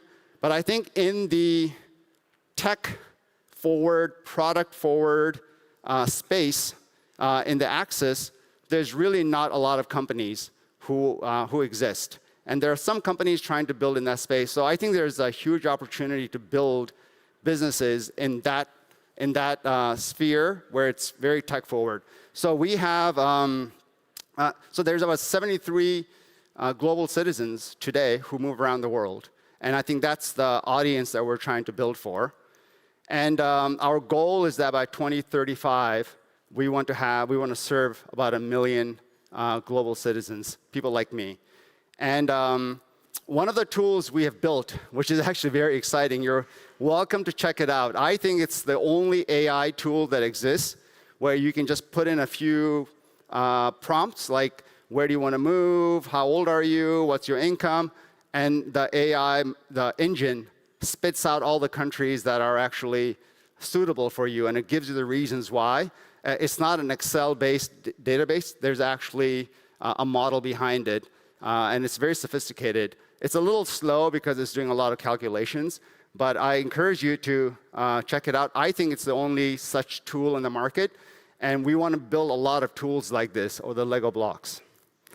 The other project that we are not building in-house, but it's built by my colleague Alessandro, who I think was the youngest Italian lawyer in history, something like that. He's a very smart guy. And he has built a golden visa fund for Portugal, where you hold Bitcoin in Portugal and you go through the golden visa process. He's serving about 50 clients right now, so it's a very successful test. I believe it's one of the only golden visa funds that's based in Bitcoin, where you hold your own Bitcoin in a certain country and you get the golden visa. And we're about to launch that for Italy very soon, which has a lower threshold of how much capital you need to invest for a golden visa. So this experiment is a reasonable experiment, and it falls in the bucket of global mobility and Bitcoin-aligned tools. And I think it's a very exciting experiment. I think that's it for me. Our goal is that people break barriers, live borderless, because we are living borderless lives, whether we want it or not. We're all on our phones. And the goal is try to be as free as possible. Thank you very much.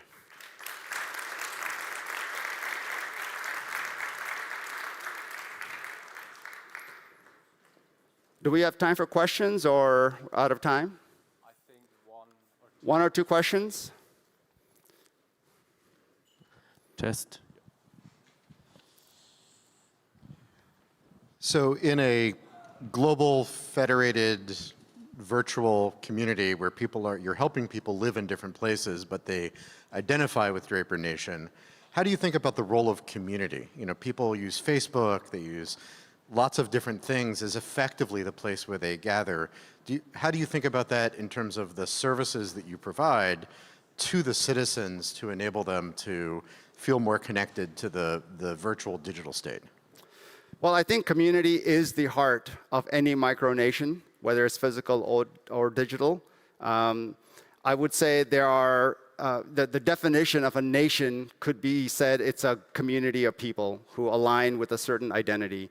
That could be the description of a nation. So I think a community is everything. And so with Draper Nation, it was interesting to see the types of people who aligned and came on board and became citizens. And these were people who are exactly want to break barriers, live borderless lives, be free.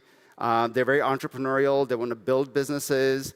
And so I think that community is, essentially this community. And, of course, we're biological beings and we need to come together and eat and have, comforts. But we had embassies around the world where people congregated. So in short, community is the foundation of any micronation. But not right now an IT roadmap to be creating Reddit, Facebook, Quora type ways for them to engage wherever they live. Not right now. Well, so Draper Nation is just an experiment. It's not a real country. It's an experiment. And instead of us researching by reading papers, and we actually put something out there. And that's how we're getting feedback. Thank you. Welcome. Any other questions? Yeah, I just wanted to know why would you say that about the blockchain developers for using blockchain technology for micronations or digital nations or any other sort of community project? Why would you advise not to go there? How did you end up in that conclusion? Well, I was half kidding and trying to be a little controversial, but I think the idea is still valid in the sense that for things like issuing a passport, you don't necessarily need the blockchain to do that. For transactions, you don't necessarily need to have the blockchain you don't need to issue your own token, build your own infrastructure to do that. So in essence, I think the main question is, if you want to build trust, how do you do that? Is the blockchain the best way to build trust? And maybe that's where I'm questioning the idea. All right, it looks like my time is up. Thank you very much.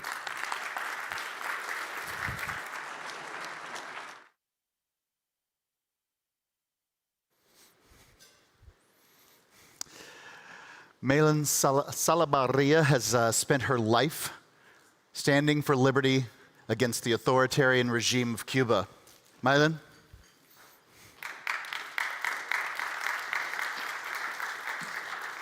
Thank you. Thank you. Thank you, everybody. It's truly an honor to be here today. Thank you for the invitation to the Free Cities Foundation, for everybody that has been my cheerleaders in this journey for so long, especially that guy somewhere in the back that is the best wingman that I have found in my life and the maker of all my dreams and adventures. I kind of like feel that I need to bring everybody back a little bit from the food coma. So we're gonna start with a quick exercise. Raise your hand if anybody else here is from Cuba. Raise your hand if you have ever been in Cuba as a tourist. Raise your hand if you have ever been in Cuba as a Cuban. Raise your hand if you have ever escaped Cuba. So ladies and gentlemen, we already established yesterday and today that in order to sell freedom, we need to tell stories. So that's what I'm trying to do here today. I want to tell you a story, and you're going to have some sort of assignment or homework at the end. I want you to begin asking you to close your eyes if you feel inclined to, but try to imagine for a moment that you are walking in a very long hallway in an airport in Miami, Florida. It's the first time that you are in this building, the first time that you are in this city. The year is 2001. It is Mother's Day of that year. My hands are trembling, my chest is tight with both fear and hope.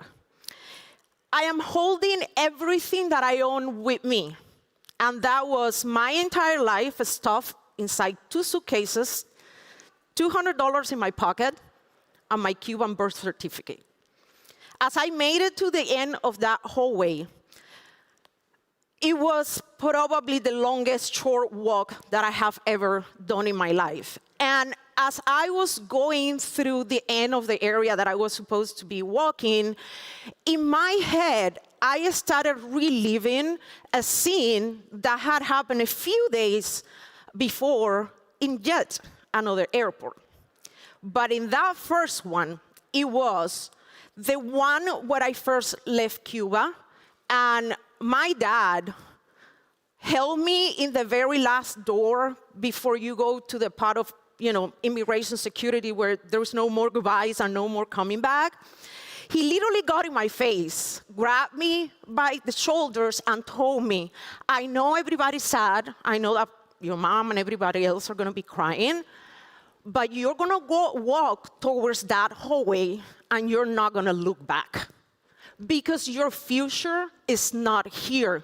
Your future is on the other side of whatever you can find in there. When he said that, as I kept, approaching the same similar hallway in this airport in Miami, and I had all those words of my dad going in my head, I remember that I was just distracted by the noise, the lights, the smell of food, the busyness that we normally see in airports. And then I realized that I just got to the little table where I was supposed to talk to someone that I never met before, wearing a uniform that looked like the cops and the police that I grew up with in Cuba. And I remember that the first words that I say out loud would be the ones that define the rest of my life. And all that I was able to utter to this gentleman was, I am Cuban and I am requesting the protection of the United States government. That moment was for me a starting literally a new life. Back then, when I left Cuba, I didn't know how to articulate that we humans have this natural drive to always seek freedom, to live free, to be able to pursue our dreams, to be able to build and create things that we feel are important for us. But that moment in that airport was a culmination of years of silence, resistance, many questions that could not be asked out loud, and the growing realization that my entire life until that moment have been held captive under the absolute power of a communist dictatorship, but they actually were never able to take a hold of my soul. And just like that, I realized that I had just voted with my feet when voting with your feet was not even a thing. Now, allow me to introduce you that little girl that if the slides are moving, you should be able to see that little girl with a uniform in a podium with a microphone. That little girl was me. I was 5 years old when that picture was taken. I was the proverbial child of the state. I was born in a place where the revolution and the Communist Party owned everything, including my thoughts and the words that I decided or chose to speak. I was the proverbial child of the state, like I said before. From my very first day in school to all my entire educational journey while I was in Cuba, it was like that. It was the uniform with the symbols of the party, the revolution, and it was starting every morning chanting, Pioneros por el comunismo, seremos como el Che. Pioneers for communism, we will be like Che Guevara. Mind you, I don't know why they want us to be like a murderer, a sociopath, but I digress. During my childhood in Cuba, the normal in my life was to see and live and experience by myself that children were just not being taught, to read and write or what we normally do when you are in elementary school or something like that. We were like constantly brainwashed into ideas that were all political agendas and manipulations. Teachers weren't just educators, they were ideological officers. There were student records that we had in paper back then, where 50% of those pages was information that it was not academically relevant at all. It was all yearly interviews that they would do with us, asking us what are the conversations about politics that take place at the dinner table. Do you have that uncle that left to the United States and is a traitor? Is your mom integrated to the women's revolution groups and all that kind of thing? So let me share with you some kind of like rapid fire facts of how is it to be a child of the state, completely brainwashed in a communist country like Cuba.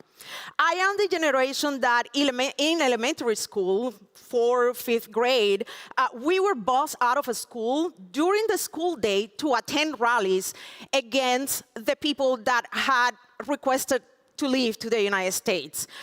It was in parks, anywhere in the city, they would literally take us out of the classroom and go to those marches. In those, by the way, there were always mobs burning rag dolls with whoever was the American president at the moment.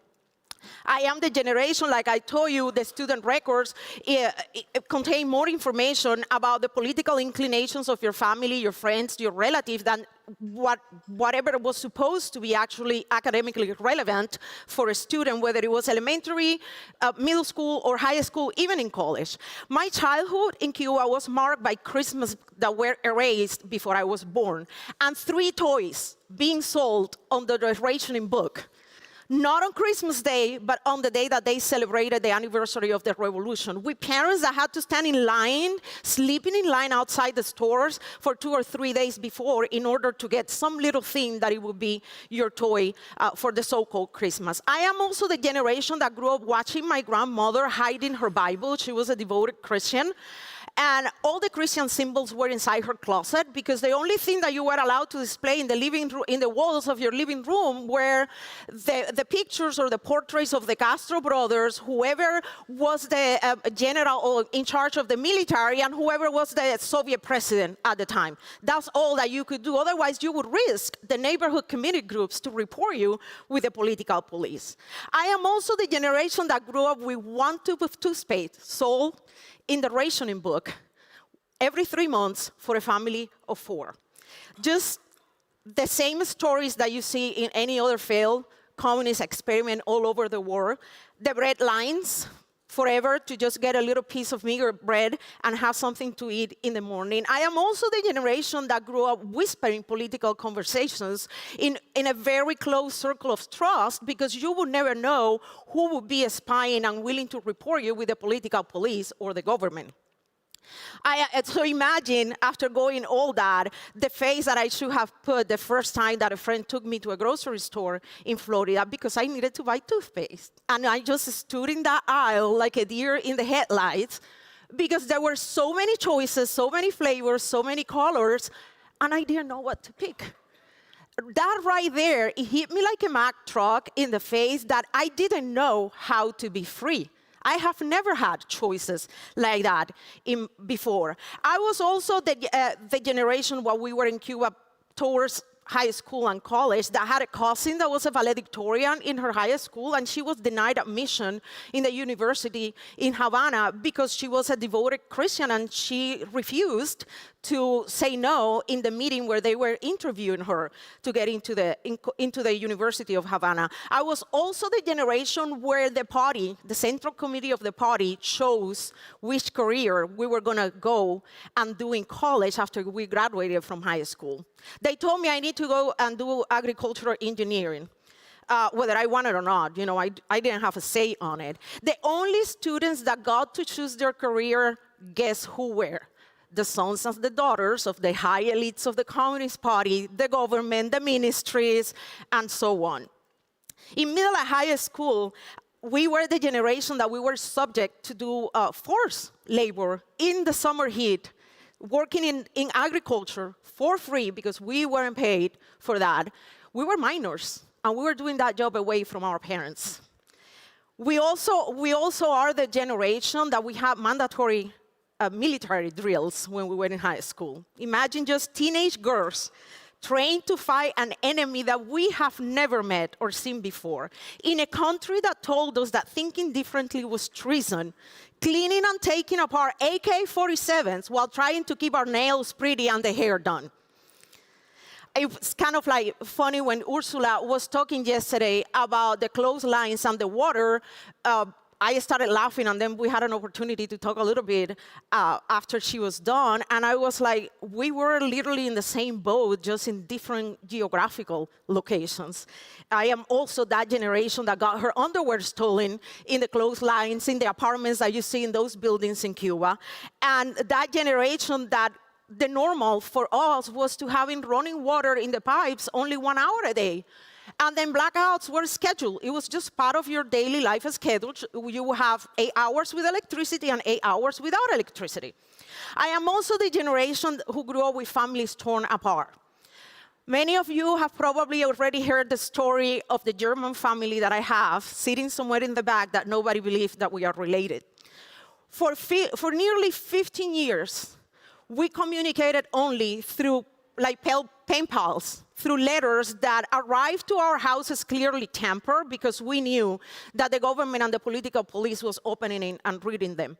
We finally met in person when I was 15 years old after the Berlin Wall fell, because during all that time, I was trapped in Castro's communist gulag in the Caribbean, and they were stuck on the wrong side of the Berlin Wall.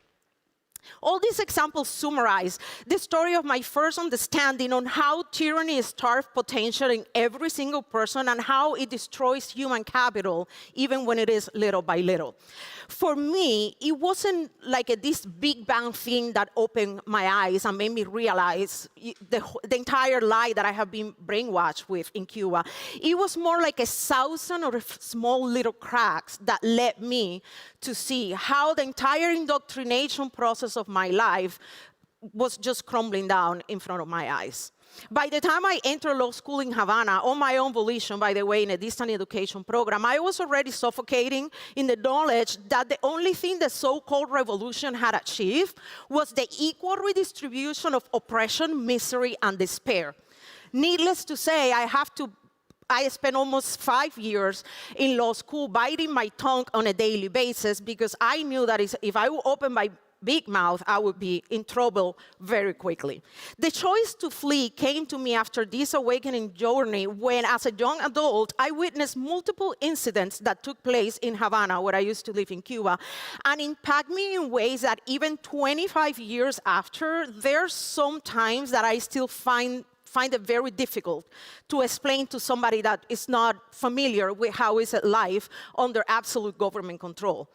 Back then, when I had that realization that I needed to leave, I didn't have a plan. I didn't know which country I was going to go. I didn't have any money. I didn't have any family living abroad, except my siblings in Berlin. The only thing that I knew is that if I stayed, it would have been like complete spiritual death for me with a very, very high chance of prison. And there was one day that coming home from school, it was my mom, the one that told me the phrase that was the proverbial cherry on the top. She said, finish your degree and get your diploma, but you need to find a way to get out of here. If you don't, you're going to end up in jail with the first client that you attempt to represent in a court in this country. I have been taught all my life that the United States was evil, that capitalism was oppression, that socialism and the revolution were the only ones that could be my life, my Lord and Savior, and give me everything that I needed in my life. But deep inside me, again, I didn't know how to articulate it, but I knew that was wrong. I knew there was something bigger. I knew there was something better, that it was not what I was taught and told all my life. When Fidel Castro took the Russian tanks out of the Malecón to crush the riots in the summer of 1994 in Havana, I was there. Shortly after, when the rafter crisis erupted during the Clinton administration, I saw my friend and neighbors jumping into homemade rafts right in front of the apartment buildings that you saw where we used to live in the working neighborhood, and they all were taking only one direction. They all were trying to get north. When the tugboat massacre happened in Cuba, it was a small tugboat that a family from a town called Guanabacoa tried to repair and leave. They were sunk under direct orders of Raúl Castro by the Cuban Coast Guard right in front of the terrace of the restaurant where I used to work. When that happened, the next day we have over 120 political police and state security coming to the restaurant, having a meeting with us and telling us that what we saw was not what really happened. That what happened is the story that they gave us printed in a paper like this. I was also in Cuba when the Brothers to the Rescue civilian airplanes were shot down by the Cuban military over international waters near Havana coastline too, murdering 4 American citizens of Cuban ancestry that were doing humanitarian missions, trying to identify the rafters that were standing on the water so they could be rescued and their life literally saved. 24 years after that airport experience in Miami, I'm still in awe to realize that the day I arrived in the United States, I was, in a certain way, completely reborn. Was it easy? You bet it was not. Starting over is never easy. It doesn't matter what is it that you're starting over, whether it's in a new country, in a new job, in a new life. It's always a challenge. But I realized that what began as a survival reaction of something that I knew I wanted to do evolved into a purpose. I discovered the ideas that underpin liberty, not just freedom from hunger or fear, but freedom to speak, freedom to own, to question, to create, to pursue, and to push boundaries when you need to. I read books that were banned in Cuba. And it was like an entire journey of learning how to be free. I became a mom, an entrepreneur, a fierce advocate for liberty. I went from fearing the state to literally making a career exposing the tyranny of government control under socialism, and made a career with the saying that, yes, you better believe me, the government is largely malevolent. I embraced the mantra, you don't like what I have to say? That's fine. Give me a microphone and I'm going to say it louder, and then let's see what happens. All these years, why voting with your feet still matters to me, and why it should matter to you, and why you should leave this room and talk to other people and tell them why is it important. Because it is always worth it.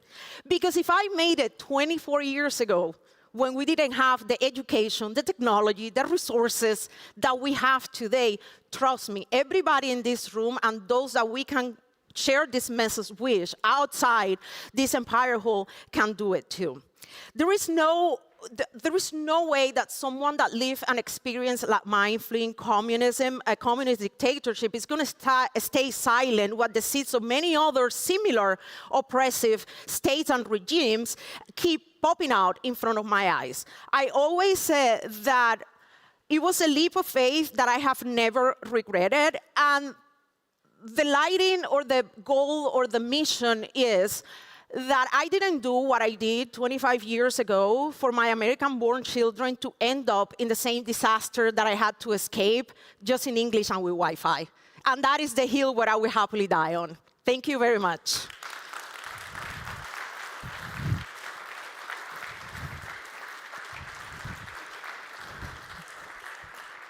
Oh my God. Oh, thank you. So engrossed in these speeches, didn't even get up here. I met the next speaker about 10 years ago, and some people just exude brilliance. I'm really excited for the future because young people like Vera Kichenova are here to help guide the way. Vera, please come on up. Thank you.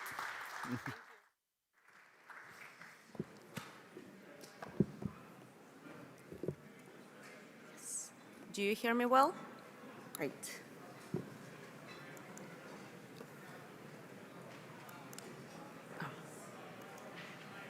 How do I? Oh, yes. Thank you very much, everyone. Thank you for being at this conference. I'm going to talk about why free cities are good for the planet.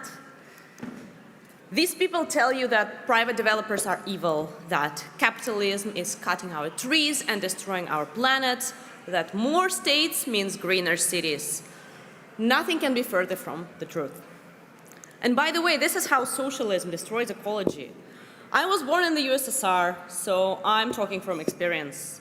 Chernobyl is the word everyone knows, the ultimate man-made disaster. But there are many more catastrophic incidents caused or amplified by central planning. What about capitalism? Well, capitalism allows us to vote with our feet and our purse. Look at this survey. Most people, when asked searching for a home, said that living next to a green area, green space, is more important than basically all other factors. Commuting distances, schools, hospitals, shops, restaurants. If you give people a choice to vote with their feet, they will vote green. And capitalism gives us this choice. You may say, why is she telling us all that? We already know it.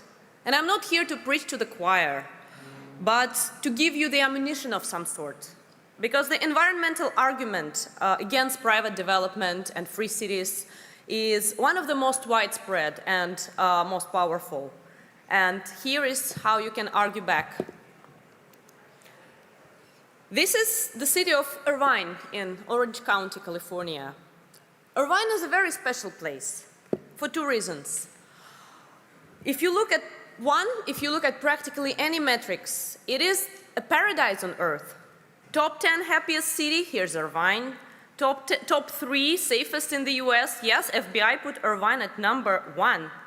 Top 10 healthiest, top 10 greenest, here's Irvine once again. How's that possible? And here's the second great fact about Irvine. It was built entirely privately. Let's travel back in history. This is James Irvine, son of an Irish immigrant who fled the famine in Ireland and got rich during the gold rush in California, bought a huge stretch of land, which became known as the Irvine Range. For generations, the Irvine family have been growing oranges here, hence the name Orange County, until the 1950s. What happened in America in the 1950s? The baby boom. The population skyrocketed, and they needed a lot more new homes.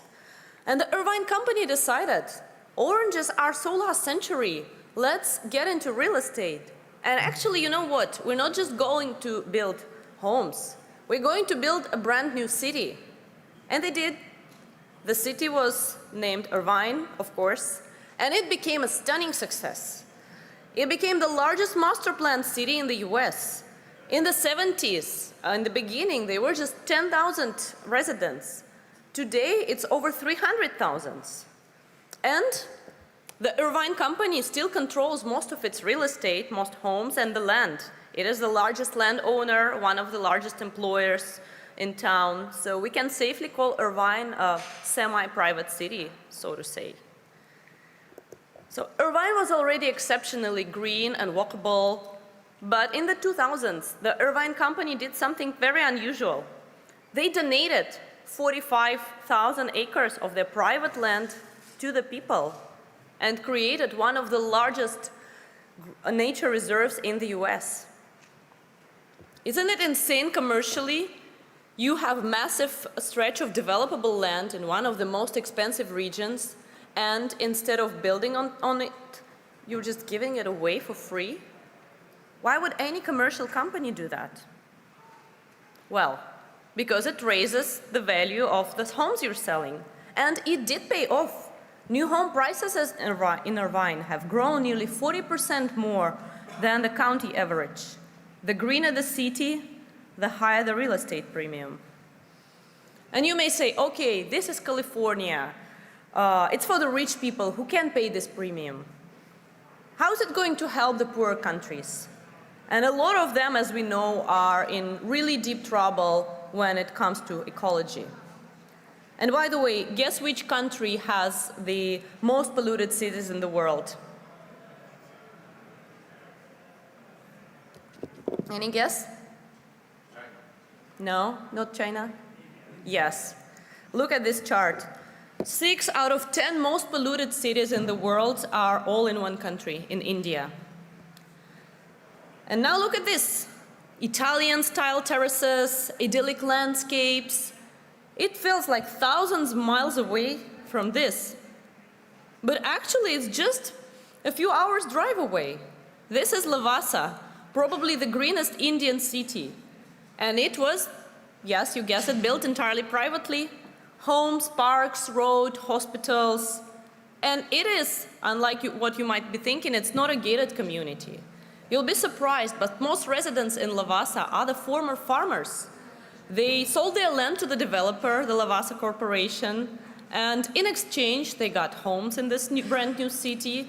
They got jobs, they got primary health care, an English-speaking nursery, drinking water, paved roads, all the things they could never dream of growing up in rural India. What could possibly go wrong? Enter professional eco-warriors. They started a political campaign to shut down Lavasa. And they managed to freeze the development, believe it or not, on environmental grounds, because this is clearly much worse than this. But then something unusual happened. There were counter-protests by local people, the ex-farmers. They spoke in court and in the media saying, wait, these activists do not represent us. They are not here to make our lives better. Lavasa made our lives better. Lavasa, by the way, planted 600,000 trees, but it also planted hope, so to say. And thanks to that counter-campaign, the project, the city, was brought back to life. In free cities, in private cities, sustainability is not a moral duty, it's a business strategy. You can brand a new neighborhood as a smart eco-city, you can get this LEED Platinum certificate, which is basically an Oscar of green architecture. You can use some innovative materials like bricks that capture carbon from air, and people will be lining up to buy a house from you. One more city. Living here feels a bit like living in a sci-fi. It is Songdo in South Korea, the world's largest smart city. And yes, you guessed it right, it was built privately. Residents here use smartphones to control their homes, there are sensors that monitor traffic and optimize and energy use. And Songdo is also very green. 40%, as you can see on this picture, 40% of its area is green space.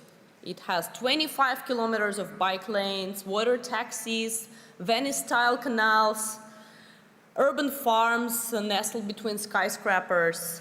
And it also has a special economic zone that allowed the developer to do all these things, to implement all these things. Because private cities can test drive new green technology without waiting for permission. Look at these things. This is the Mitsubishi self-driving car, the solar tower in Seville in Spain, the wind farms outside London, and the electric buses from Abu Dhabi. What do they all have in common?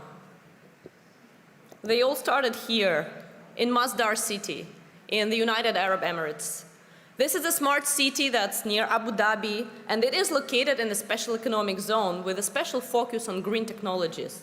So everyone from giants like Mitsubishi or Siemens to small startups use it as a sandbox, because you know there is no shortage of sand in the Emirates.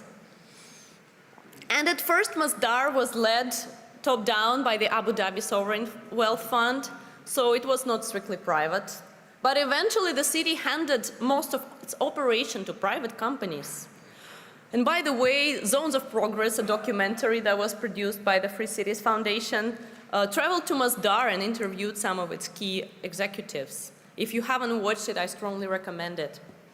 And I've been there too. And architecturally, I must tell you, it is a masterpiece. And they're using, for example, there is the thing that this is the solar panel. 1/3 of Masdar's power needs are covered by this massive solar plant, which is the largest in the Gulf region. And there is on the picture the Masdar wind catching tower. It's an ancient Arabic technique of what today in architecture we call passive cooling. The tower captures cool air from the top and directs it to the street level, so cooling it down without the use of air conditioning. And as a result, the perceived temperature in the Masdar streets is about 10 degrees cooler than in Abu Dhabi, which is just 15 minutes drive. And it's a tiny city compared to Abu Dhabi or Dubai. It's only about 5,000 people living there. But in this case, I dare say that size doesn't matter. What matters is the agility to experiment, which you usually don't get in regular cities. And here's an example everyone here knows. Prospera in Honduras. Take the circular factory. The idea is to give rural communities digital tools like robotic arms and 3D printers to build cheap, eco-friendly homes. Imagine you could create a factory like this all over the developing world. You hit many targets at once. You get more homes, you get less construction waste, local workers are acquiring new skills that are helpful in the digital economy. And you hit all these humanitarian targets without a single penny of foreign aid. As we all know, the ruling party in Honduras have been actively trying to shut the Zetas down. So if we look at it that way, they are not just, the politicians are not just killing economic prospects of the local people, they are stifling the progress worldwide. Because in the end, it's not just about planting trees and printing timber homes. Let us zoom out and look at the planetary scale. I'm sure that this audience will not be shocked by this, but for most people, this is a big revelation. This is what's called the environmental Kuznets curve. As you can see, this is it shows you the GDP and the environmental damage. As you can see, and the first part of this graph is the well-known story. The second part is not. It's first the GDP growth, the GDP per capita, the environmental damage per capita also grows until it drops. When the GDP per capita hits about $10,000, $15,000, the economy is making a green turn. Why? Because of innovation. Because people can afford a diesel car, then they can afford a hybrid car, then they switch to electric car. First they cook their food using coal, then they switch to gas, then electricity. As they get richer, they can afford a greener lifestyle. So if we want to green a planet, we need to support economic growth. And free cities are doing just that. Look at Shenzhen. Went from a fishing village into a mega city within a single generation, thanks to its special economic zone status. And by the way, data from China shows that firms operating from special economic zones file about 17% more green patents. These zones actively stimulate green innovation, which has a spillover effect on the rest of the country and the rest of the world. Prosperity leads to cleaner air. Most people still believe that private developers have a short planning horizon. In reality, it's the opposite. In economics, there is a process that's called internalizing externalities. If one developer owns the whole city, they feel the long-term effect of good or bad decisions. So they have a financial reason to keep the city green. And so they invest in nature reserves, plant trees, protect animal habitats, not because of ideology, but because it pays. Because people want to live in green cities. And sustainability then becomes not a regulatory burden, but a competitive advantage. Look at the projects represented at this conference. Most of them have this green element in them. In free cities, green design sells at a premium, and freedom creates more space for innovation.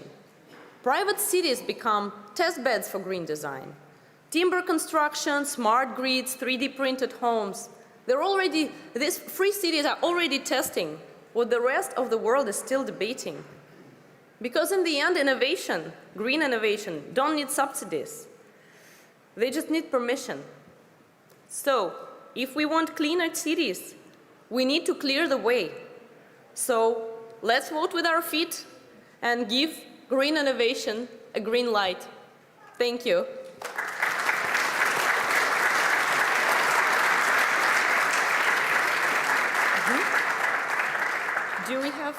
We do have time for questions, right?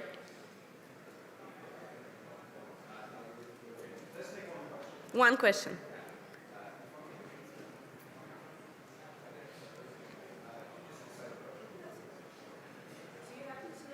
Thank you. Well, something that in Morazan is really hard to overcome. We have green, residents love it, but it is entrepreneurs to come and trust us that we will do the best for them so they can grow in Morazan, because they are afraid of the regulations of the government or retaliations.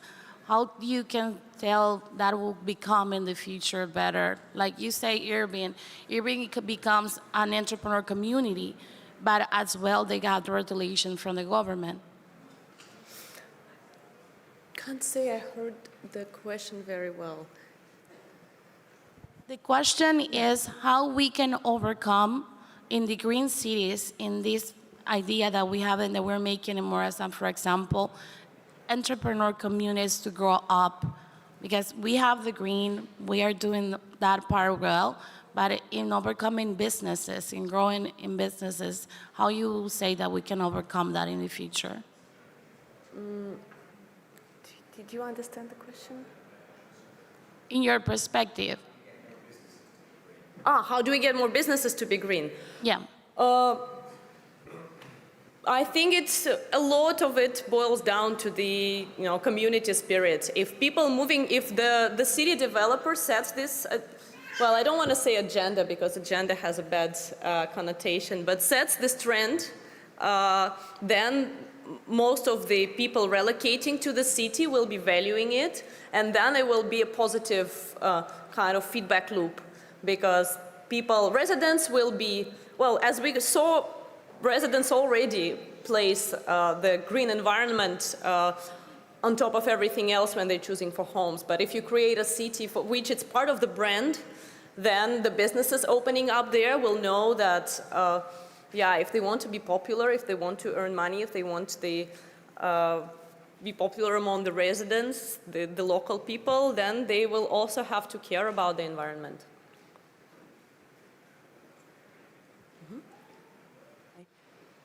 As of now, do you happen to know how many free private cities exist at the moment which are ready to live or move in? how many free cities in the world are there at the moment? Do you know? It depends on the definition.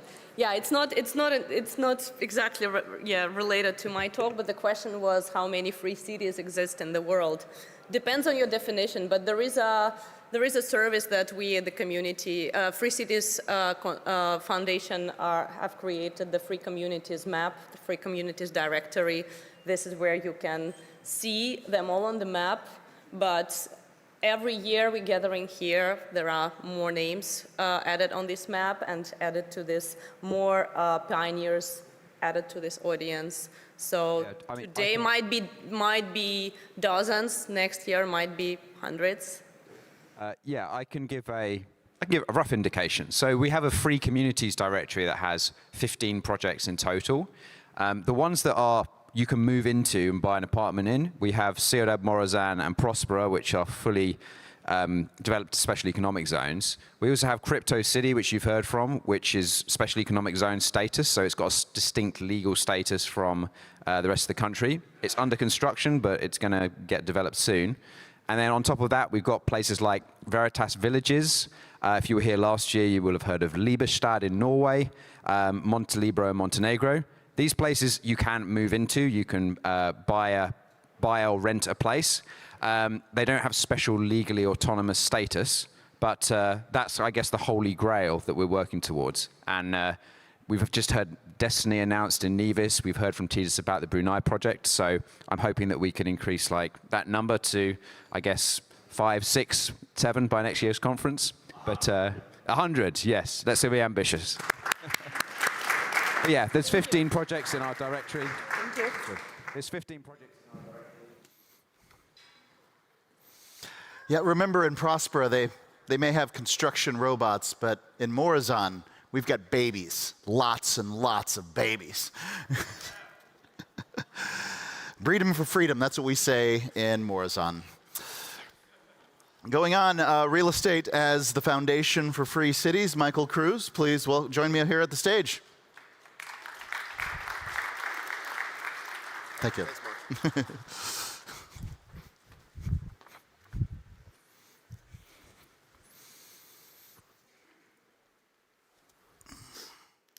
Good afternoon, everybody.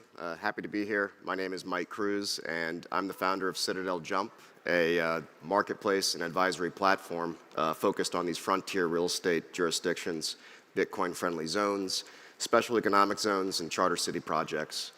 My background is in legacy real estate, and for a legacy family in New York City, I worked with repositioning about 1 million square feet through rezonings, acquisitions, and one of the first opportunity zone funds in the city of New York. I also structured fractional investments and some lending in my background. These new zones and places of interest from Prospera to Bitcoin Beach, El Zonte, occupy my bandwidth every day. Many are still early, but directionally, they're defining how we live, work, coexist, and throughout the coming decades.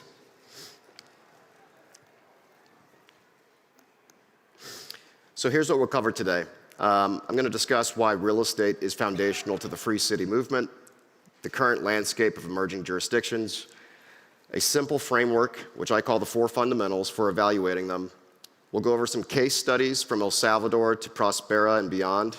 We'll discuss the layer 2 ecosystems which are supporting these real estate projects and various structuring models. We'll discuss capital flows and what is next. And we'll move from principle, example, implication, so you can see how belief turns into built form. Before we dive in, a brief overview of what we do. Citadel Jump is a frontier real estate marketplace and advisory platform. We're not denominated in Bitcoin, but we treat Bitcoin settlement as a litmus test for freedom. If a jurisdiction can transact in Bitcoin, it usually signals openness and adaptability. So we curate verified properties across emerging jurisdictions. We produce jurisdiction-level insights that help investors and professionals understand the legal, regulatory, and infrastructure context. Our goal isn't speculation, it's ultimately clarity.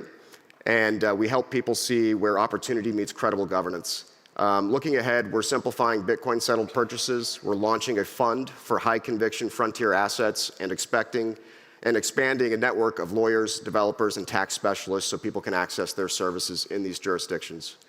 We sit between investors and jurisdictions, translating between the two through the lens of real estate.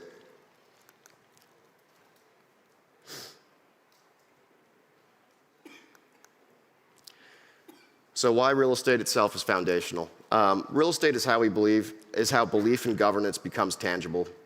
Ownership anchors people to a place, prices reflect confidence, infrastructure follows capital.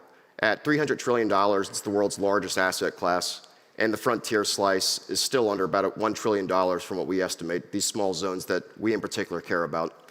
It's where innovation happens.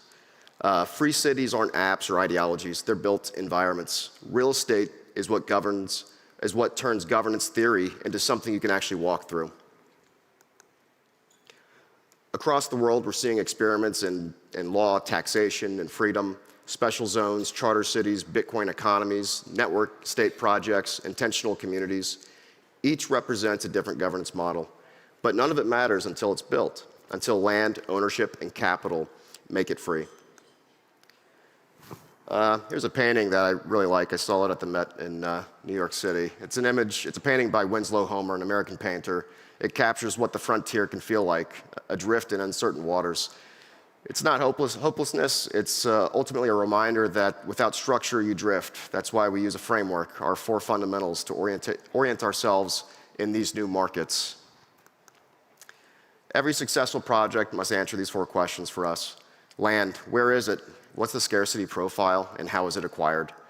We look at legal and what framework governs it, how stable it is. Capital, who finances it and how is it structured? Is there banking services? Can I finance this property or not? Infrastructure, we look at this quite intensely. How will people live and work once it's built?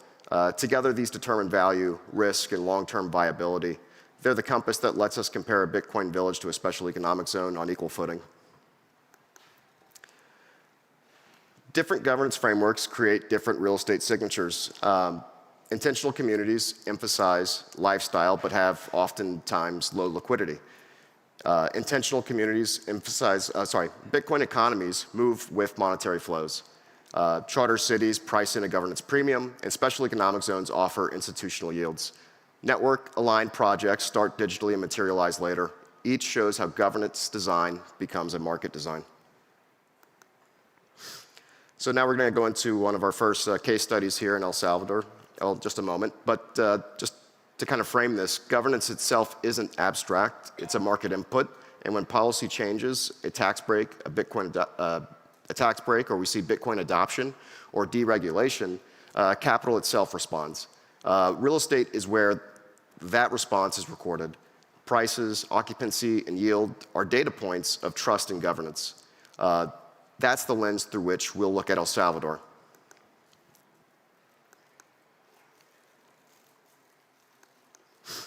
El Salvador's transformation rests on 2 narratives that converge simultaneously.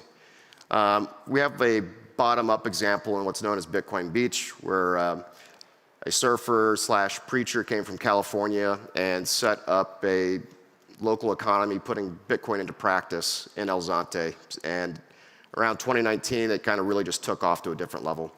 It proved a monetary network could double as a social network, which attracted a lot of Bitcoin visitors and investors.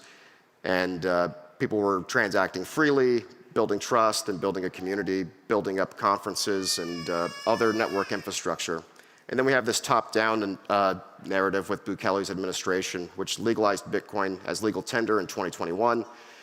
They've since removed that, but people are still transacting in Bitcoin. And rebranded the nation around freedom, safety, and technology. When those stories met, capital flowed. Luxury condos from about 2019 were about $35 per square meter in El Zonte, Bitcoin Beach. Today, a luxury condo is going to sell for north of $4,000 per square meter. And Tether, a stablecoin company that nets around $15 billion a year, is building a tower in San Salvador, a project that is sure to redefine the skyline. This isn't just about Bitcoin, it's about governments aligning with community to produce confidence, and real estate serving as that receipt for the belief. Here's another case study in Prospera. Prospera in Honduras is a hybrid, partly coordinated, partly market-driven. Its framework, low taxes, common law, arbitration, and regulatory choices anchor confidence. Projects like Duna Tower show how policy clarity creates a premium. Sometimes the administration steers, other times the market leads. But either way, the framework allows building. Today, there is a new project that's underway called Darien Village. They're bringing 64 units primarily catered towards short-term rentals to support the conferences and the people living on the ground there. Right now, there's about 9 units remaining. The first 5 buildings have already received enough capital to start development. Now, the last 9 units you can invest in individually if that's what something you're interested in. You can visit our website, citjump.com, and learn more about it. It's a live example of how new governance architecture can become a real estate value driver. Layer 2 ecosystems inside Prospera are giving early projects tenants and activity. Infinita City, which is a pop-up city project which I visit at least twice a year, is a crypto-agnostic network state focused on longevity and uses their own Lives token that functions like a dollar. It fills space through events, labs, startup support for biotech companies, and community programming. The Bitcoin District is one of the most recently announced Layer 2s.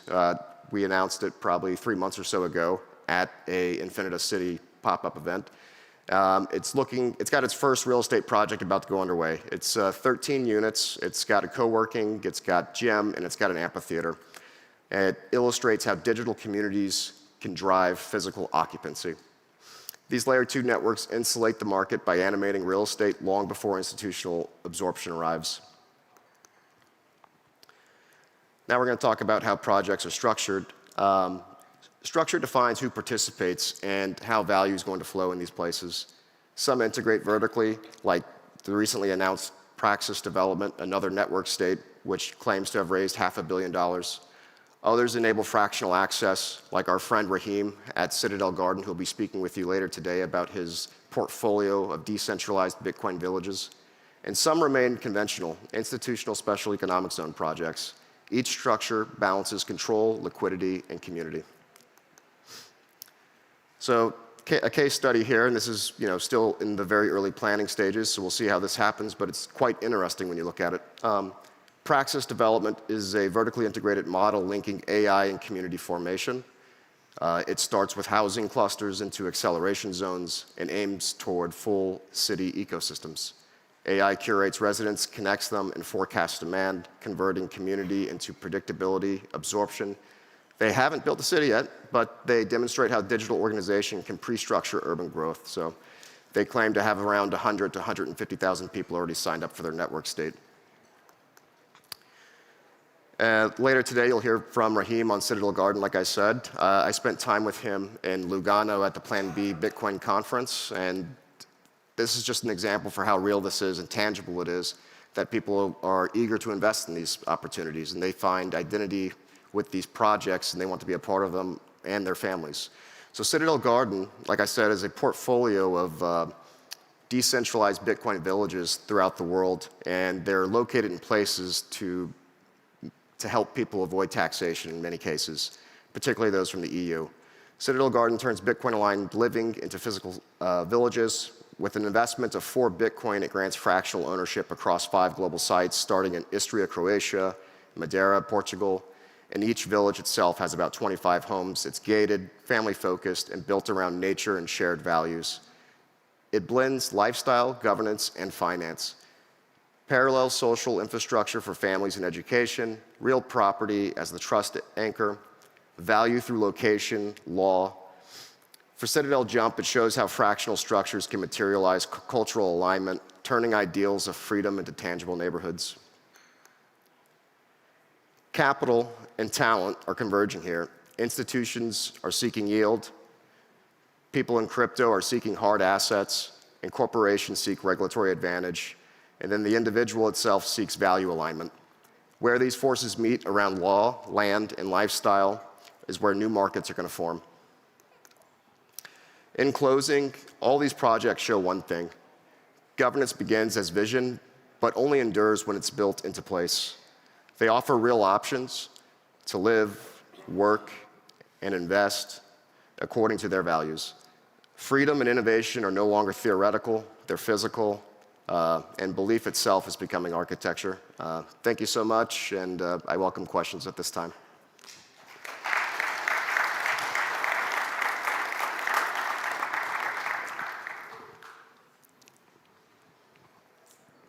Any questions?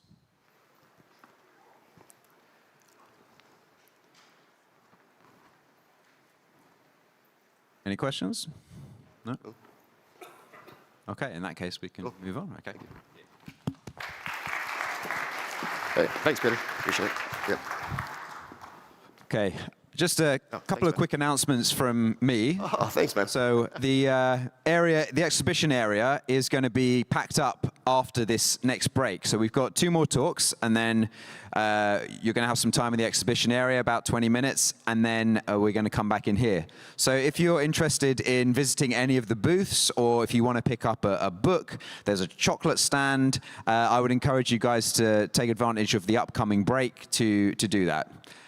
I also want to mention that you may have seen there's an artist sitting at the back of the hall. Michael Satoshi Builds is sitting there. This is becoming a bit of a tradition at our conferences, that we have an artist in residence. And what he's done is he's taken the words "free cities" and he's created a sketch of everything that's happened during the day, going from the first talk in the morning, that panel discussion, all the way through to it will be completed by the end of the day. This is the one he did yesterday, from Friday. And those of you who are at the VIP auction will have seen that this was auctioned off there. And he's doing another one today to capture the Saturday activities. So if you want to acquire a unique piece of artwork to remember at the conference, you can place a bid on a piece of paper at the back, and all the proceeds from this one go straight to the artist. Yeah, it's a great little way to remember the conference. So the next speaker I want to invite is one I'm really excited about. He's someone who I've got to know over the past 6 months or so, because he took part in our Free Cities Online Summit. He is building a really revolutionary new social network. So most of us, I would imagine, are on X or on Facebook or Instagram. But ultimately, these are centralized networks run by a group of people that can ultimately censor you if they wish to. Some of these are more prone to that and some are less. But our next speaker is going to talk about a new, fully decentralized social network built on Nostr called Satlantis, which is for freedom-oriented people. And he's got a pretty cool story to tell. So I'm going to invite Jordi to the stage, who's going to introduce Satlantis to you. Welcome, Jordi. Thank you, Peter. So, vote with your feet, right? During this year's Free Cities Foundation conference, we've heard dozens of nice insights on how we can vote with our feet physically. And today, Vikram from Draper Nation introduced us into a new realm, the online world. So today I want to help you. I want to take your digital identity with you. So as Peter says, I'm working for this social network, which is just the tip of the iceberg of what you can do with your digital identity. I've been traveling for a while. I've been inside of the matrix. I've been trying to get out, and for the last couple of years, I've been traveling to communities to understand how they are interacting economically with each other, which gives them monetary freedom with Bitcoin.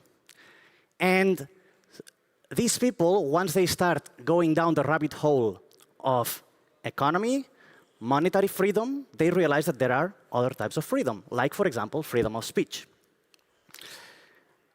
Then these people is like using like every time that you log in into any type of platform, let's call it like your government. You have to interact with your government. Sometimes you have to interact with an app, call it Google, Apple, Facebook, whatever. You need to generate the digital identity. Those digital identities come with the same issue, which is the ownership. There's always this trusted third party. Call it the government that is issuing your national government ID, or call it Facebook that issues your Facebook profile. Now, the problem with that, of you not owning your identity, is that they can surveil you as they want. They can profile you. They can put you into buckets and then take advantage of that by maybe taking over your accounts. Nobody here that owns an X account is the owner of the X account.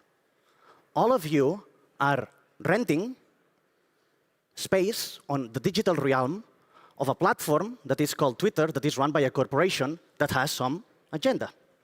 And the problem with that is that even though you have like this social identity online, it's not compatible with other apps. So I cannot log in with my Twitter account to my city hall to pay my taxes if I want to pay them. And those are like the issues of the ownership. And the problem I see by traveling to these communities is that few people care about ownership. We care here.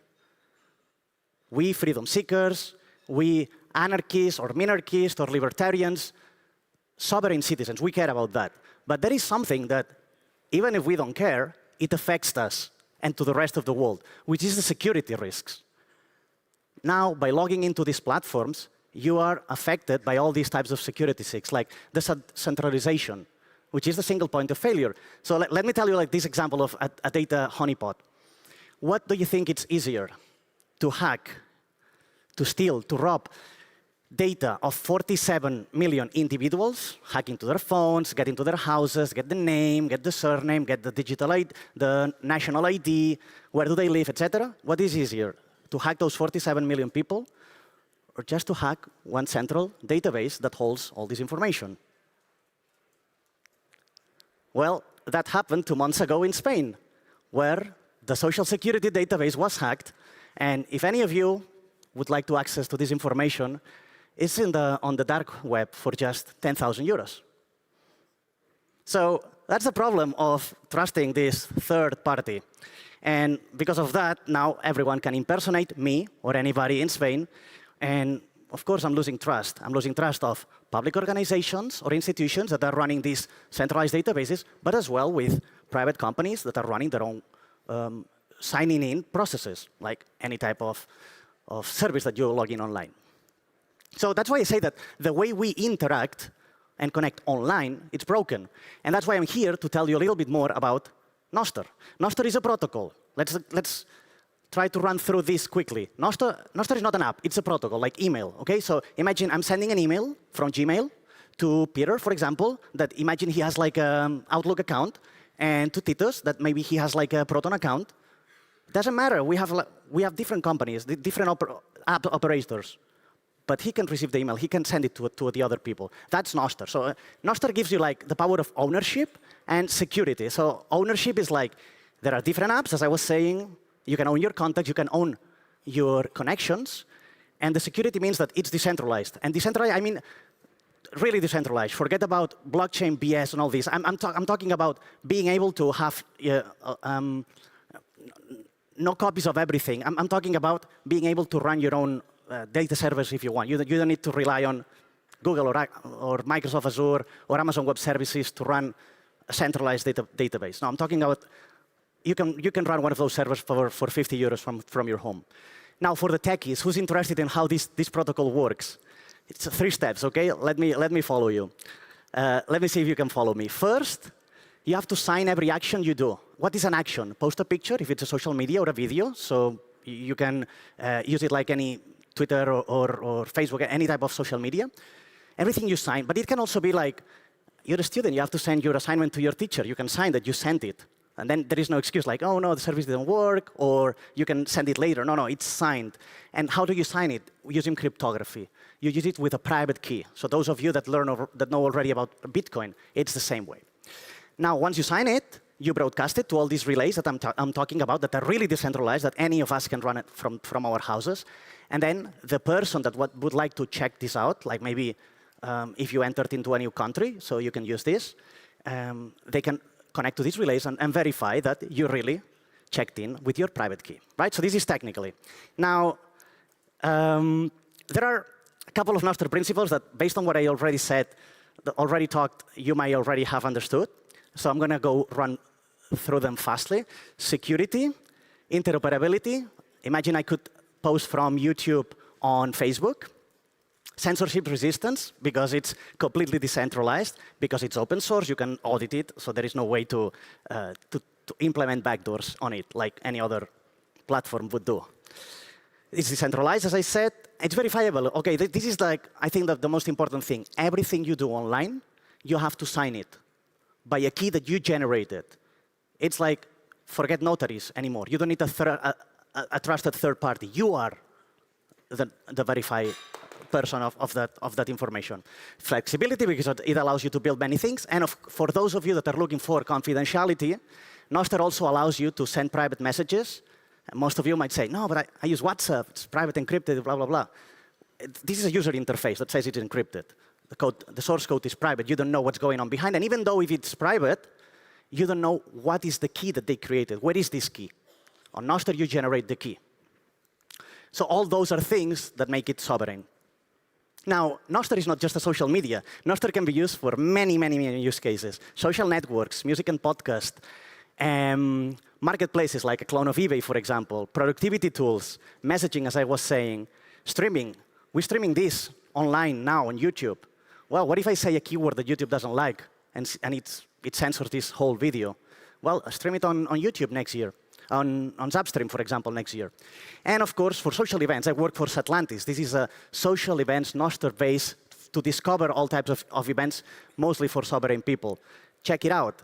And now I would like to show you how you could join Nostr and how you can create your first digital identity owned by you.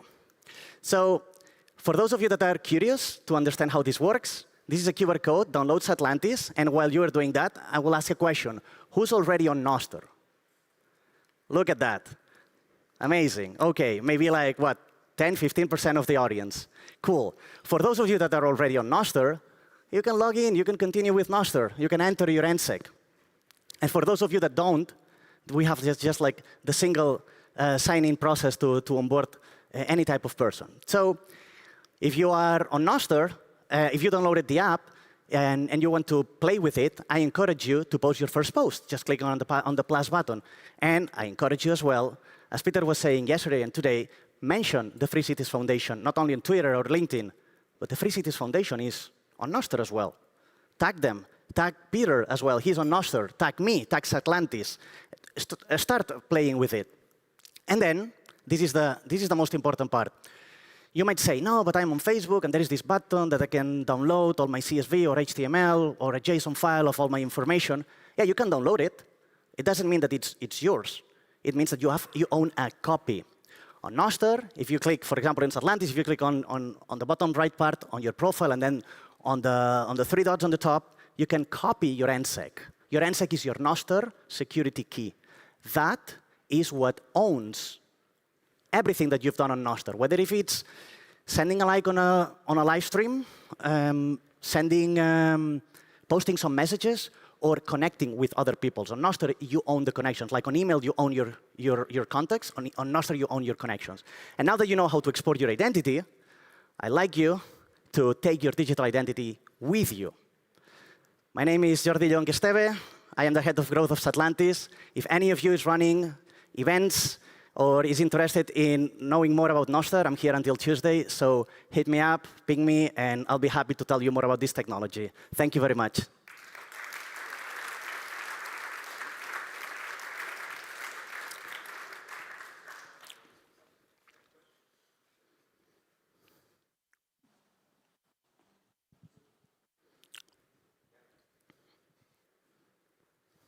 We on? No. So do you guys have a direct connection to Nostr, or is it a partner company, parent company?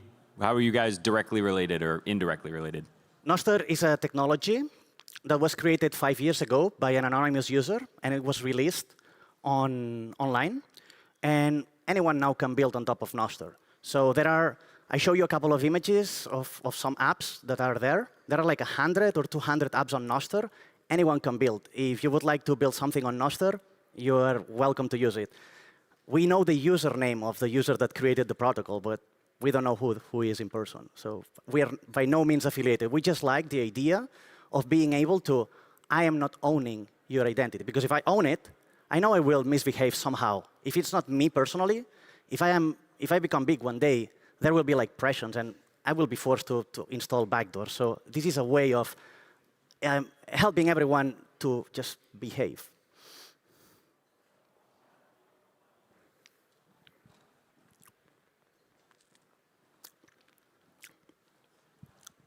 How do you ensure the security of your identity? Because if you just can copy your private key like this on a mobile phone, if there is, I don't know, a worm on the phone, it can be stolen, right? And especially if I share my private key, this NSEC, with, I don't know, 5 Nostr clients, what happens if one of them is hacked, right? Good question. Privacy and security is a rabbit hole. And so far, what we are doing with our identities is we are trusting somebody else to take care of all these questions. When I'm logging in with Google Sign In, I'm trusting Google to take care of all that. How do they do that? I don't know. They will never tell you. It's a private company, and they have like private protocols. So this is like Bitcoin. How do you store your keys securely? It's a whole rabbit hole. So, and yes, all the phones are tapped. Even if you are nobody, they are all tapped because it's the business model, right? So maybe the first thing that you should do is to buy a phone that has like a free or an open source chip where you can install an open source operating system, and then from there install apps that you verify that you know who they are because you downloaded the PGP signatures and you verify those. And yet, still, if you are doing that in front here of this conference, there are cameras somewhere that are probably taking screenshots of that. So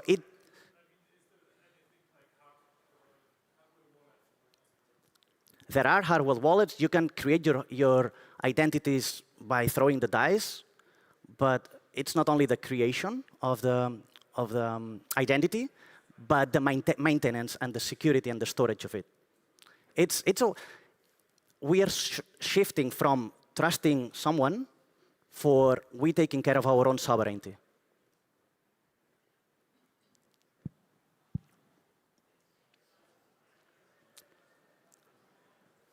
Over there. Is Atlantis itself open source software, or is it proprietary? So we are using different protocol and technology stacks that some are open source and some are not. So when you enter the NSEC, this is stored on your device, and this is like an open source protocol itself. But the rest of the app, we're not showing it. So we have like a unique selling proposition. We're an events company that we are creating like wallets for every attendee. So if you want to run like a fundraiser or whatever, you can run it directly through Atlantis. And those are the parts that we don't show we don't show our code. All right, thank you very much for your attention. If anybody wants to know more about Nostr or Atlantis, I'll be around. Thank you.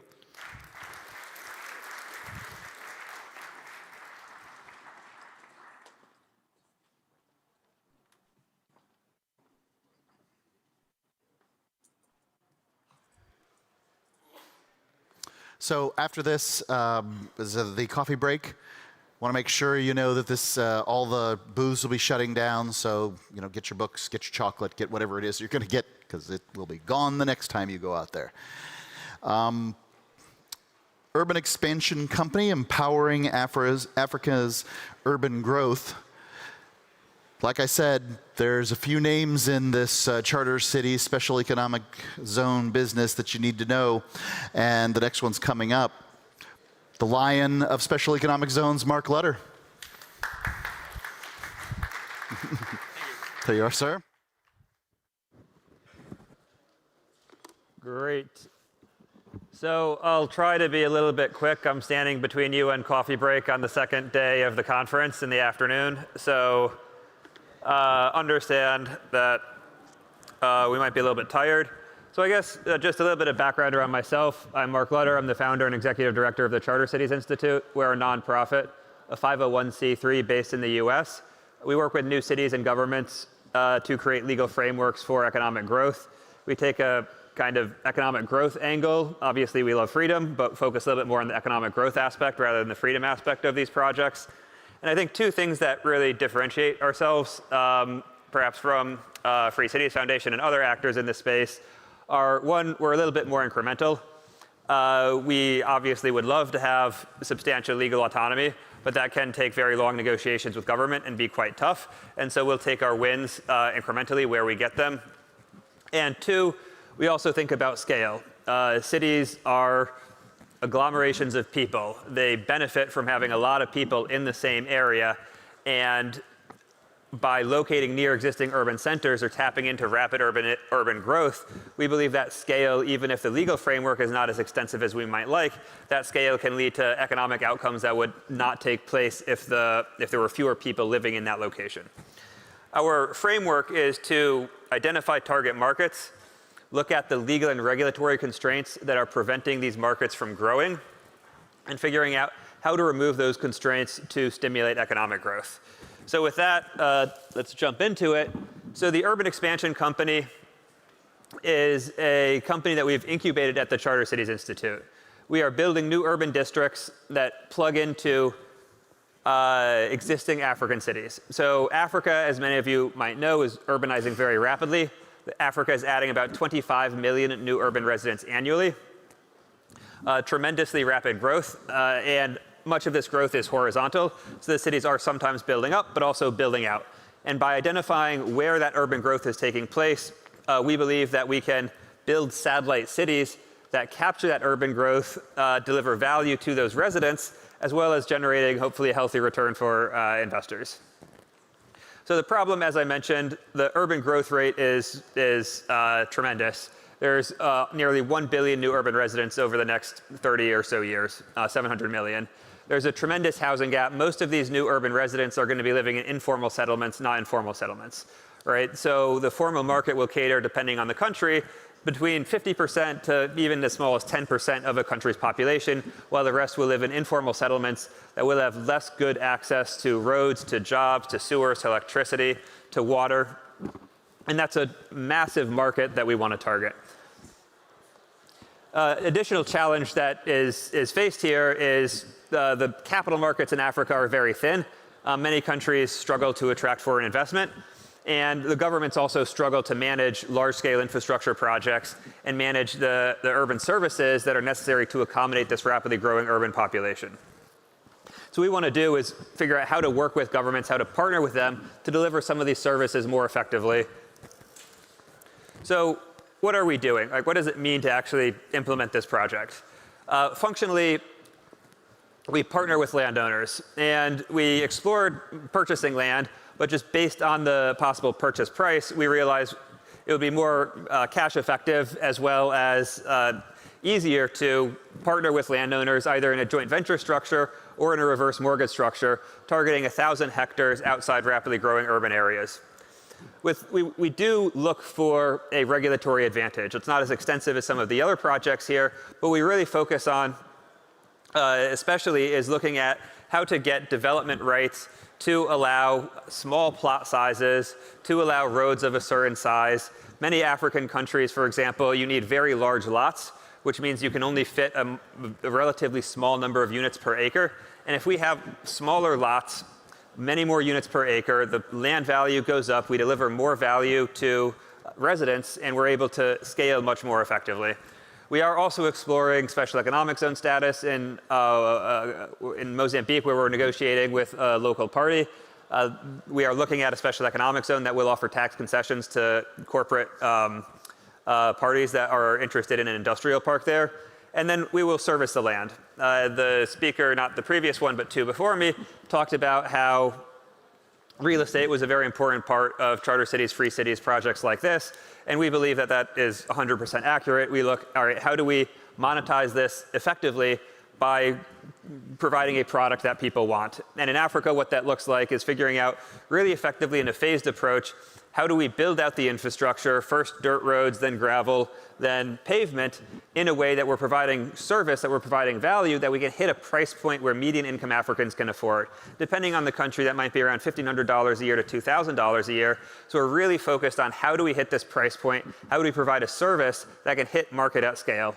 One kind of somewhat similar example is Ciudad Morazan, which you've heard from today and many of you are familiar with. Right, they're figuring out how to hit median income Hondurans, and we want to take a similar model to Africa. And we're actually working with Patrick Lemson-Hall, who you might have heard earlier, who did Ciudad Morazan's urban plan.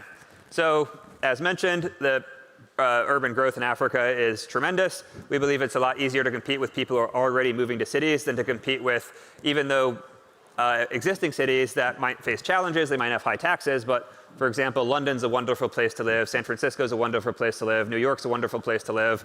The market at the lower end, Toyota sells a lot more Corollas than Mercedes sells S-classes, and so we want to hit that large market and figure out how to provide value and service to them.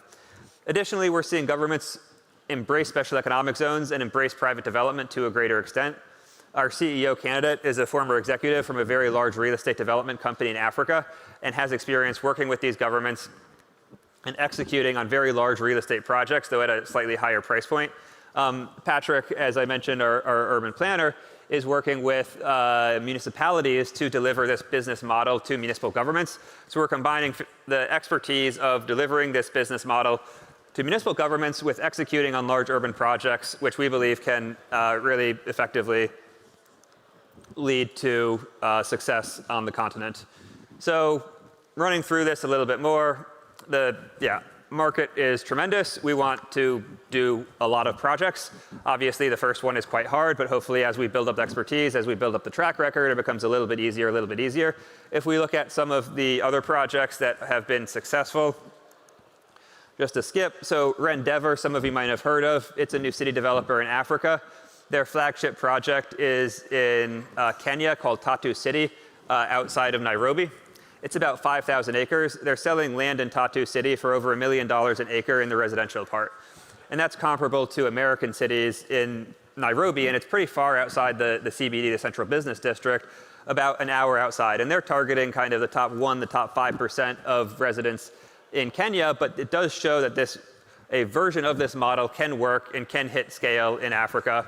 We're also competing a little bit with informal settlements, right? Many of the residents that we attract might otherwise live in informal settlements. We want to offer them a chance to have property title, a chance to have better access to jobs, to have more reliable water, electricity, and to lead better lives. And to some extent, we're also competing with municipalities, right? We're providing services that historically municipalities would provide, but because of lack of resources and other challenges in Africa, those municipalities aren't providing the services as effectively, and we believe by stepping in with a valuable product, we can provide those services profitably. So the product we're doing, this is another one of Rendeavor's projects that you can see on this image in Zambia. This is also a more middle-class development. You can see by the kind of suburban layout, we would focus on a higher density development, focusing higher density, lower price point, and probably go with a much more simple grid for a layout rather than this kind of suburban style cul-de-sac. And what that looks like is partnering with a landowner, doing the initial phased infrastructure build out. We estimate between $5 and $10 million per project to get cash flow positive. That phased infrastructure build out, then we do land sales, leases, other partnerships to start generating revenue, continue the build out and upgrading the infrastructure over time as the density increases and as it makes sense when people can afford, each house can then afford to get a water hookup or get an electricity hookup, et cetera, to be able to provide the services as density and incomes rise in the area. So this part's a little bit boring. You can ask me about it, but I'm just going to run through it quite quickly. We've spent a lot of time thinking about like how to get these financial models to work. I was chatting with Titus earlier, and in my mind, when starting kind of charter city or adjacent projects, the first challenge is governance, right? How do you get the governance framework right? But after you have that sorted, the next question is, how do you actually structure the capital? You need to figure out, what is the target market? How does money come in? How does money go out? How does all this work? And I think figuring out these projects on a really granular level is important, especially given the ambitions of this. We want 10 plus projects, each with 100,000 residents. Obviously, the projects will take a long time to mature. We estimate about 25 years per project, but we believe this is a way to solve a major challenge in rapid urbanization in Africa, give potential residents a little bit more freedom, as well as better lives with increased economic opportunity. So more financial estimates. And to conclude, right, the basic framework to understand is we want to partner with large landowners outside rapidly growing urban centers. We believe with $5 million plus per project, we can get cash flow positive and develop over a 25-year time horizon.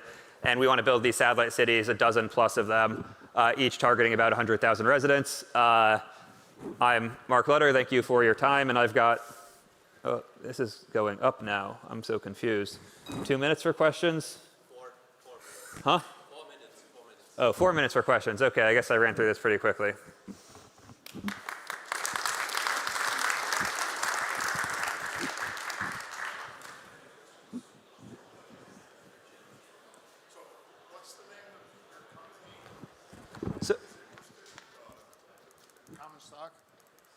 So my nonprofit is the Charter Cities Institute. We have incubated the Urban Expansion Company.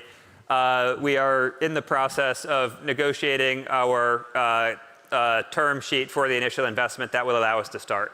So we haven't started yet, but this is the plan to start. We expect to start in the next month or two.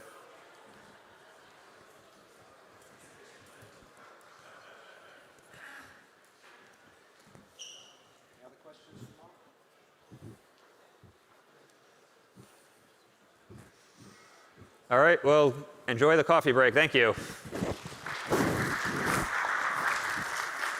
Thank you, Mark. OK. So we're a little behind time, which is unlike us, actually. So hopefully you'll forgive us. We're going to meet back at, yes, let's meet back here at 4 o'clock on the dot. So we'll take a 15-minute break, if that's all right. So yeah, as Mark says, enjoy the exhibition area, grab a coffee, use the facilities, and we'll see you back here very shortly.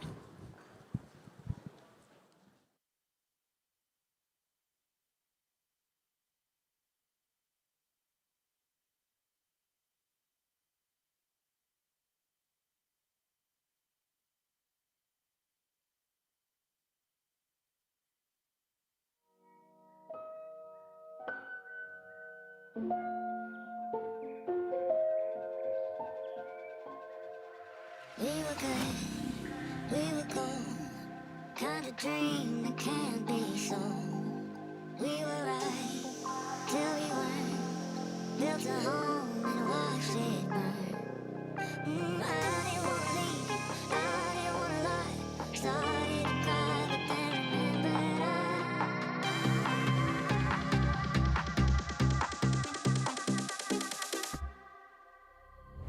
I can buy myself flowers, write my name in the sand, talk to myself for hours, say things you don't understand. I can take myself dancing, and I can hold my hand, and I can love me better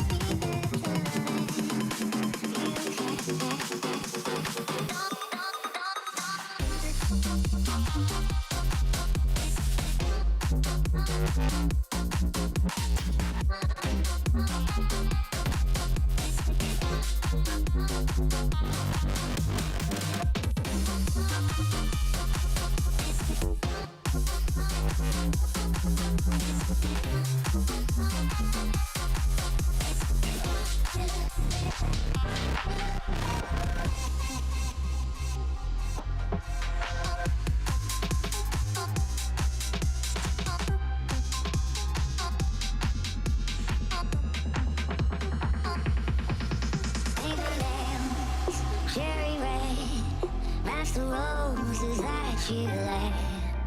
No remorse, no regret. I forget every word.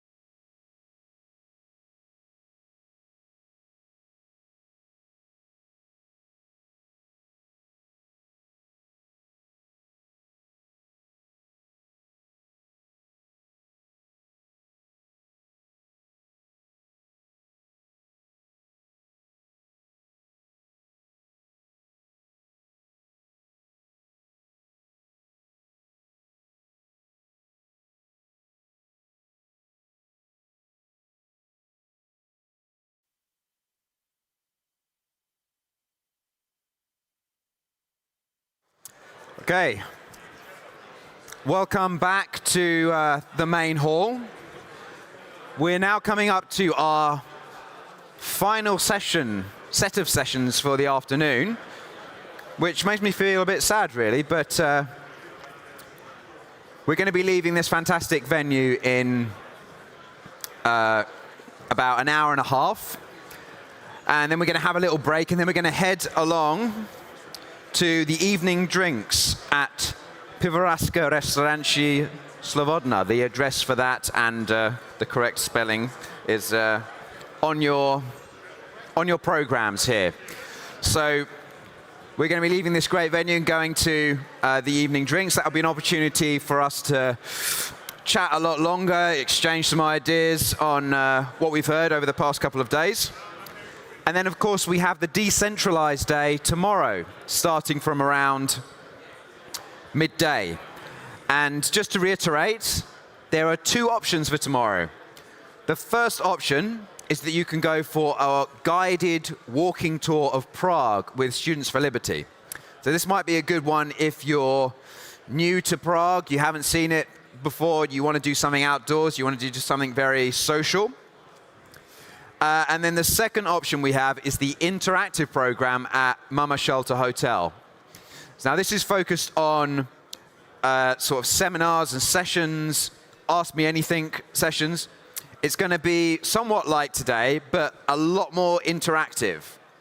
So just to give you a flavor, we start off with a deep dive on Prospera, focusing on the topics of Bitcoin and real estate. We then have a rotating panel discussion, and it's on the topic, Why I Moved in Search of Freedom. So if you're someone that's got an interesting story, you've voted with your feet personally, and you've moved from one location to a freer location, this might be something for you to consider participating in. We start with a few panelists. We've got Titus, we've got Malin Salabaria, who you heard from just now. And once they've said their initial pieces, had a bit of a discussion, they're going to tap out and invite people from the floor to come forward. So it's going to be a really kind of novel, serendipitous, interactive format that should be really fun. We've also got the blue sky stuff, free cities in space. We've got Ask Me Anything with Seasteaders. So two really exciting options. We're sorry to make you choose between them, but whichever one you choose, I'm sure it's going to be fantastic. So the next session, we have been hosting this conference in Prague for 4 years. And as I said yesterday, we're going to keep Prague as a place where we run conferences in the future. Absolutely. We love the city. But as we're going to Prospera next year, I'd like to invite someone to the stage who's going to tell us something that's related to Prague as a city, because this is a fantastic place. It's got a really strong history of freedom. And Jan Musovsky is going to tell us about people who have voted with their feet within Prague. So welcome to the stage, my good friend, Jan Musovsky. Welcome. All right, thank you very much, Peter, and thanks everybody who came from the break. As Peter said, I'm Jan, I'm with Students for Liberty and with a local think tank here in Prague. And I'm apologizing for everybody who I misled with the title on the agenda. There will be no music. Fortunately, you will not hear me sing. But instead, I will tell you a little bit more context to the tour that we have tomorrow and the recent history of Prague, especially if you are from further away. But consistent with the theme that we have this year, I decided to start with election. We just had one recently. And I imagine that if you that you are all familiar with the scene, then you are watching the election, or if you are from Prague, you are most likely watching the election more like this. And then somebody goes, that's it, I'm moving to Canada. Or in this crowd, I'm moving to Prospera. So my talk is going to be a brief history of this region of Prague, of Czech Republic, through the lens of those who did make this decision and voted with their feet. And hopefully that will make it more tangible rather than just a bunch of facts and numbers. But I will start with some numbers anyway.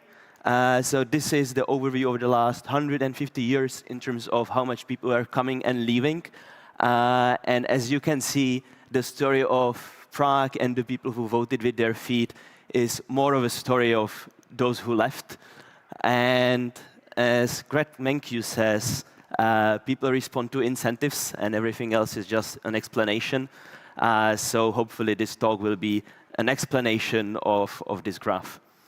So let me start in the 19th century, where the Czech Republic was part of the Austro-Hungarian Empire. The official language was German.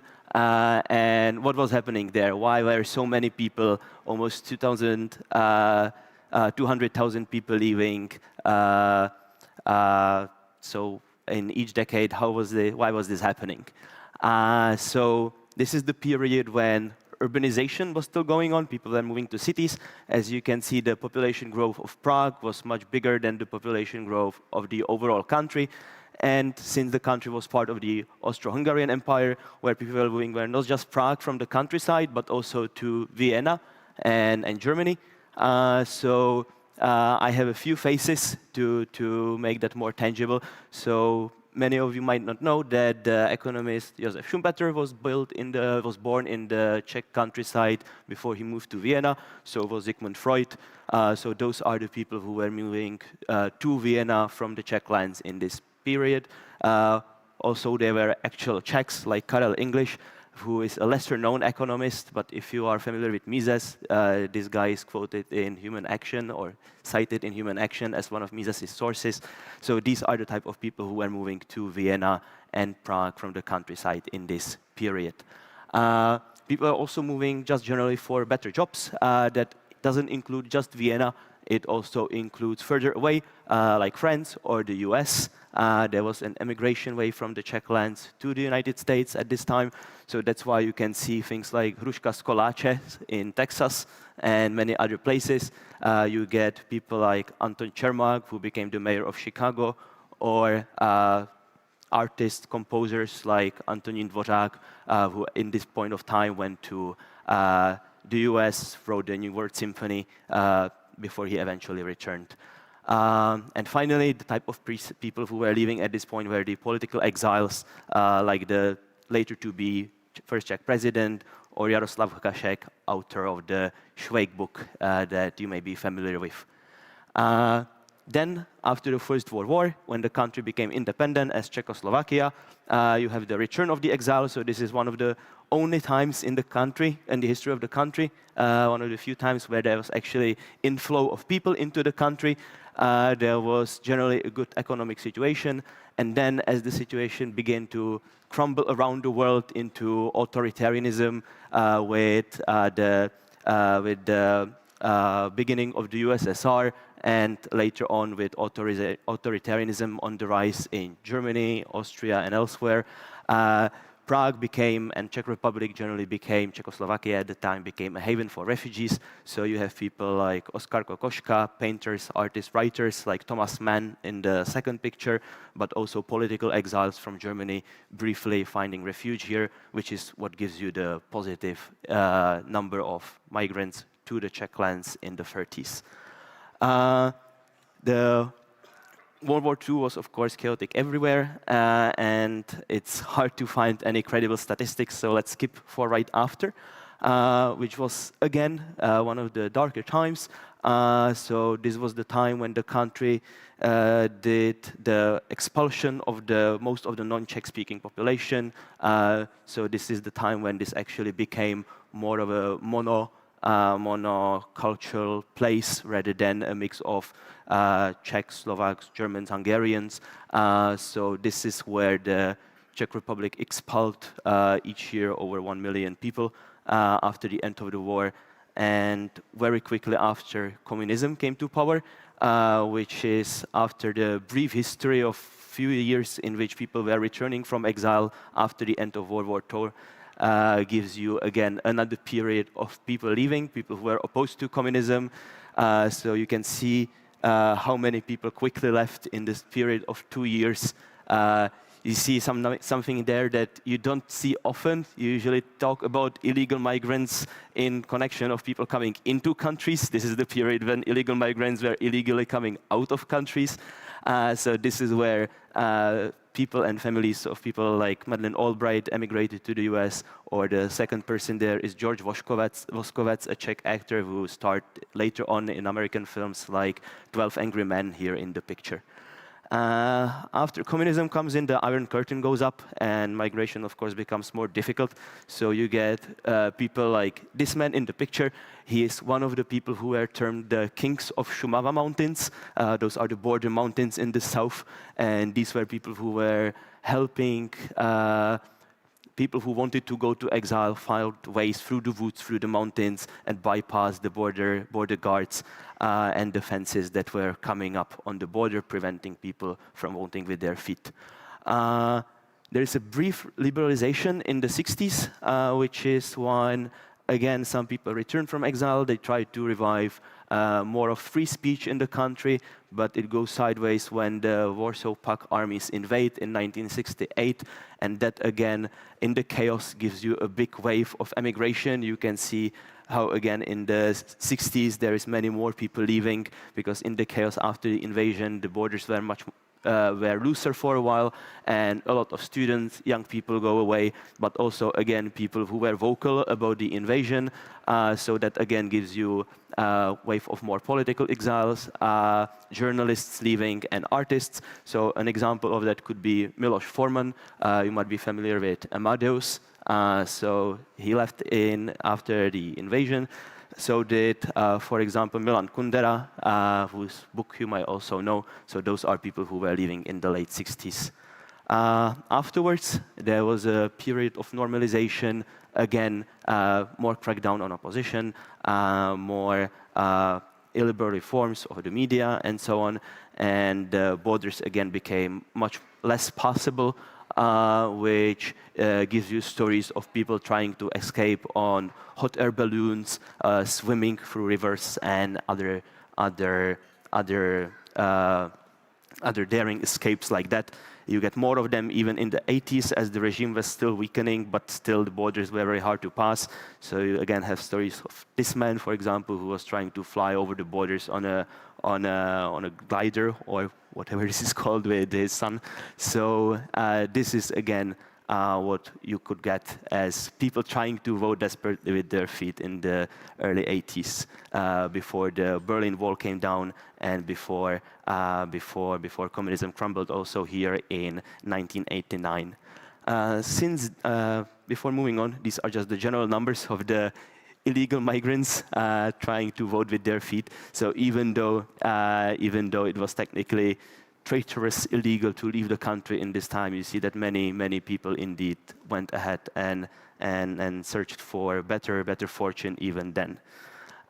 Since the 1980s, the Czech Republic became a safe haven for many people, both for those who are looking for economic opportunities, especially from Eastern Europe, and since the full-scale invasion to Ukraine, of course, it became one of the welcoming places to the refugees from that war, displaced by the invasion alongside Poland and other Central European countries.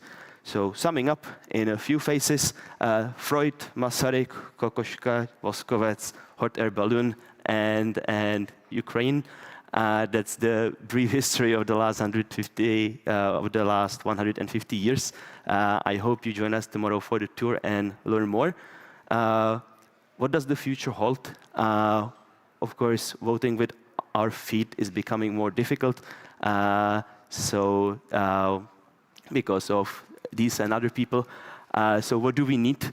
I'm very happy that we are here and we are finding the solutions here, because this is the Halloween weekend. I couldn't resist. So for the emergency response, we need the Ghostbusters to rid us of the scares of taxation, regulation, and other ways that hinder our prosperity. But in the long term, because not everybody can move to Prospera yet, we also need to fix the timeline, and we need to look further ahead and make the change happen also where we are and where we plan to stay. And that is why Students for Liberty are here, to help fix the timeline, so that in the future there is hopefully more freedom everywhere. We are an international organization. We have students all over the world in 40 countries, just in the extended understanding of Europe. You can also still find us in the lobby so that we can tell you more. And just one more thing I wanted to tell you about us before I leave is that we also host our international conference every year in Europe. And you are the first audience to hear, as in the last 2 years before, that the next LibertyCon, our conference, is going to take place in Madrid, again in late April. We again expect more than 700-800 people, advocates for freedom for all over the world to join us, and I hope you will again be among them. This is the picture of the 2022 one that happened here in Prague. We've been growing since then, and we hope to continue doing that in Madrid this next year. So thank you very much. I hope you join us for the tour to hear more about Prague tomorrow, and enjoy the rest of the conference. Thank you.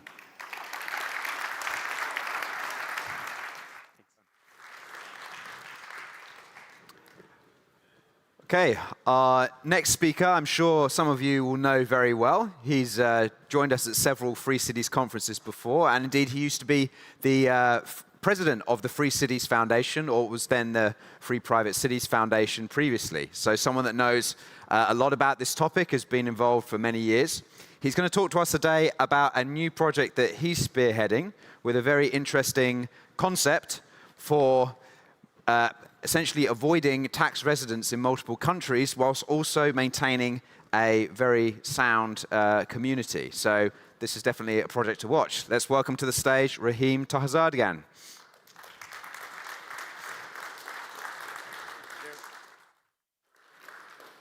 Hello everyone, thanks for still being around. So I don't know if I have to choose one mic or you hear me well. So usually I've been talking about history in the past, and now Jan did such a good job. But still, I've been around for a long time in this free city space, so I start with one historical document that I've mentioned. I think 2 years ago, I gave a lot of detail about that story. That's 30 years ago. We had this ad in The Economist about a free city project. And like many of you before and many after, not many people remember, because obviously the laissez-faire city didn't materialize. And one of the reasons, I think, is if it's a too far away utopia, for lots of people the barrier is pretty strong. I mean, we still have here in the audience about 50% still trapped in Germany. And so the barrier seems to be quite high to just change something about that.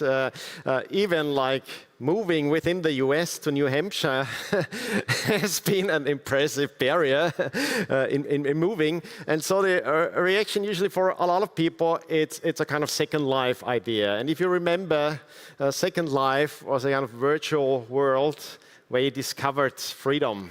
You were entirely free, no rules, you could float around. But it was all virtual. And that's, of course, also the end result of the laissez-faire city.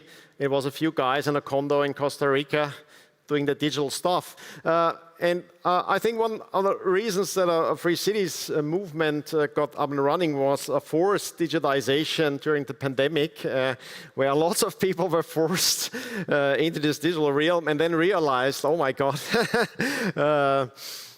it's shitty.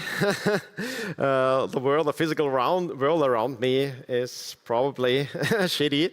And we have redeveloped a longing for something physical, for something that allows us to like shape the world around us. And for me, it was the strongest experience. Now, usually I'm the introvert, I'm fine with tech. I was one of the earliest internet users, early Bitcoiner, so I don't mind too much the screens. But since I have children and I'm a father, of course, that all changes. And I realized the best thing I could do in the pandemic is just have a garden, just have a few families around so that the kids can run out freely. And I had to do a lot of convincing to the other parents that they are safe by just letting the kids play and that they won't all die. You all remember those times. I managed eventually. But I've seen and I think understood this longing for the physical space, and in a way I ended up in that one as well, but I chose not a very attractive picture. I spoke about the Bitcoin Citadel meme many years ago here, and I actually know a few Bitcoiners who actually bought citadels or castles somewhere. And I totally get the appeal of physical locations, and in a certain sense you need that, of course. But real estate is, of course, one of the worst imaginable investments you can recommend to someone. If you think about like where the problem starts, it's the thing that traps most people.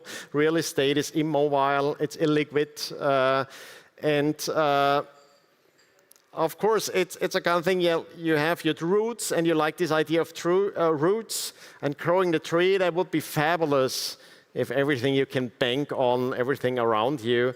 But unfortunately, there's politics, the stationary bandits that abuse the longing for roots and stability.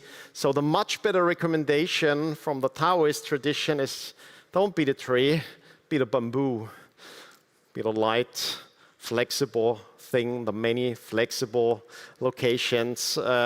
And that has been part of my learning process, being in that field with all the stormy seas that we see with the geopolitical uncertainty.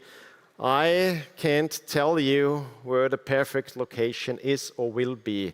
And I've learned it the hard way when during the pandemic and then afterwards lots of families that trusted me reached out to me and wanted my advice on how to find freedom in an unfree world. And of course I shared this long-term optimism, liberty in our lifetime, the great motto of this great conference, is possible.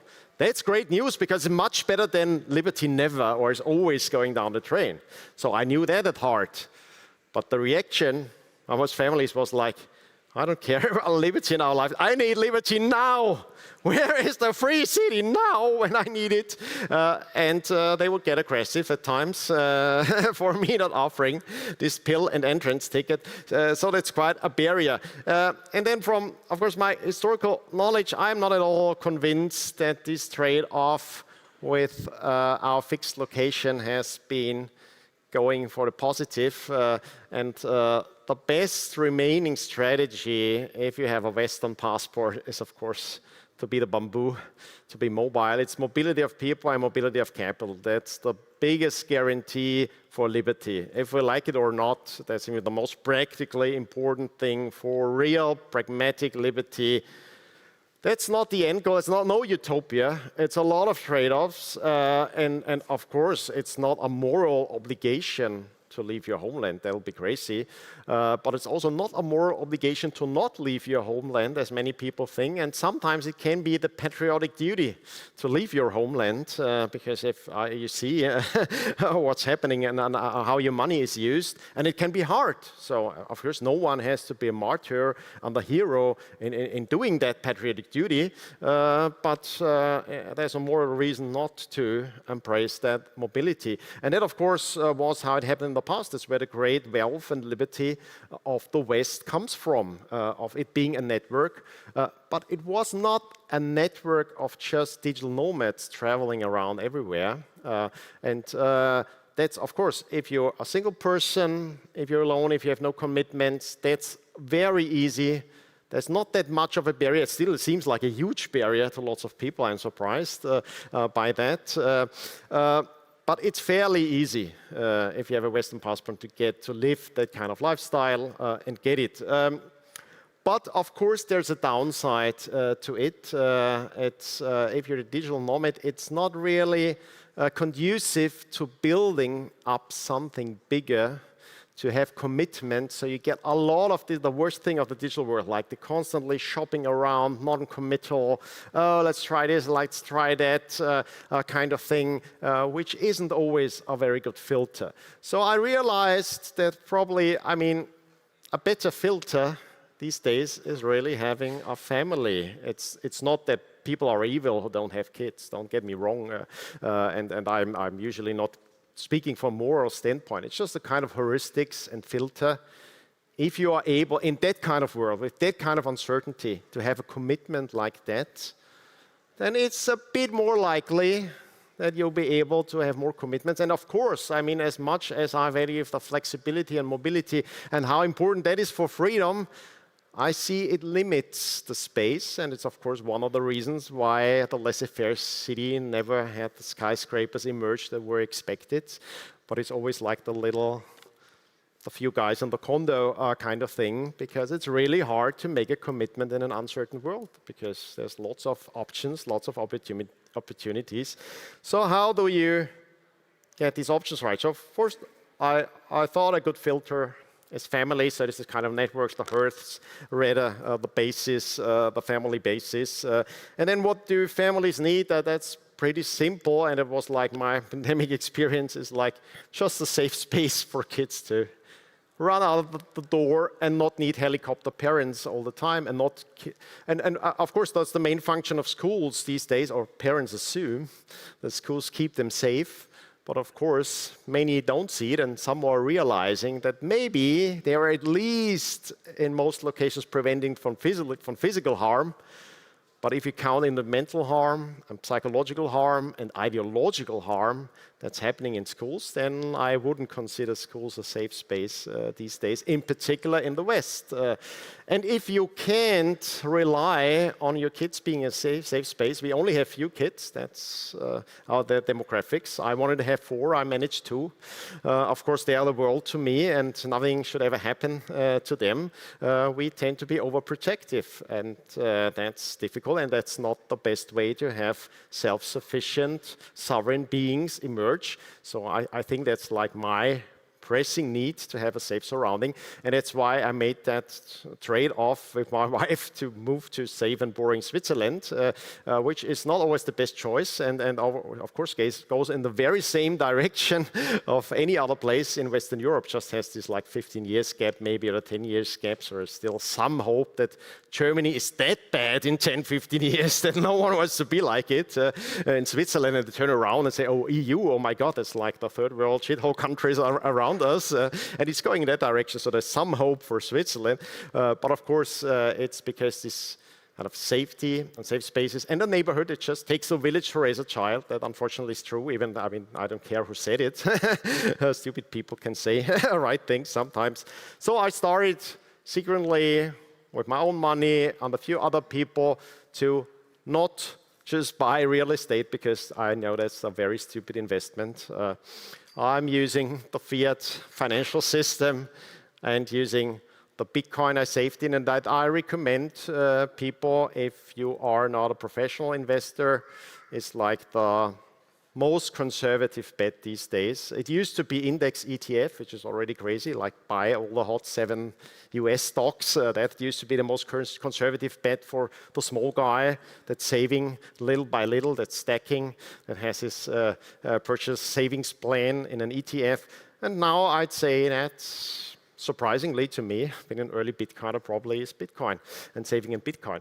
I wouldn't sell Bitcoin for real estate. I think that's a terribly bad investment idea, but you can use it as a collateral. The interest rates usually are too high, but if you have enough capital and are in the center of the euro or the fiat production, then it's okay and has become feasible. So I could finance quite a few locations. We have 4 locations already, and we'll add 1 every year.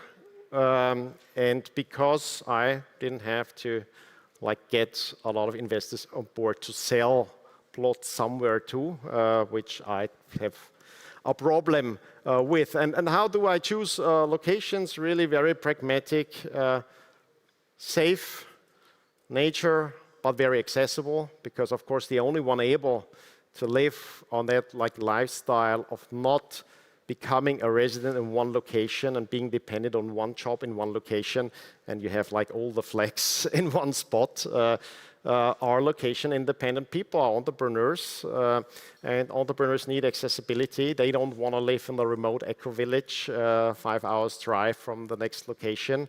So that beautiful spot here is 10 minutes from an international airport with connecting flights every day to everywhere you want to go to. It's small, it's manageable for me. It's still a lot of capital investment, of course, you can imagine. And with all the learnings I had in actually building something, so the first location is ready, built out, a small village for 25 families, which was manageable. But I knew a lot about the structures in Europe. I was still negatively surprised in how fucking broken that system is. Like every interaction with a lawyer, a notary, a banker, but of course, worst of them all these authorities to tell you why real estate is a bad investment because you don't own it. It's lots of people going to tell you what you have to do with the land you thought you bought, but are telling you in ways how you use it. So I think, this is one of the insights in the industry, and I think that's also the reason why one of the projects here got a prize, and it's the project I respected the most over the years and has been widely respected, rightly so. It's Morasan by Massimo, who got his lesson from Spencer McCallum, that really the only way all real estate is the proprietary community, is where like a company shields the individual tenants from the fiat system. And you still don't have the issues of the conflict thing, so it's like an enterprise level. Still, ownership is great. It's important for control reasons, for supervision reasons, and having a company is great. It's a disciplined instrument. It disciplines you. That's a lot of insights of our industry. All of you share, and of course, it's important to remember those insights. So it's a Swiss holding structure set off still one of the few advantages in Switzerland. It's that an anonymous shareholder registry or no public shareholder registry to say so. It's a direct access to relatively cheap fiat credit. It's a banking system that increasingly embraces and understands that very new asset of Bitcoin and is able to handle it. Gives legal protection and the kind of safety a fiat structure can provide. Is a kind of steel manning of the fiat structure, remaining functioning or partly functioning legal systems. It allows to offer that kind of ownership that real estate usually brings with the flexibility of being a perpetual travel and permanent tourist, because of course on the ground, on the location, it's all family tourist resorts. It's no flag. It's nothing political. It's no Bitcoin thing. Of course, don't tell that to anyone. It's no free city thing. Don't tell them to anyone outside of here. For pragmatic reasons, I think my play is not to be the political guy and the salesman, and that's not a fight I want to pick, and I'm ready to fight. I'm not saying it's a bad fight. I respect greatly the people that are a bit more courageous than I am. I value privacy, I value liberty, and I know not that many people do, and I'm fine with that. That's why I think it needs some economies of scale, but they should be limited. I think 25 families is about the economies of scale that I would need for my kids to have enough kids around and be able to economically afford the kind of lifestyle, learning experience, and options I think my children appreciate and would be difficult to do on my own because that's usually where homeschooling fails. It's a lot of like parents spending all their free time going through the state curriculum or some other curriculum. They download it somewhere and try to do education, which I know a lot about education, and that's not how it works. Usually it's learning by doing in a safe environment, of course, with a lot of real life experiences. That's at the core of it. Not for every, you don't need to have a family to be part of that, but if you have a family, you appreciate that it's much stronger needs, and for lots of people it feels like a much stronger limitation. So I hope to lower that barrier to make that lifestyle that a few here already enjoy available to many more middle class, upper middle class Europeans that need something that's a bit more accessible and has a lower barrier of entry. Thanks a lot for your attention.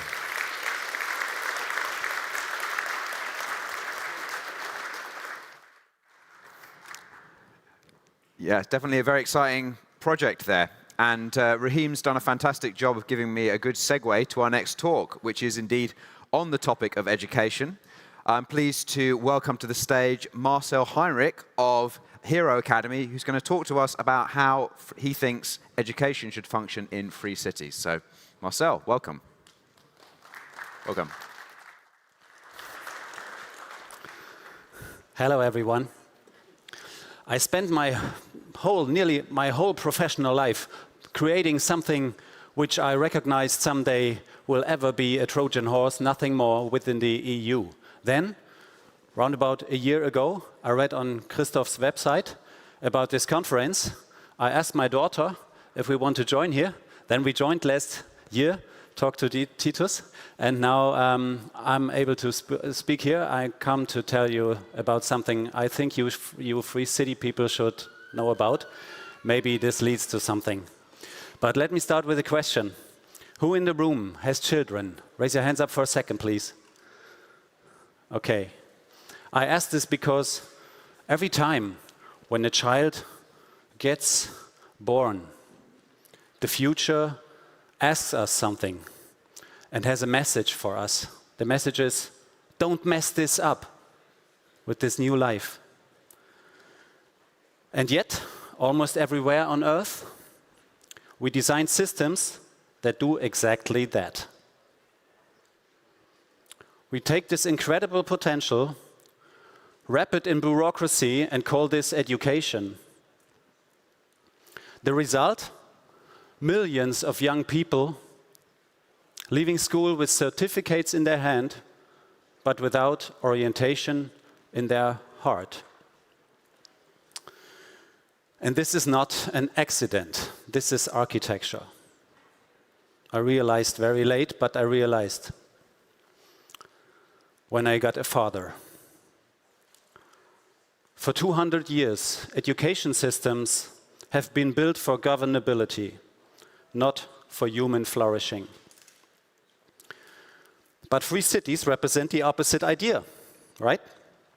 They are the first attempt to design governance around freedom instead of control. And that's why we need a new foundation, an operating system for learning and human potential. My name is Marcel Heinrich. I'm the founder of Hero Society. For more than 25 years, me and my team have helped over 1.2 million young people to find career paths which fit their talents.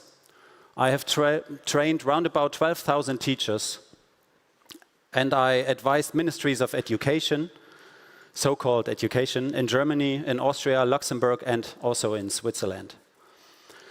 I'm not building schools. I'm building the architecture that makes free talent development possible. What you will see in the next minute is not a model. It is an education operating system for freedom. And if free cities want to thrive, I think they will need one.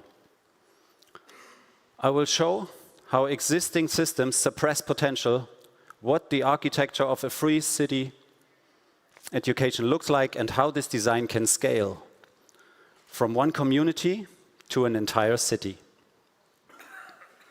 I think so.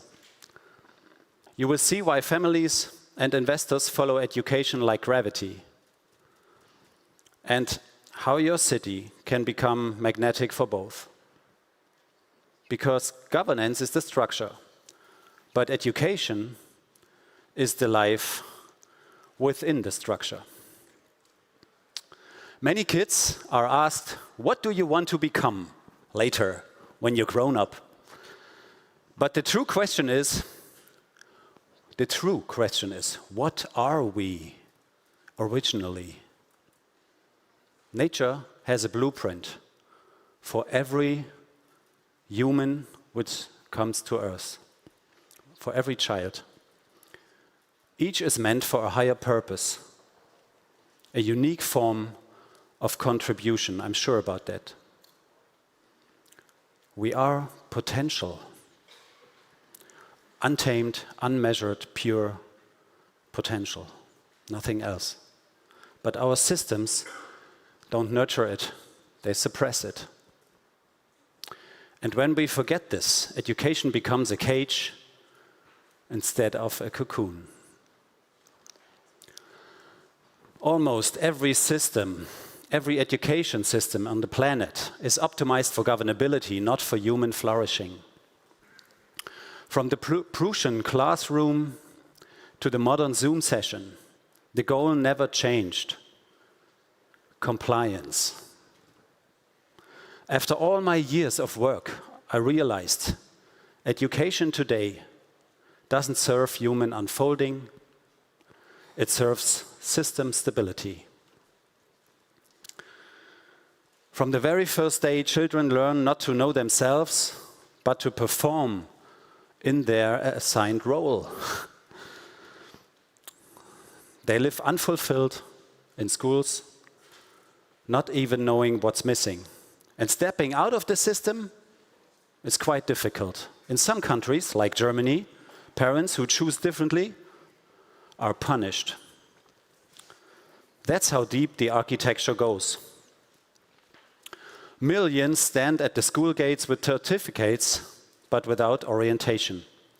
Half a generation is lost in transition. They hold paper proof of performance, but no sense of self-efficacy. Many were broken by an education system that never reflected who they are. They no longer remember what makes them strong. The result?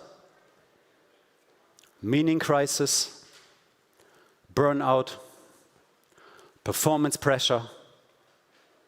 In school first, in working life later. Others escape completely into the digital void. Seduced, isolated, well entertained.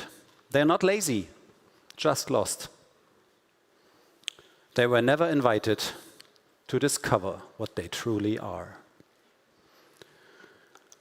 But some remember, some rise up. Some dare the courageous step into freedom, which I recognized last year when I was here with my daughter. These are the people who create free cities, people like you. And free cities attract the same people back. Those who remember, those who rise, those who build. And those are exactly the people you want in your cities. Freedom alone is not enough.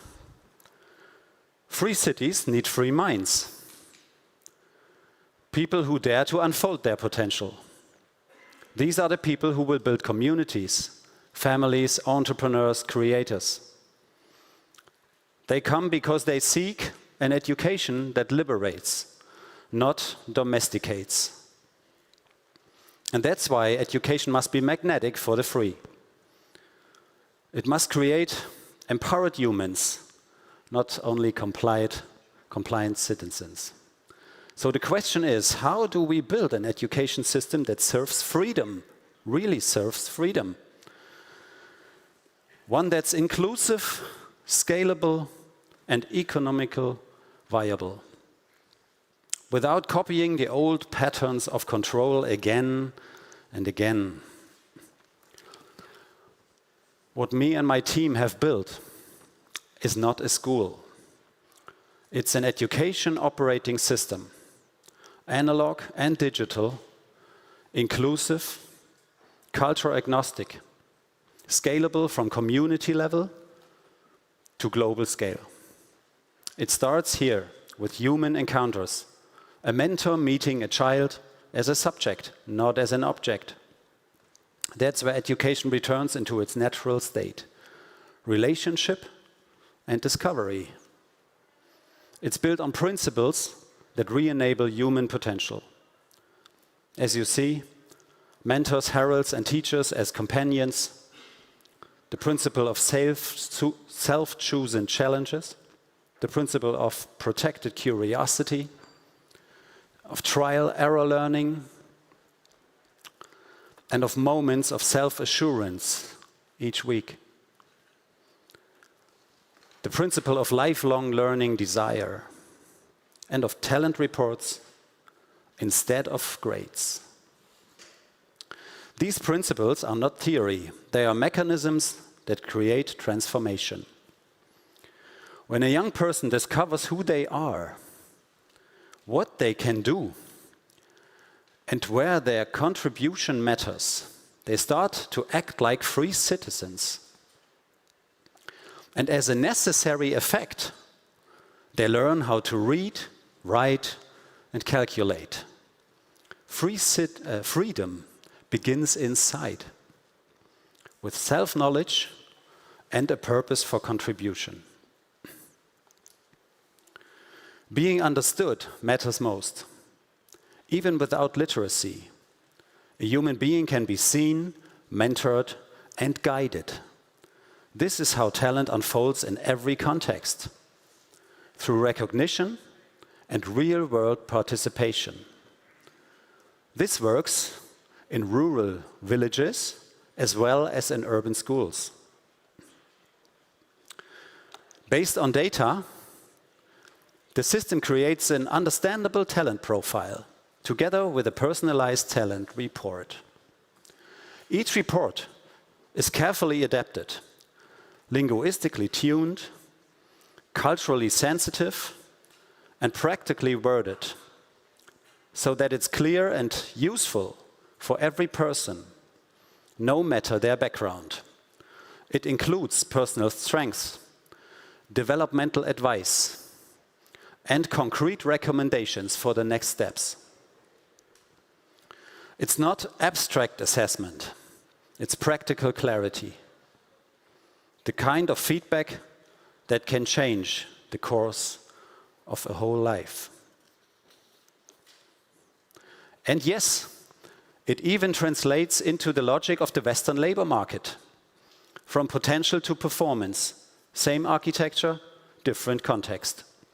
It includes a matching process with vocational role models, using so-called matching scores that show how well someone fits in a certain role or position based on his own talents. This helps young people find orientation and helps companies find the right people. This is how the world of work connects with human growth, not by extracting talent, but by cultivating it. That's a small but important difference. That's why it can scale from a local mentoring group to global talent cycles. This operating system works both offline and online. It translates human potential into real-world roles, through feedback instead of grades, through results instead of pressure. It includes potential-oriented and compatible with different cultures around the world. Even with the capitalist logic of the West, because it speaks the language of the labor market. From a village in Africa to a company in Europe. The same architecture can run everywhere. That's what makes it scalable. That's what makes it a real operating system for freedom. I've spent the last 25 years building this architecture. Tested with more than 1.2 million young people, refined it with ministries, companies, and schools across Europe. And I know it works. But within the current EU framework, it cannot truly scale. All here know that. That's why I'm here with you. Because free cities are the few places on earth where education and freedom can finally grow together. So let's sit down and design how this system can serve your city, your families, your companies, your future citizens. The system was created in Germany. It was sharpened, tested, and proven there. Now we are building the next level of infrastructure, a truly global version of it. And free cities can become the first places on earth where education finally serves freedom. That's why my team and I are opening now the next chapter. We are looking for partners and investors who understand that real freedom needs infrastructure.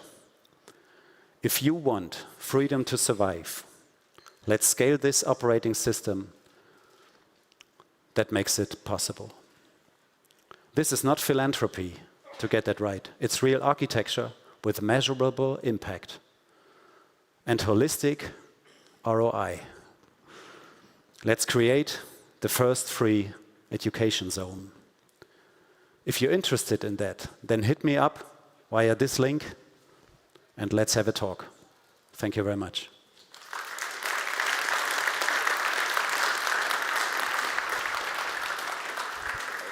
Danke. Thank you very much, Marcel. So I've noticed a lot of people kind of trickling in because they've seen the next item on the agenda.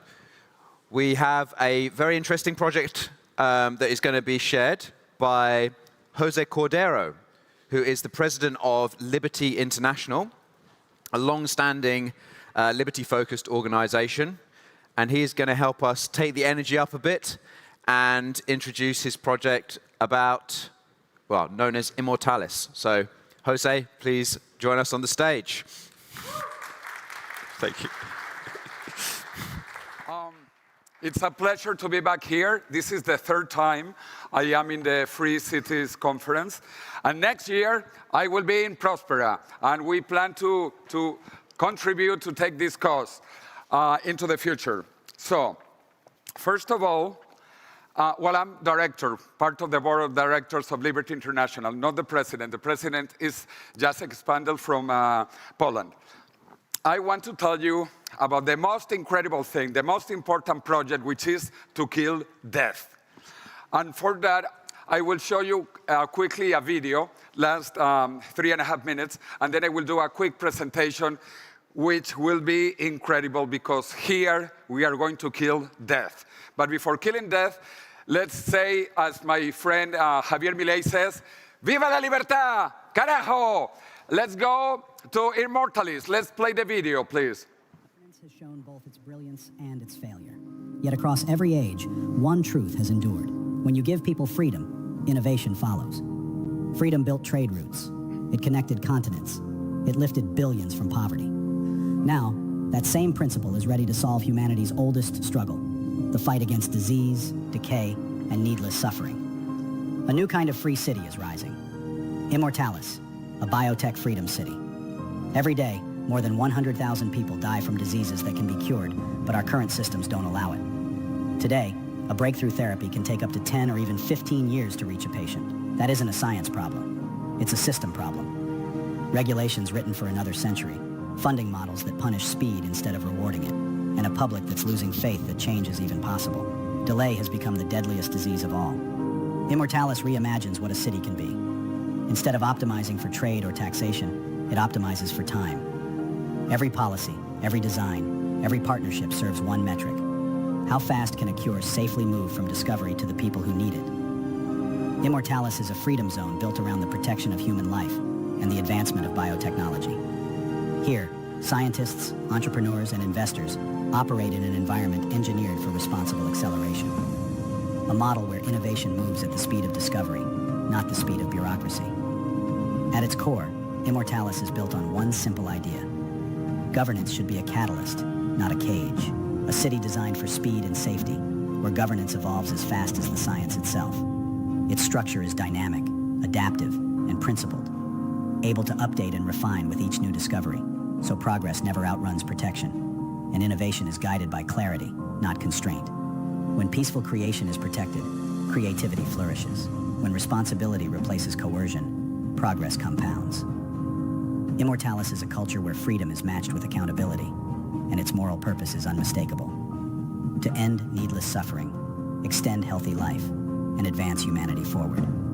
Immortalis will be the first node of a global network, a prototype for cities that unite, not just for prosperity, but for the preservation and elevation of human life itself. From North America to South America and beyond, new sister cities will form, each advancing shared pipelines of health, technology, and progress. Together, they will define the next era of civilization, where progress is measured in years of life returned to the people. For decades, free cities proved what could happen when economics is freed. Immortalis now shows what can happen when science is freed. It unites the builders who design new jurisdictions, the scientists who heal, the investors who accelerate, and the citizens who believe that freedom can serve a higher purpose. Each breakthrough will become proof that freedom is not only efficient, it's compassionate, that liberty, aligned with purpose, can heal the world. Immortalis stands as a new archetype for cities, a city that doesn't just promise freedom, it proves what freedom can do. A city designed to cure, to extend life, to remind the world what freedom is for. Because when freedom is engineered for good, it doesn't just create possibility, it creates prosperity. Immortalis, the city that cures, where freedom heals. So join Immortalis, which will be the first free city dedicated to immortality, to curing aging and diseases. I work with many different groups, but today we are presenting publicly and also to our friends connecting overseas, internationally, to talk about Immortalis. But first of all, I love Benjamin Franklin, but he was very wrong with this phrase. He said that there are only two things certain in life, death and taxes, and I hate taxes, and I hate death even more. So we need to stop not only taxes, but death. 2 years ago here, I talked about a space city. I trained as a Spanish astronaut to go to planet Mars. And I plan to go to planet Mars, but not right now. First, we need to become immortal, as even Elon Musk is talking about going into space, having the free cities.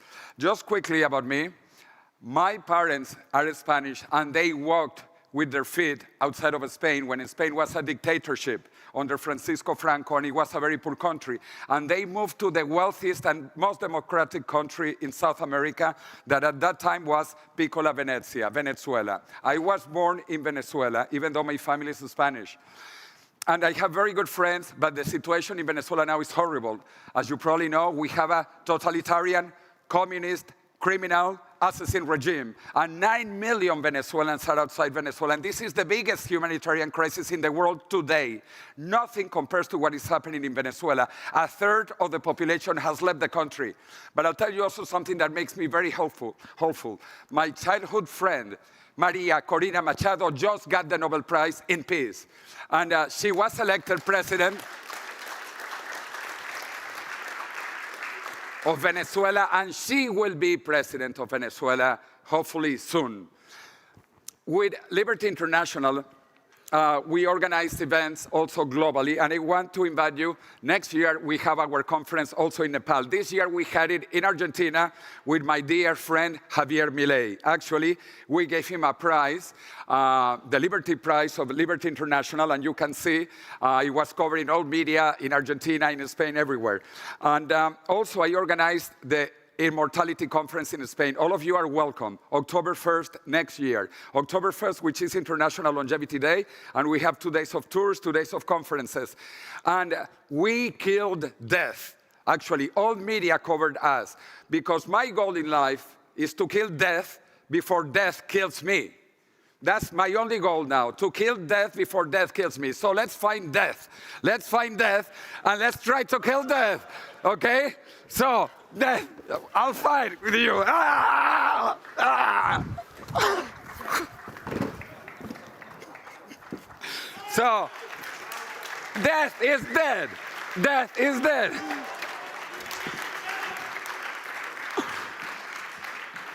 So now that we have killed the first part of death, let me tell you, I am actually an engineer from the Massachusetts Institute of Technology. I'm not a comedian. But I work on technology, the technologies of the future, and I lead with the Millennium Project, Spain and Latin America. We talk about what is going to happen in the next few years. We write reports for the United Nations about what the future of humanity will be like. For example, this one about the year 2050, or in Latin America, about the year 2030.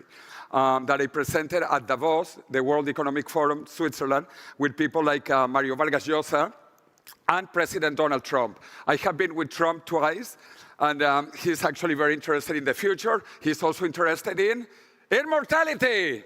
And I say it without any fear, immortality. In the year 2009, I am one of the founders of Singularity University with my two MIT colleagues, Peter Diamandis and Ray Kurzweil.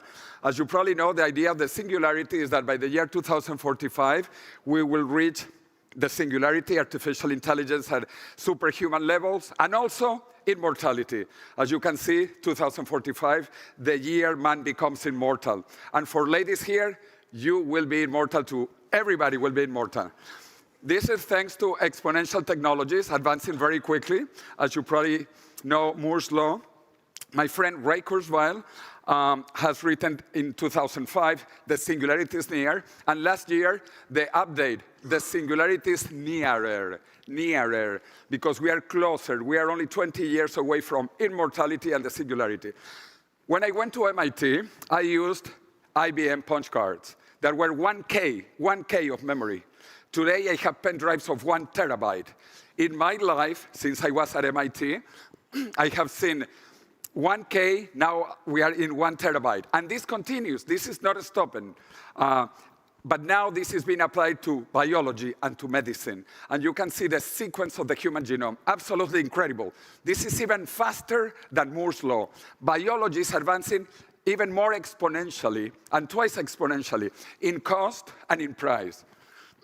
And this will allow us to fulfill the first dream of humanity, which has been immortality. Since the beginning of human history, we wanted to be immortal. The first book ever written, the Epic of Gilgamesh, almost 5,000 years ago in Mesopotamia, was about immortality. But we did not have the technology.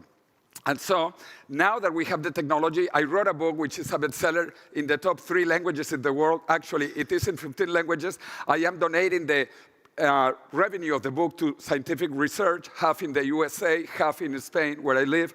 The book was published in China by the Chinese government because their enemy is also aging and death. The pyramid of China is inverted now, and the population of China has been declining for the last 2 years. And China will lose 700 million people by the end of the century unless we stop it. The projections are horrible. As you can see, China is going to go to number 3. But again, this will not happen because Xi Jinping and Vladimir Putin have read my book. In fact, this is not a joke. As you know, probably 2 months ago, they were caught by a Reuters microphone talking about immortality. In fact, I was invited by the vice president of Russia to present the 2nd edition of my book in Moscow, as you can see, and also, as I mentioned, in China and in Korea. But there is someone, because I don't like Xi Jinping or Vladimir Putin too much, but someone that I love is Javier Milei. And Javier Milei is not only the first libertarian president, he's the first immortalist president in history. And he has said publicly in La Nación that my book is his favorite book. La muerte de la muerte, the death of death. If you're interested, I have a few copies of the book, not of the tie, only the book, if you're interested. Why? Because now we know that aging is a curable disease, it's a curable condition. In fact, in the last 20 years, we have been able to multiply by 2 lifespan of mice, by 4 lifespan of mosquitoes, and by 10 lifespan of worms. We have worms that live the equivalent of 1,000 human years. And also we know immortality already exists in biology, and cancer cells discover it every day. Cancer cells are mutant cells that stop aging. Cancer cells discover immortality every day.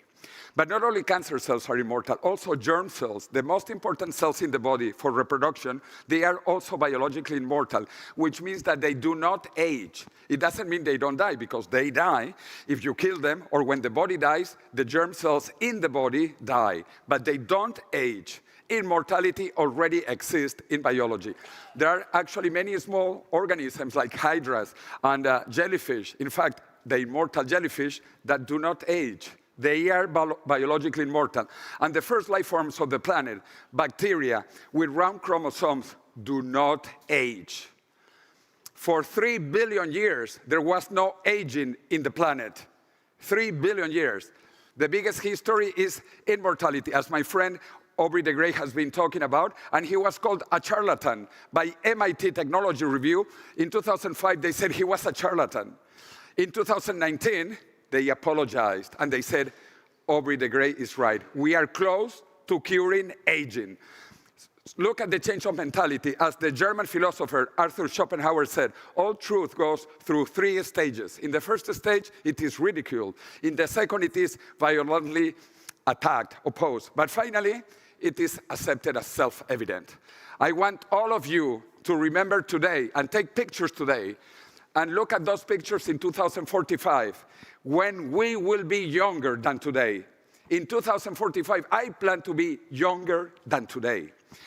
As my friend Ray Kurzweil talks about it, immortality in the next 2 decades, all the companies, all the big companies are now investing in rejuvenation, like Google. Google says that death is a technical problem and death will have a technical solution. Or Mark Zuckerberg and his foundation, they are going to cure all diseases, including the mother of all diseases, which is aging. Microsoft says also we will cure cancer in the next 10 years.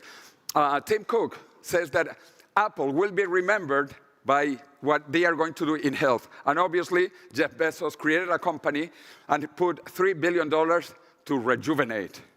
All the big companies are investing in rejuvenation. The biggest industry in the next 10 years. I don't know what you do, and I don't care. If you are not into rejuvenation technologies, you are not into the future, and you are going to die.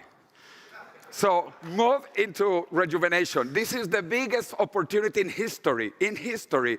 It began in millions of dollars. Right now it's in billions of dollars, and soon it will be in trillions of dollars. As my friend Peter Diamandis said, when we announced the largest prize in human history in Saudi Arabia, the X Prize for biological rejuvenation, the goal is that by December 2030, we will be able to rejuvenate between 10 and 20 years people above age 50. Between 10 and 20 years. This is the biggest prize ever in history, $101 million. And there are hundreds of companies participating, including one that we heard today, Unlimited Bio. And I have many friends working on this. We are going to see the death of death very soon, very soon. And that is why we are building Immortalis, the first free city for immortality. We have 2 parallel projects, one in the USA called Neovia, and one internationally called Immortalis. Our founders are Mark Hamilton and Wallace Hamilton. I'm one of the founding advisors. We are interviewing and talking to the biggest players in the longevity rejuvenation field. Why? Because our goal is to cure the incurable until now. That was aging. And this will be the biggest free city in the history of humanity. In the USA, again, we are calling it Neovia. And the goal is to take these technologies for biological rejuvenation, because now we know, since 2012, when Shinya Yamanaka got the Nobel Prize, that aging is reversible.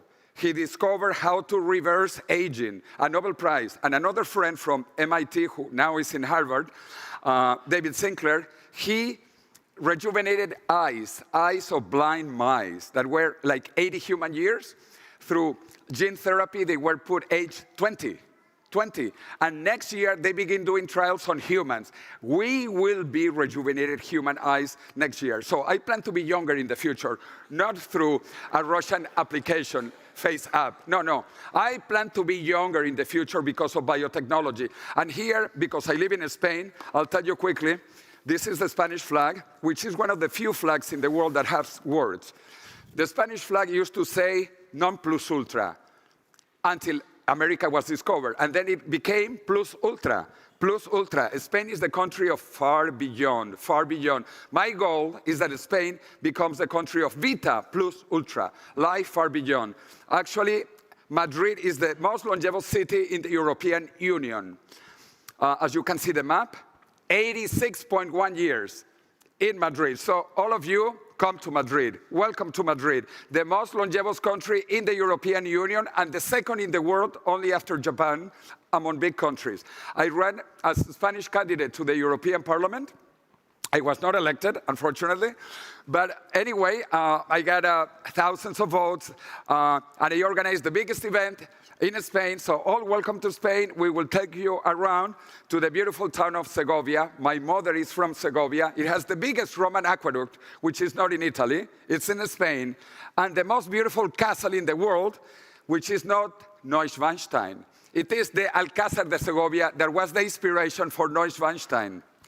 Anyway, we are doing a lot of documentaries. We are doing many things. And my goal is to kill death before death kills me. And for that, we have a march through Madrid in the most important place. This is actually where the best football team celebrates. You know, Real Madrid, the best football team in the world. Real Madrid, we celebrate. We have the March for Longevity. Stop aging, stop aging, stop aging, stop aging. Through the center of Madrid to Congress. This is where we kill death. We kill death in the Congress of Spain. So anyway, all of you are welcome.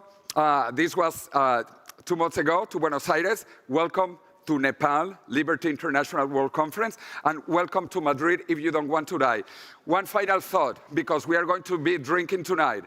Benjamin Franklin said another thing that I do like. He said, in wine, there is wisdom. In beer, there is freedom. But in water, there is bacteria. So no water. So live long and prosper. And death, come here, a picture with death. After I killed death, we became friends.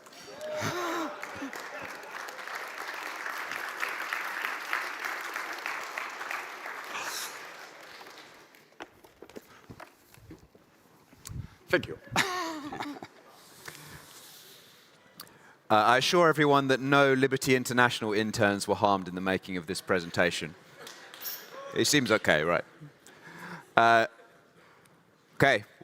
We're now coming to our final talk of day 2. It's a bit sad, really. We've had such a packed program, and there's been so many ideas shared, so many new projects on the line. And we started the day yesterday with a presentation from Patrick and Alex Voss about Altruist, the parent company, setting up BitCorp, this Bitcoin treasury company.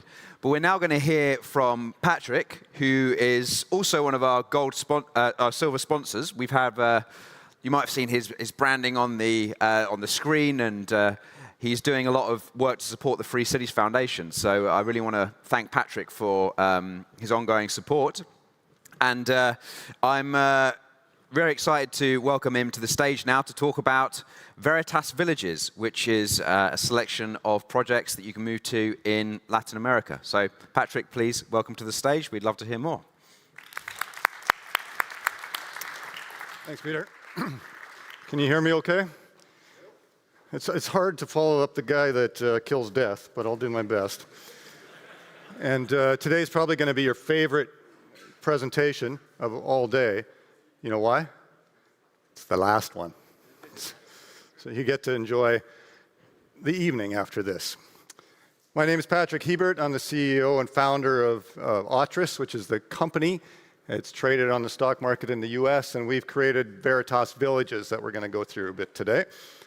Veritas Villages, really, I'm going to go through this. I know everybody wants to get going, so I'm going to go through it a little faster. Hopefully I'll be within my time frame here.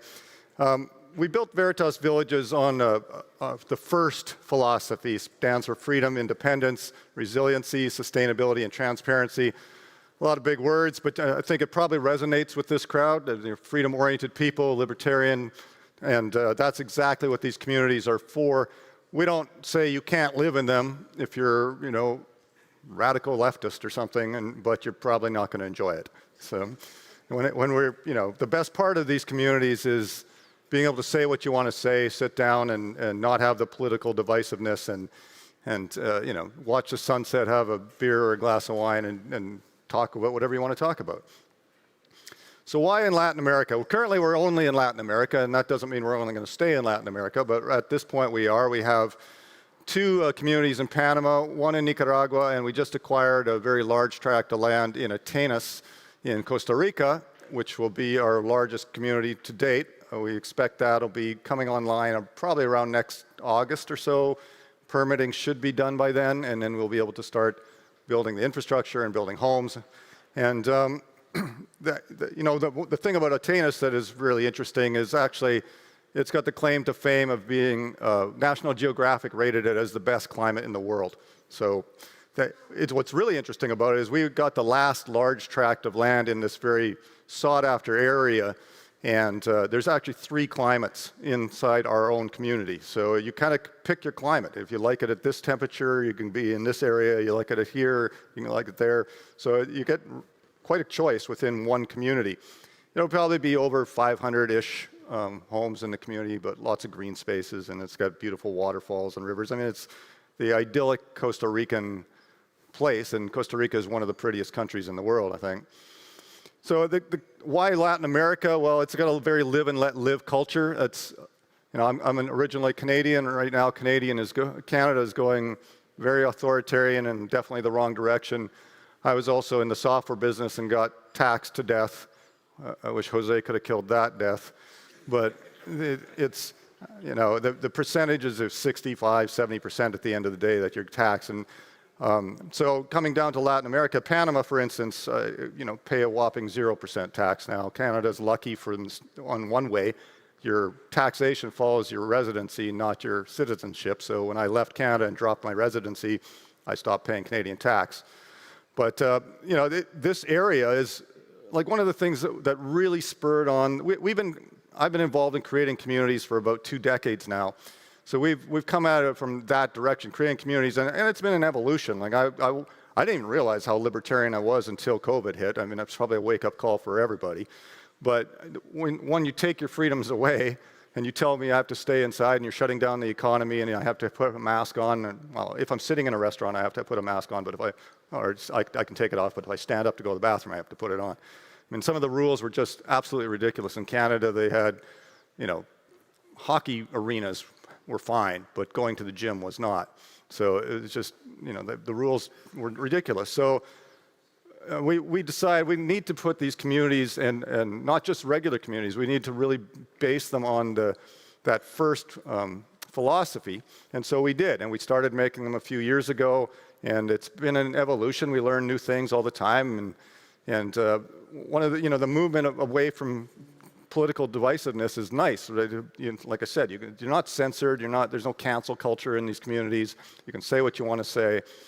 And the other thing too, the reasons why is it's nice to put communities in countries that want investment, and they're trying to attract you. I think Titus's book was talking about countries fighting for you as a citizen. Well, we kind of get that feeling now. And of course, the climate coming from Canada, obviously, even for solar systems and like that, you need 1 billion panels. But here, near the equator, it's very efficient. It's a lot easier to be self-sustainable in these areas. So, one of the challenges that I think is really important about what we do as a group, you've seen a lot of communities here talked about. My sense is most of them come from a top-down perspective, where you go to the government and you're asking for, autonomy, self-governance, sovereignty in a way of your own, in this piece of land that you want to control. My experience is most governments will tell you one of two things: no, or prove it. Like, show me where you've done this before, that this is going to attract a bunch of expats that are going to create businesses that are going to create jobs. And until I see that, I've heard 1,000 times that, yeah, you're going to build this beautiful community, and it's going to do all this, and then it turns out to be a ghost town. So they don't want to hear that anymore. They've been burnt plenty of times, and so we literally took a step back and said, we have to prove it. We have to create the Veritas villages that are built on our philosophy, and then I can go back and say, okay, now we want to be able to do this. We want some autonomy in this area. We want to have our own police force. We want to, whatever, government as a service. But you need to have them first. So we work with Tipolis and Titus and Alex a lot on that. And you know, that they have all the government expertise or governance expertise, and we have the know-how and the practicality of building and creating master plans and real communities to live in.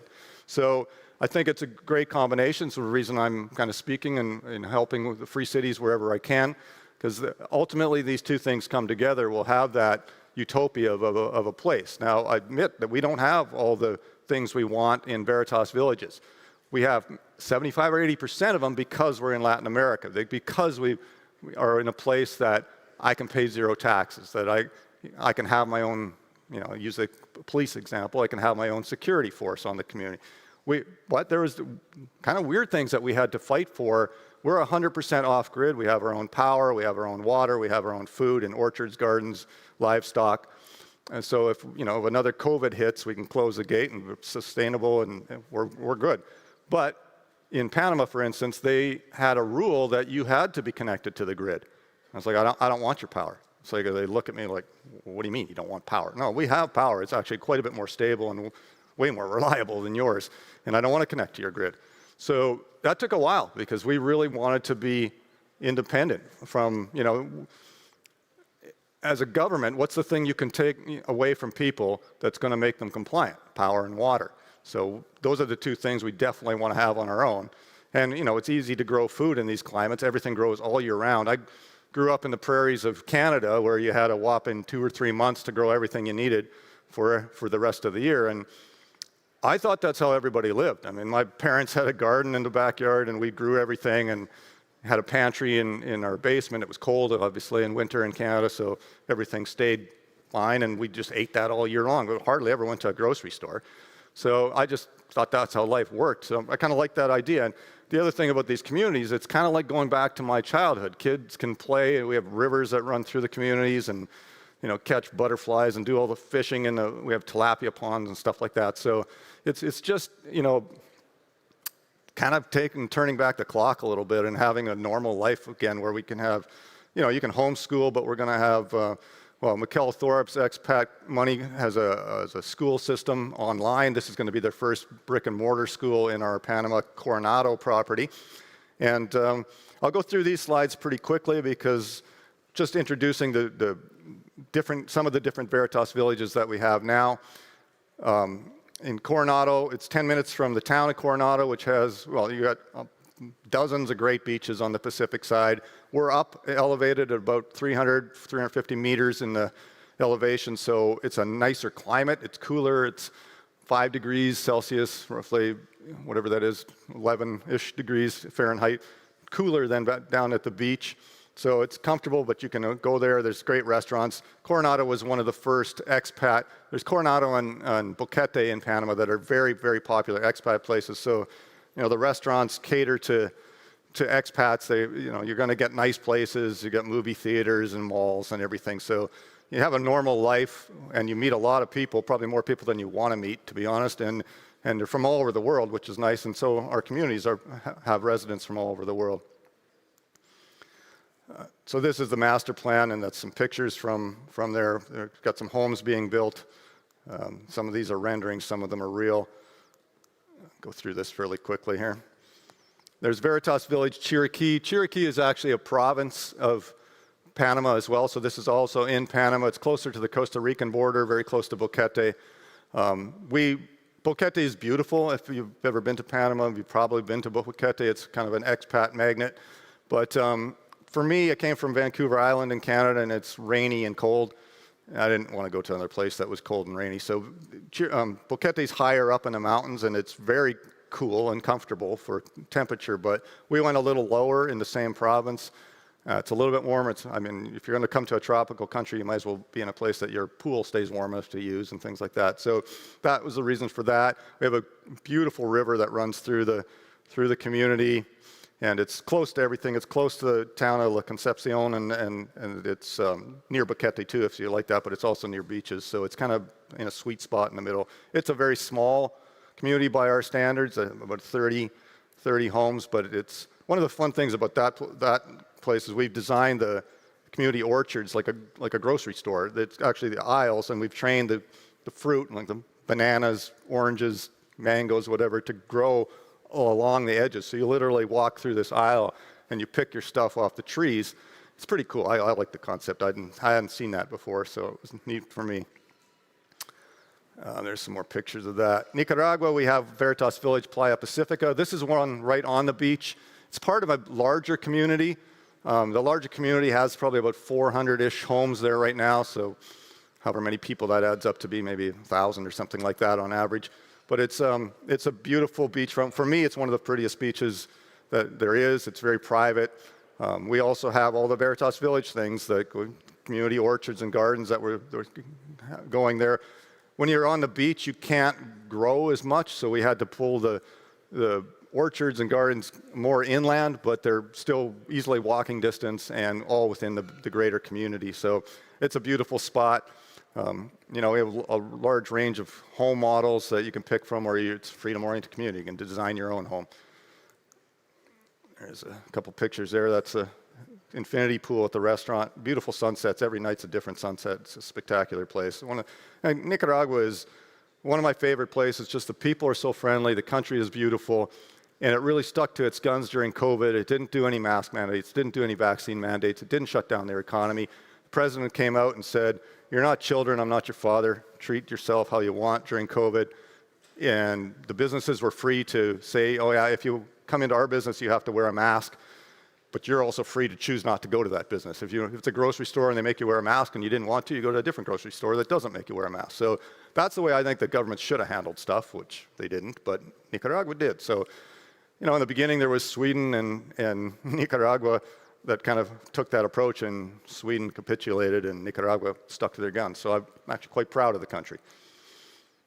Again, there's some more pictures. There's some homes, like 3 or 4 bedroom homes right on the beach, and they're beautiful. And then we have these tiny homes, we call them, actually 2-bedroom tiny homes. Most tiny homes aren't 2-bedroom, they're usually 1, but really beautiful. These are more Spanish colonial. Some of the other communities, we have more modern styles, or like I said, you can choose to build what you want to build. Costa Rica is coming soon. It's pictures from the Costa Rican community. Like I said, it had the National Geographic call it the best climate in the world, so that sure helps the marketing, you know, so that's good for us. But again, it's going to have it's a little bit bigger. It's actually 6 times the size and land mass of our other, and Coronado is the next largest community. But you know, it's building towns. People always ask me, so when is it done? Like, when is your community done? So I don't know, when's a town, when's a city done? It just keeps going, right? So we usually try to acquire as much land around it, or an option to do so, so that we can expand. I mean, our Coronado property is basically sold out now, but we're working on the expansion of that as well. So I'm starting to get the cards here. So I will kind of wrap up. The Vote with Your Feet, freedom-oriented living. It's great. You can live with like-minded people in Veritas Village. It's pretty much like a group of us here, living in the community. You know, generate your own power, our own water, our own food, like I mentioned. It's an entire Bitcoin economy. All the Autris as a company, our company will accept Bitcoin for buying your home site and your home. We mine Bitcoin. As far as I know, we're one of the few who are not only mining Bitcoin with solar power, excess solar power from your homes. Oh boy, I got the time is up. We use a DAO, and quadratic voting, which I find very interesting, but don't have time to explain right now. And any businesses within the community have to accept Bitcoin inside the community as well. You can accept US dollars or euros or whatever, but Bitcoin's got to be one of them. So we're promoting the Bitcoin side of things. So, and we have a Veritas Village Club where if you're a resident in one and you want to go, you're a resident in the Panama community and you want to go to Nicaragua for a week or something, you have access to all the amenities, kind of like, any kind of accommodations club. So that's what makes us a little bit unique too. It's not trying to tell you really got to live here. This is where you got to live. We're expanding as fast as we can. We're looking at Argentina next, I think, Mexico, Ecuador, Costa Rica we've already acquired. So, and they have a little bit of kind of theme to them. So in Argentina, we'll be probably in the Mendoza area where you can have a vineyard type of flavor to it, so you want to make your own wine. Our Costa Rica property used to be a coffee plantation, so we're going to leave quite a bit of coffee. There will be Veritas Village coffee and that kind of thing, so it's pretty interesting. That's it. If you were interested, you can contact us at freecities@veritasvillages.com. And happy to hear from you. Hope you had a great conference, and appreciate everything that Peter and Danielle and Titus and everybody on the team has done, and appreciate you having me here. Thanks. And I went Nice, nice. Thank you. questions in that time, but Oh, you want to take a question? we can take questions Yeah, do you want to take a question or two? if we have time. Yeah. I'm going to get the cane. Any questions? Yeah, Scott.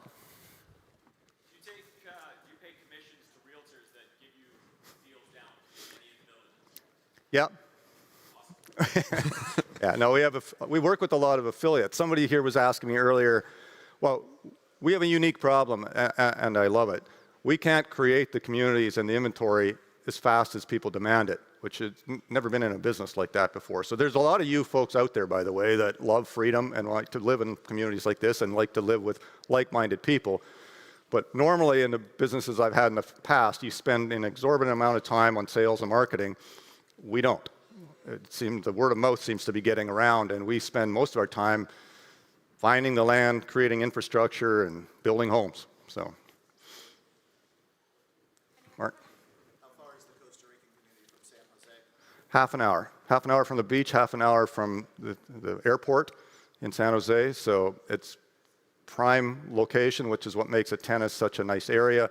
It's at the elevation somewhere between, our property somewhere between 300 meters and 900 meters. So it's the reason why you get 3 different climate zones, temperate, tropical, everything in that one property. It's 140 hectares, so 340, 350 acres. So it's a significant size. And yeah, I mean, it's literally considered, you know, the primo spot in Costa Rica. So. It's too bright to see hands, so. Yeah, just him.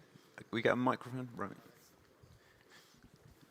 Are all the Veritas villages exclusively residential, or are there any that have, you know, production facilities or any other type of economic activity going on? We don't have any kind of factories or anything like that. I mean, there's businesses, you can have, you know, beachwear shops and restaurants and coffee shops and that sort of thing, but nothing of, you know, greater scale. But the people that are coming to them, we have one, I mean, it's unique for, one of the reasons that I'm excited about the time that we're in now, because we were told when we asked for governance is like, show me, right? Show me a community that works. And so now we're actually getting the government calling me and saying, hey, what would it take you guys to expand or to create another one or whatever? Like what kind of things do you want? Which is a nice switch from where we were a little while ago. And it's partly because of things like this, where one guy from Canada is moving down to one of the Panamanian communities, and he creates snowmobile parts. So unusual to do that in Panama in the tropics, but you have the canal, so you can get all your stuff there. You have a 0% tax rate. You have inexpensive labor, and all those things that just went, well, you know, paying enormous amounts of labor and tax in Canada, all that's going to get cut out. I can be way more profitable and more competitive.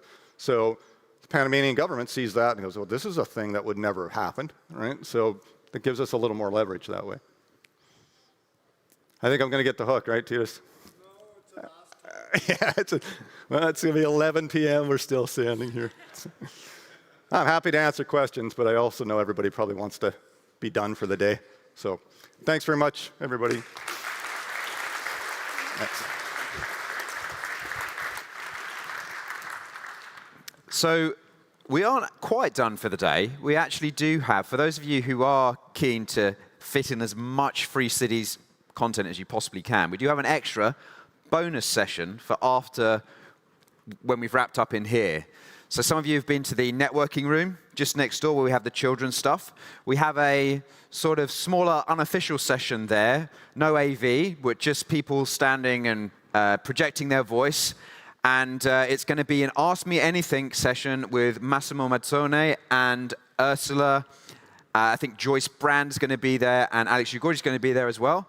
So if you have any questions on the Ciudad Morazan project, when we're done in here, you can just head next door.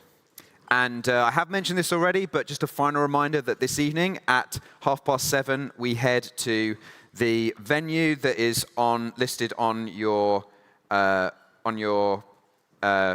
programs. Actually, it's 8:30 we've put here, but really you can get there when you like. It's a sort of setup where you go, you buy your own food and drinks. So just bear that in mind. Please don't forget to pay your bill before you go. It's going to be a nice way for us to round off the day. So we're almost at the end, and I just wanted to end by saying a few thank yous, because this conference has been, delivered with a huge effort from certain members of my team, particularly Natalie, who's been here doing the signs, making the stage management. So we can have a round of applause for Natalie.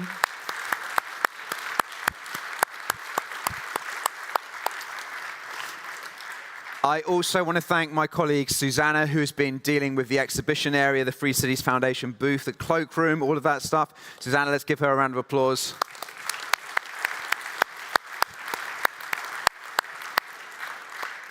And I think you'll agree we've had some fantastic MCs throughout this conference. Mark, Edge, and Pavla have got a real talent for it, so here they are.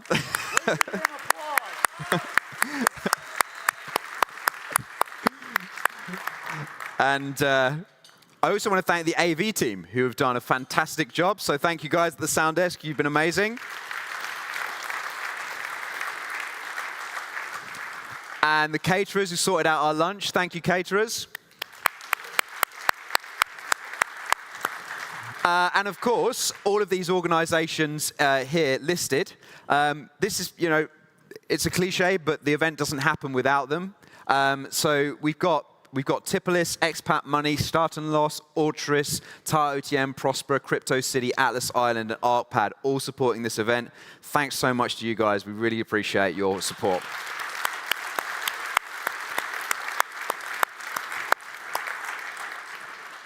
And also, you might have seen some people going around with these grey lanyards and wondering why they've got a grey lanyard on. This is because they have a platinum pass, which is the highest tier pass we have. It does get you a few perks, like the sort of special seating and things like that. But these are ways in which people support the event. So I just want to say a special thank you to you. We really appreciate your support.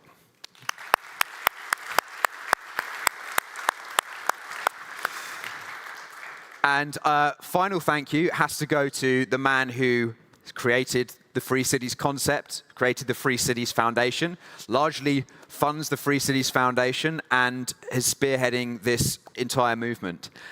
So I want you to join me in welcoming to the stage the final person I want to thank, which is, of course, our president of the Free Cities Foundation, Titus Gabel. Welcome to the stage, Titus, and thank you. Thank you. Thank you, Peter. Thank you. Thank you.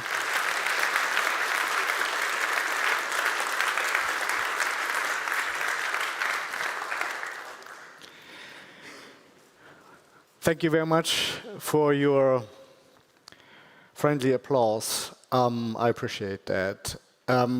Many people here are there for the first time at the conference, and it's a good tradition that at the end of the conference, I mean, we have the informal day tomorrow, but this is the end of the formal conference. I'm asking you about your reflections and experiences over the last 2 days. And you can say whatever you want, so that we can just all hear it and maybe learn for the next day, and also get, if you think it's a good thing, then let us know. Maybe somebody wants to start who is here the first time, has never been before to a conference, and tell me what you think about it. Aldo, do you have a mic? Yeah, it's coming. Thank you, Titus. My name is Aldo Antinori. I am from Panama. Last night I had a really, really nice time, so my voice is kind of raspy. Libertarians know how to party. That's what I can say. As the only Panamanian here, and I don't know if you've noticed, but Panama, real Panamanian. Not adopted Panamanian. But as the only Panamanian in the room, I can say that, have you noticed how much Panama has been a theme, a recurring theme throughout the conference? Indeed. First of all, this is my first time here. Thank you so much. Thank you, Joe, also. because if it wasn't for Joe, I would have not been here, representing the Seasteading Institute as well. And I have just been taken aback because even though it's my first time, I feel like I got home. And that was a great feeling. Thank you, Aldo.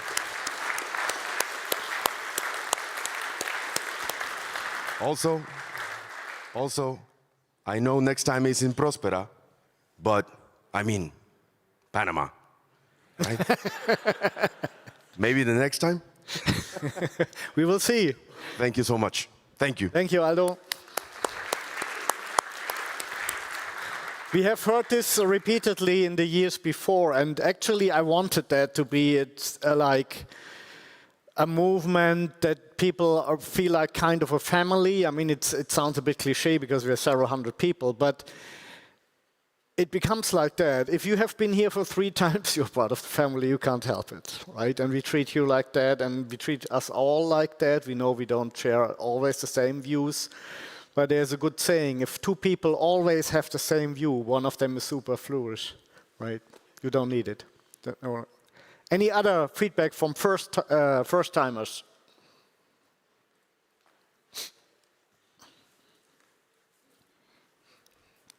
Hi everyone, so my name is Maite, I come from Spain, first time, and I also want to thank publicly Mikel Therup, because that's from who I know this conference. I had no idea so far of the existence of it. And also, so thanks to Expat Money, really, or him, it has, my knowledge has been expanded, and my hope also has increased, because I started to see the options, the alternatives, and seeing that there are a few actions that I can take, even if I'm not a millionaire yet. And so I've started to invest also abroad, and I've started to see other options. So I can just say I'm very grateful for this, and I've met amazing people that I hope that I can follow up with and meet you next year in Prospera. Thank you very much.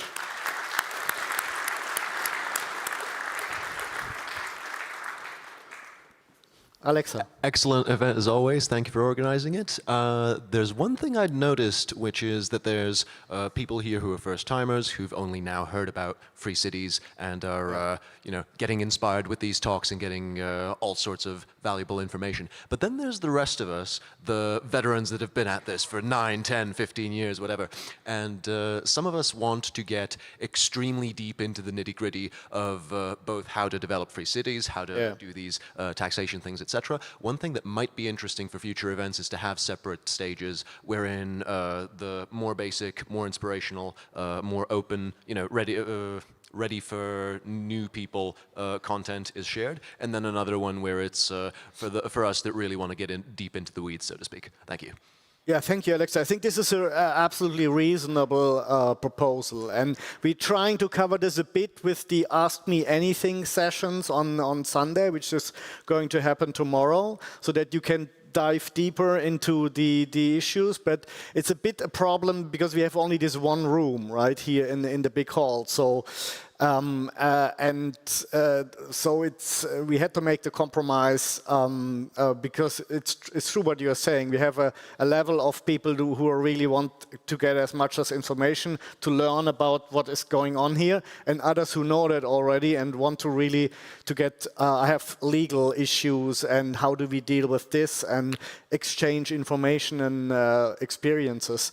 I don't know. If maybe you can make it possible in Prospera a bit more in that direction? So there is actually a plan to have 2 stages next year. So we will have that set up. We had it in 2022, and the reason that we went to 1 stage is because, in a sense, it is quite nice to have everyone together. You don't have to kind of choose, you're going to go to this one or that one and miss out on stuff. And we have opted for the sort of pacier format. It allows us to get through quite a lot. It keeps the energy high, but there's obviously trade-offs. So there's a question of kind of whether we keep it as 1 track or 2. I think next year, out of necessity, we're probably going to have 2, but that will allow us to experiment a bit more. So we'll see for 2027 and beyond what makes sense. Thank you for the input. Hi, I'm Andrea. I discovered Free Cities a few months ago at Regensburg. the Afuera Festival. Yes. And it was a discovery for me, something unbelievable. And I think it's extraordinary. I discovered as well about Bitcoin, and that is both are linked somewhere because both are freedom somewhere. And I didn't talk to a lot of people because probably I'm a bit shy, but the conference was super and I liked it very much. Thank you very much.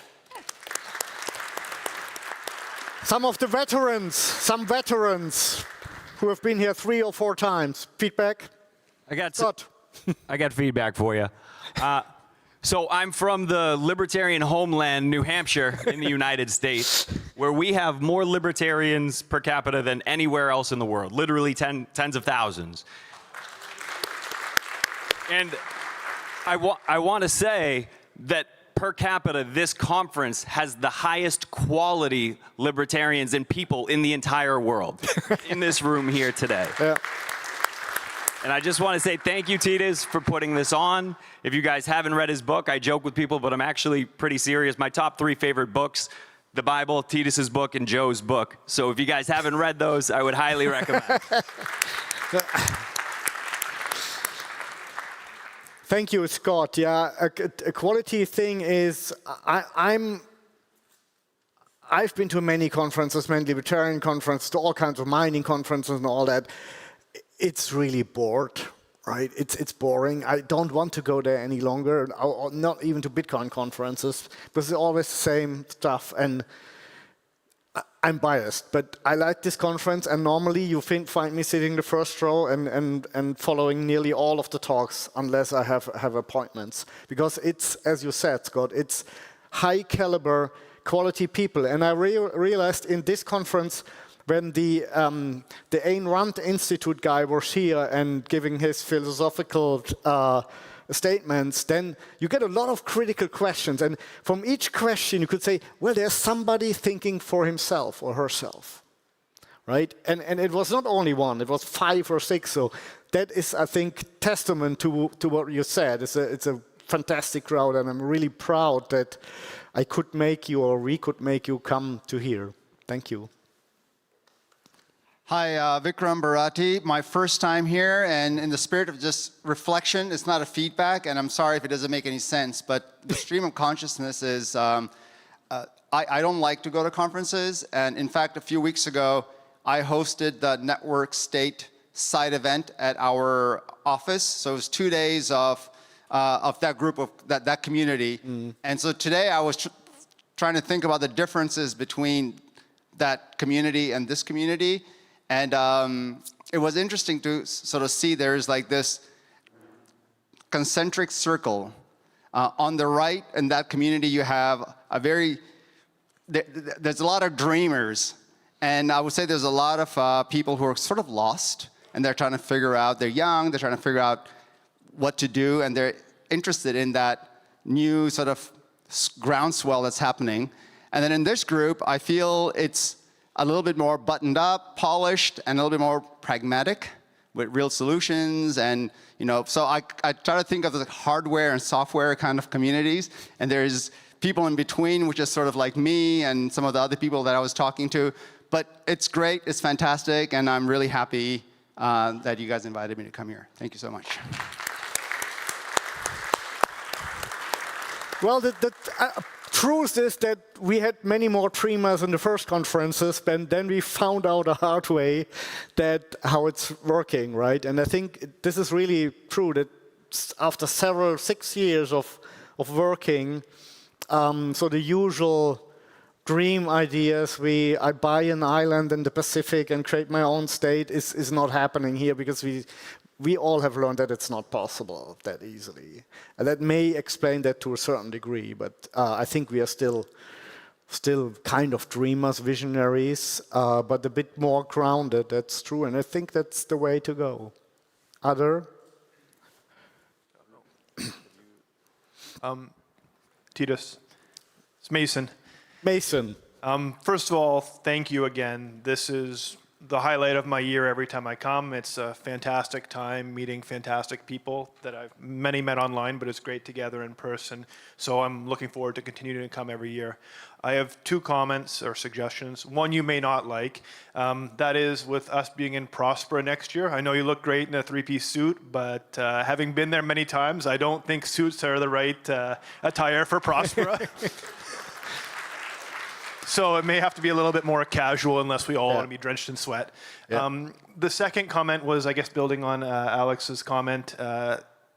I think it might be interesting to continue the same format of having 2 days of talks, but then maybe having an optional day 3 and 4 where you can have workshop breakout rooms where people get together and kind of brainstorm ideas and work together to bring ideas to reality, where you can choose who you want to associate with afterwards and work on projects. Like a hackathon, essentially, afterwards, yeah. Yeah, thank you. Regarding the dress code, I mean, I've been to the Caribbean. As you know, I've negotiated there for quite some time. And indeed, this is another dress code there. I think they have even a word for that. Caribbean business or something like that, which means a shirt. We will discuss this internally and come back to you. The other thing, yes, workshops and all these things. I mean, it goes a bit into the direction what Alexa proposed. I think that makes a lot of sense, and I think we can cover that. Jose and Eric. You can speak without the mic. Yeah. ¡Viva la libertad! Carajo!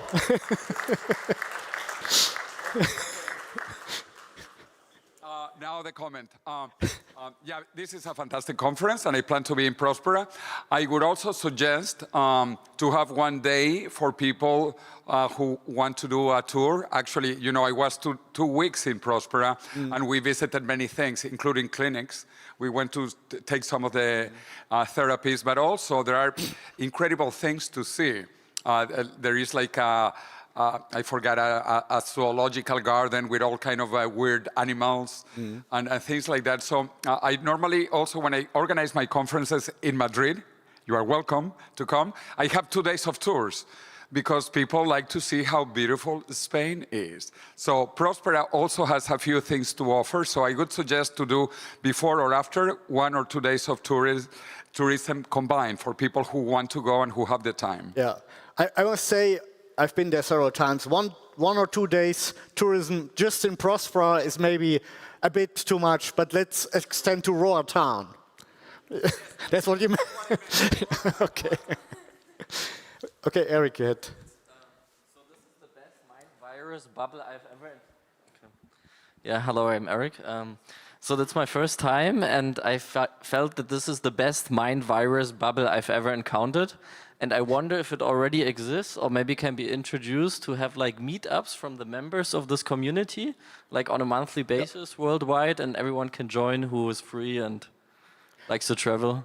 Yeah, this is already existing. We have meetups, Free Cities meetups. We had several in London. I think, Vera, you were hosting in London, Dubai now. We had even Buenos Aires once, Berlin. And I encourage everybody who isn't already doing it, subscribe to the newsletter of Free Cities Foundation. You go on the Free Cities Foundation's starting page, and on the top right, there's a subscribe button. And the only thing you have to do is put in your email. And then you get the newsletter, and there these meetups will be announced. Also in the Telegram group, I think. Yeah. So this is a good idea, but you need, of course, always an ambassador who is taking the work and organizing these things, because we can't do it from here, from basically from the head of the organization. It's the local people. But feel encouraged to do this in your city and let Peter know, and then we will announce it. One last, Massimo. I just wanted to comment that in the movement we are seeing an acceleration, because actually a few weeks ago there was a guy that bought this island in the sea. I mean, what Oliver Johnson did with Destiny, it's impressive. Basically bought a piece of his island. And the most impressive thing is the quantity of money that is starting to move in the industry. That was a play of, my estimate, it's at least hundreds of millions of dollars and will likely become billions of dollars. What you're doing in Brunei also is going to be billions of dollars. So we're moving from, I say, 2 orders of magnitude, from tens of millions to billions of dollars. And billions of dollars move most countries in the world. So, and also for us, for this Free City Conference, probably we should try to get more linkage where the money is, which is San Francisco and Silicon Valley. There are people there that are not here and probably should be here. Absolutely true. We tried this several times or several years. There's still only starting to recognize that. I must say, from my personal experience, is often that the billionaires themselves, for a reason, of course, they have their own ideas how to do this. And if we come and say, we have here a model or several models, they don't want to hear that. They want to create their own things. Then they find out it's not enough. I cannot just buy land and buy something. I have zero rights to create own rules. And then eventually they find out about Morazan and Prospera and other things and say, maybe that can work. So we are not there yet, but we will be discovered, and we will also now, there are, some Silicon Valley people are invested in Prospera. Some are probably going with other projects, and then it takes a while, and then it's taking off. Because what I always said is, if you can make a free private city or international city, as we call it at Tipolis, if you can make it work, it's a for-profit business, and you have to compete for residents. That means you have to treat them well. But it's also kind of a real estate project, and it's both. It's real estate and venture capital in one. So you have the downside protection of real estate, but the upside of the venture capital with all the framework, which lifting from second or third world valuation to first world valuation. And once we have done this 2 or 3 times, moderately successfully only, then not only the neighboring countries want to copy that, but also the big money is coming in and say, okay, there's an investment model, and you can replicate it several times. And then this is the breakthrough. That is the breakthrough to a new world, to a Hanseatic League type of world, or several Hanseatic Leagues. Because if the big money is then behind that, and I see it coming, I would even see it's unavoidable. Right? Because if you see what the amounts of money that are going into real estate projects, and what we are doing is so much better than a real estate project, because it has this additional layer of freedom, which makes it attractive to the talents, to people like you, which then create additional businesses, which then attracts additional people. That is why so many of these standard real estate projects fail, because they have nothing to offer other than a house, right? Or a city, even in China. So there's a big future, and what we have seen in the years before, it was very slowly growing, and what we are seeing this year, the first time, my impression, Massimo, is the same. Now we are going to accelerate. It's happening now. And I'm happy that we go to Prospera, because eventually the idea that a Free Cities Conference is happening in a free city makes a lot of sense, and who knows which other free cities are popping up. And I think we will see an acceleration here too. Watch out. So that's it, but this conference needs preparation several months a year, and the man who is doing most of the work is Peter Young. Peter, please come on stage.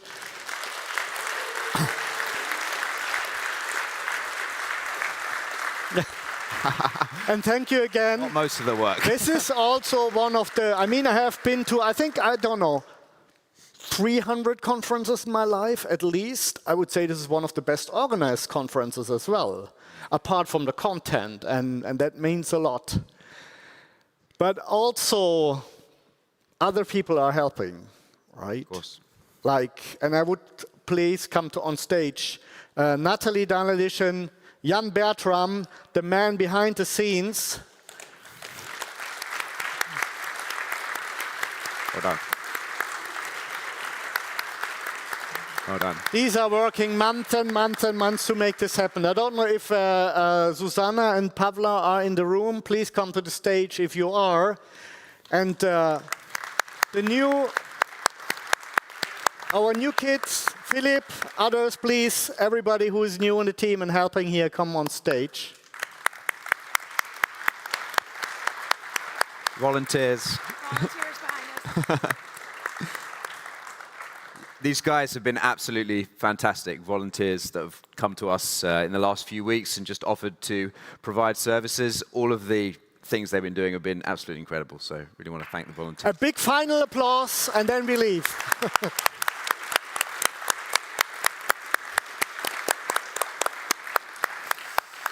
Okay, then see you tonight at the Drinks Mixer or now at Massimo's special event. Absolutely.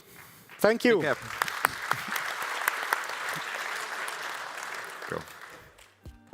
Makes me wanna take a picture, make a movie with you that we'd have to hide. You better lock your phone and look at me when you're alone. Won't take a lot to get you going. I'm sorry if it's torture though. I know, it might be more of an obsession.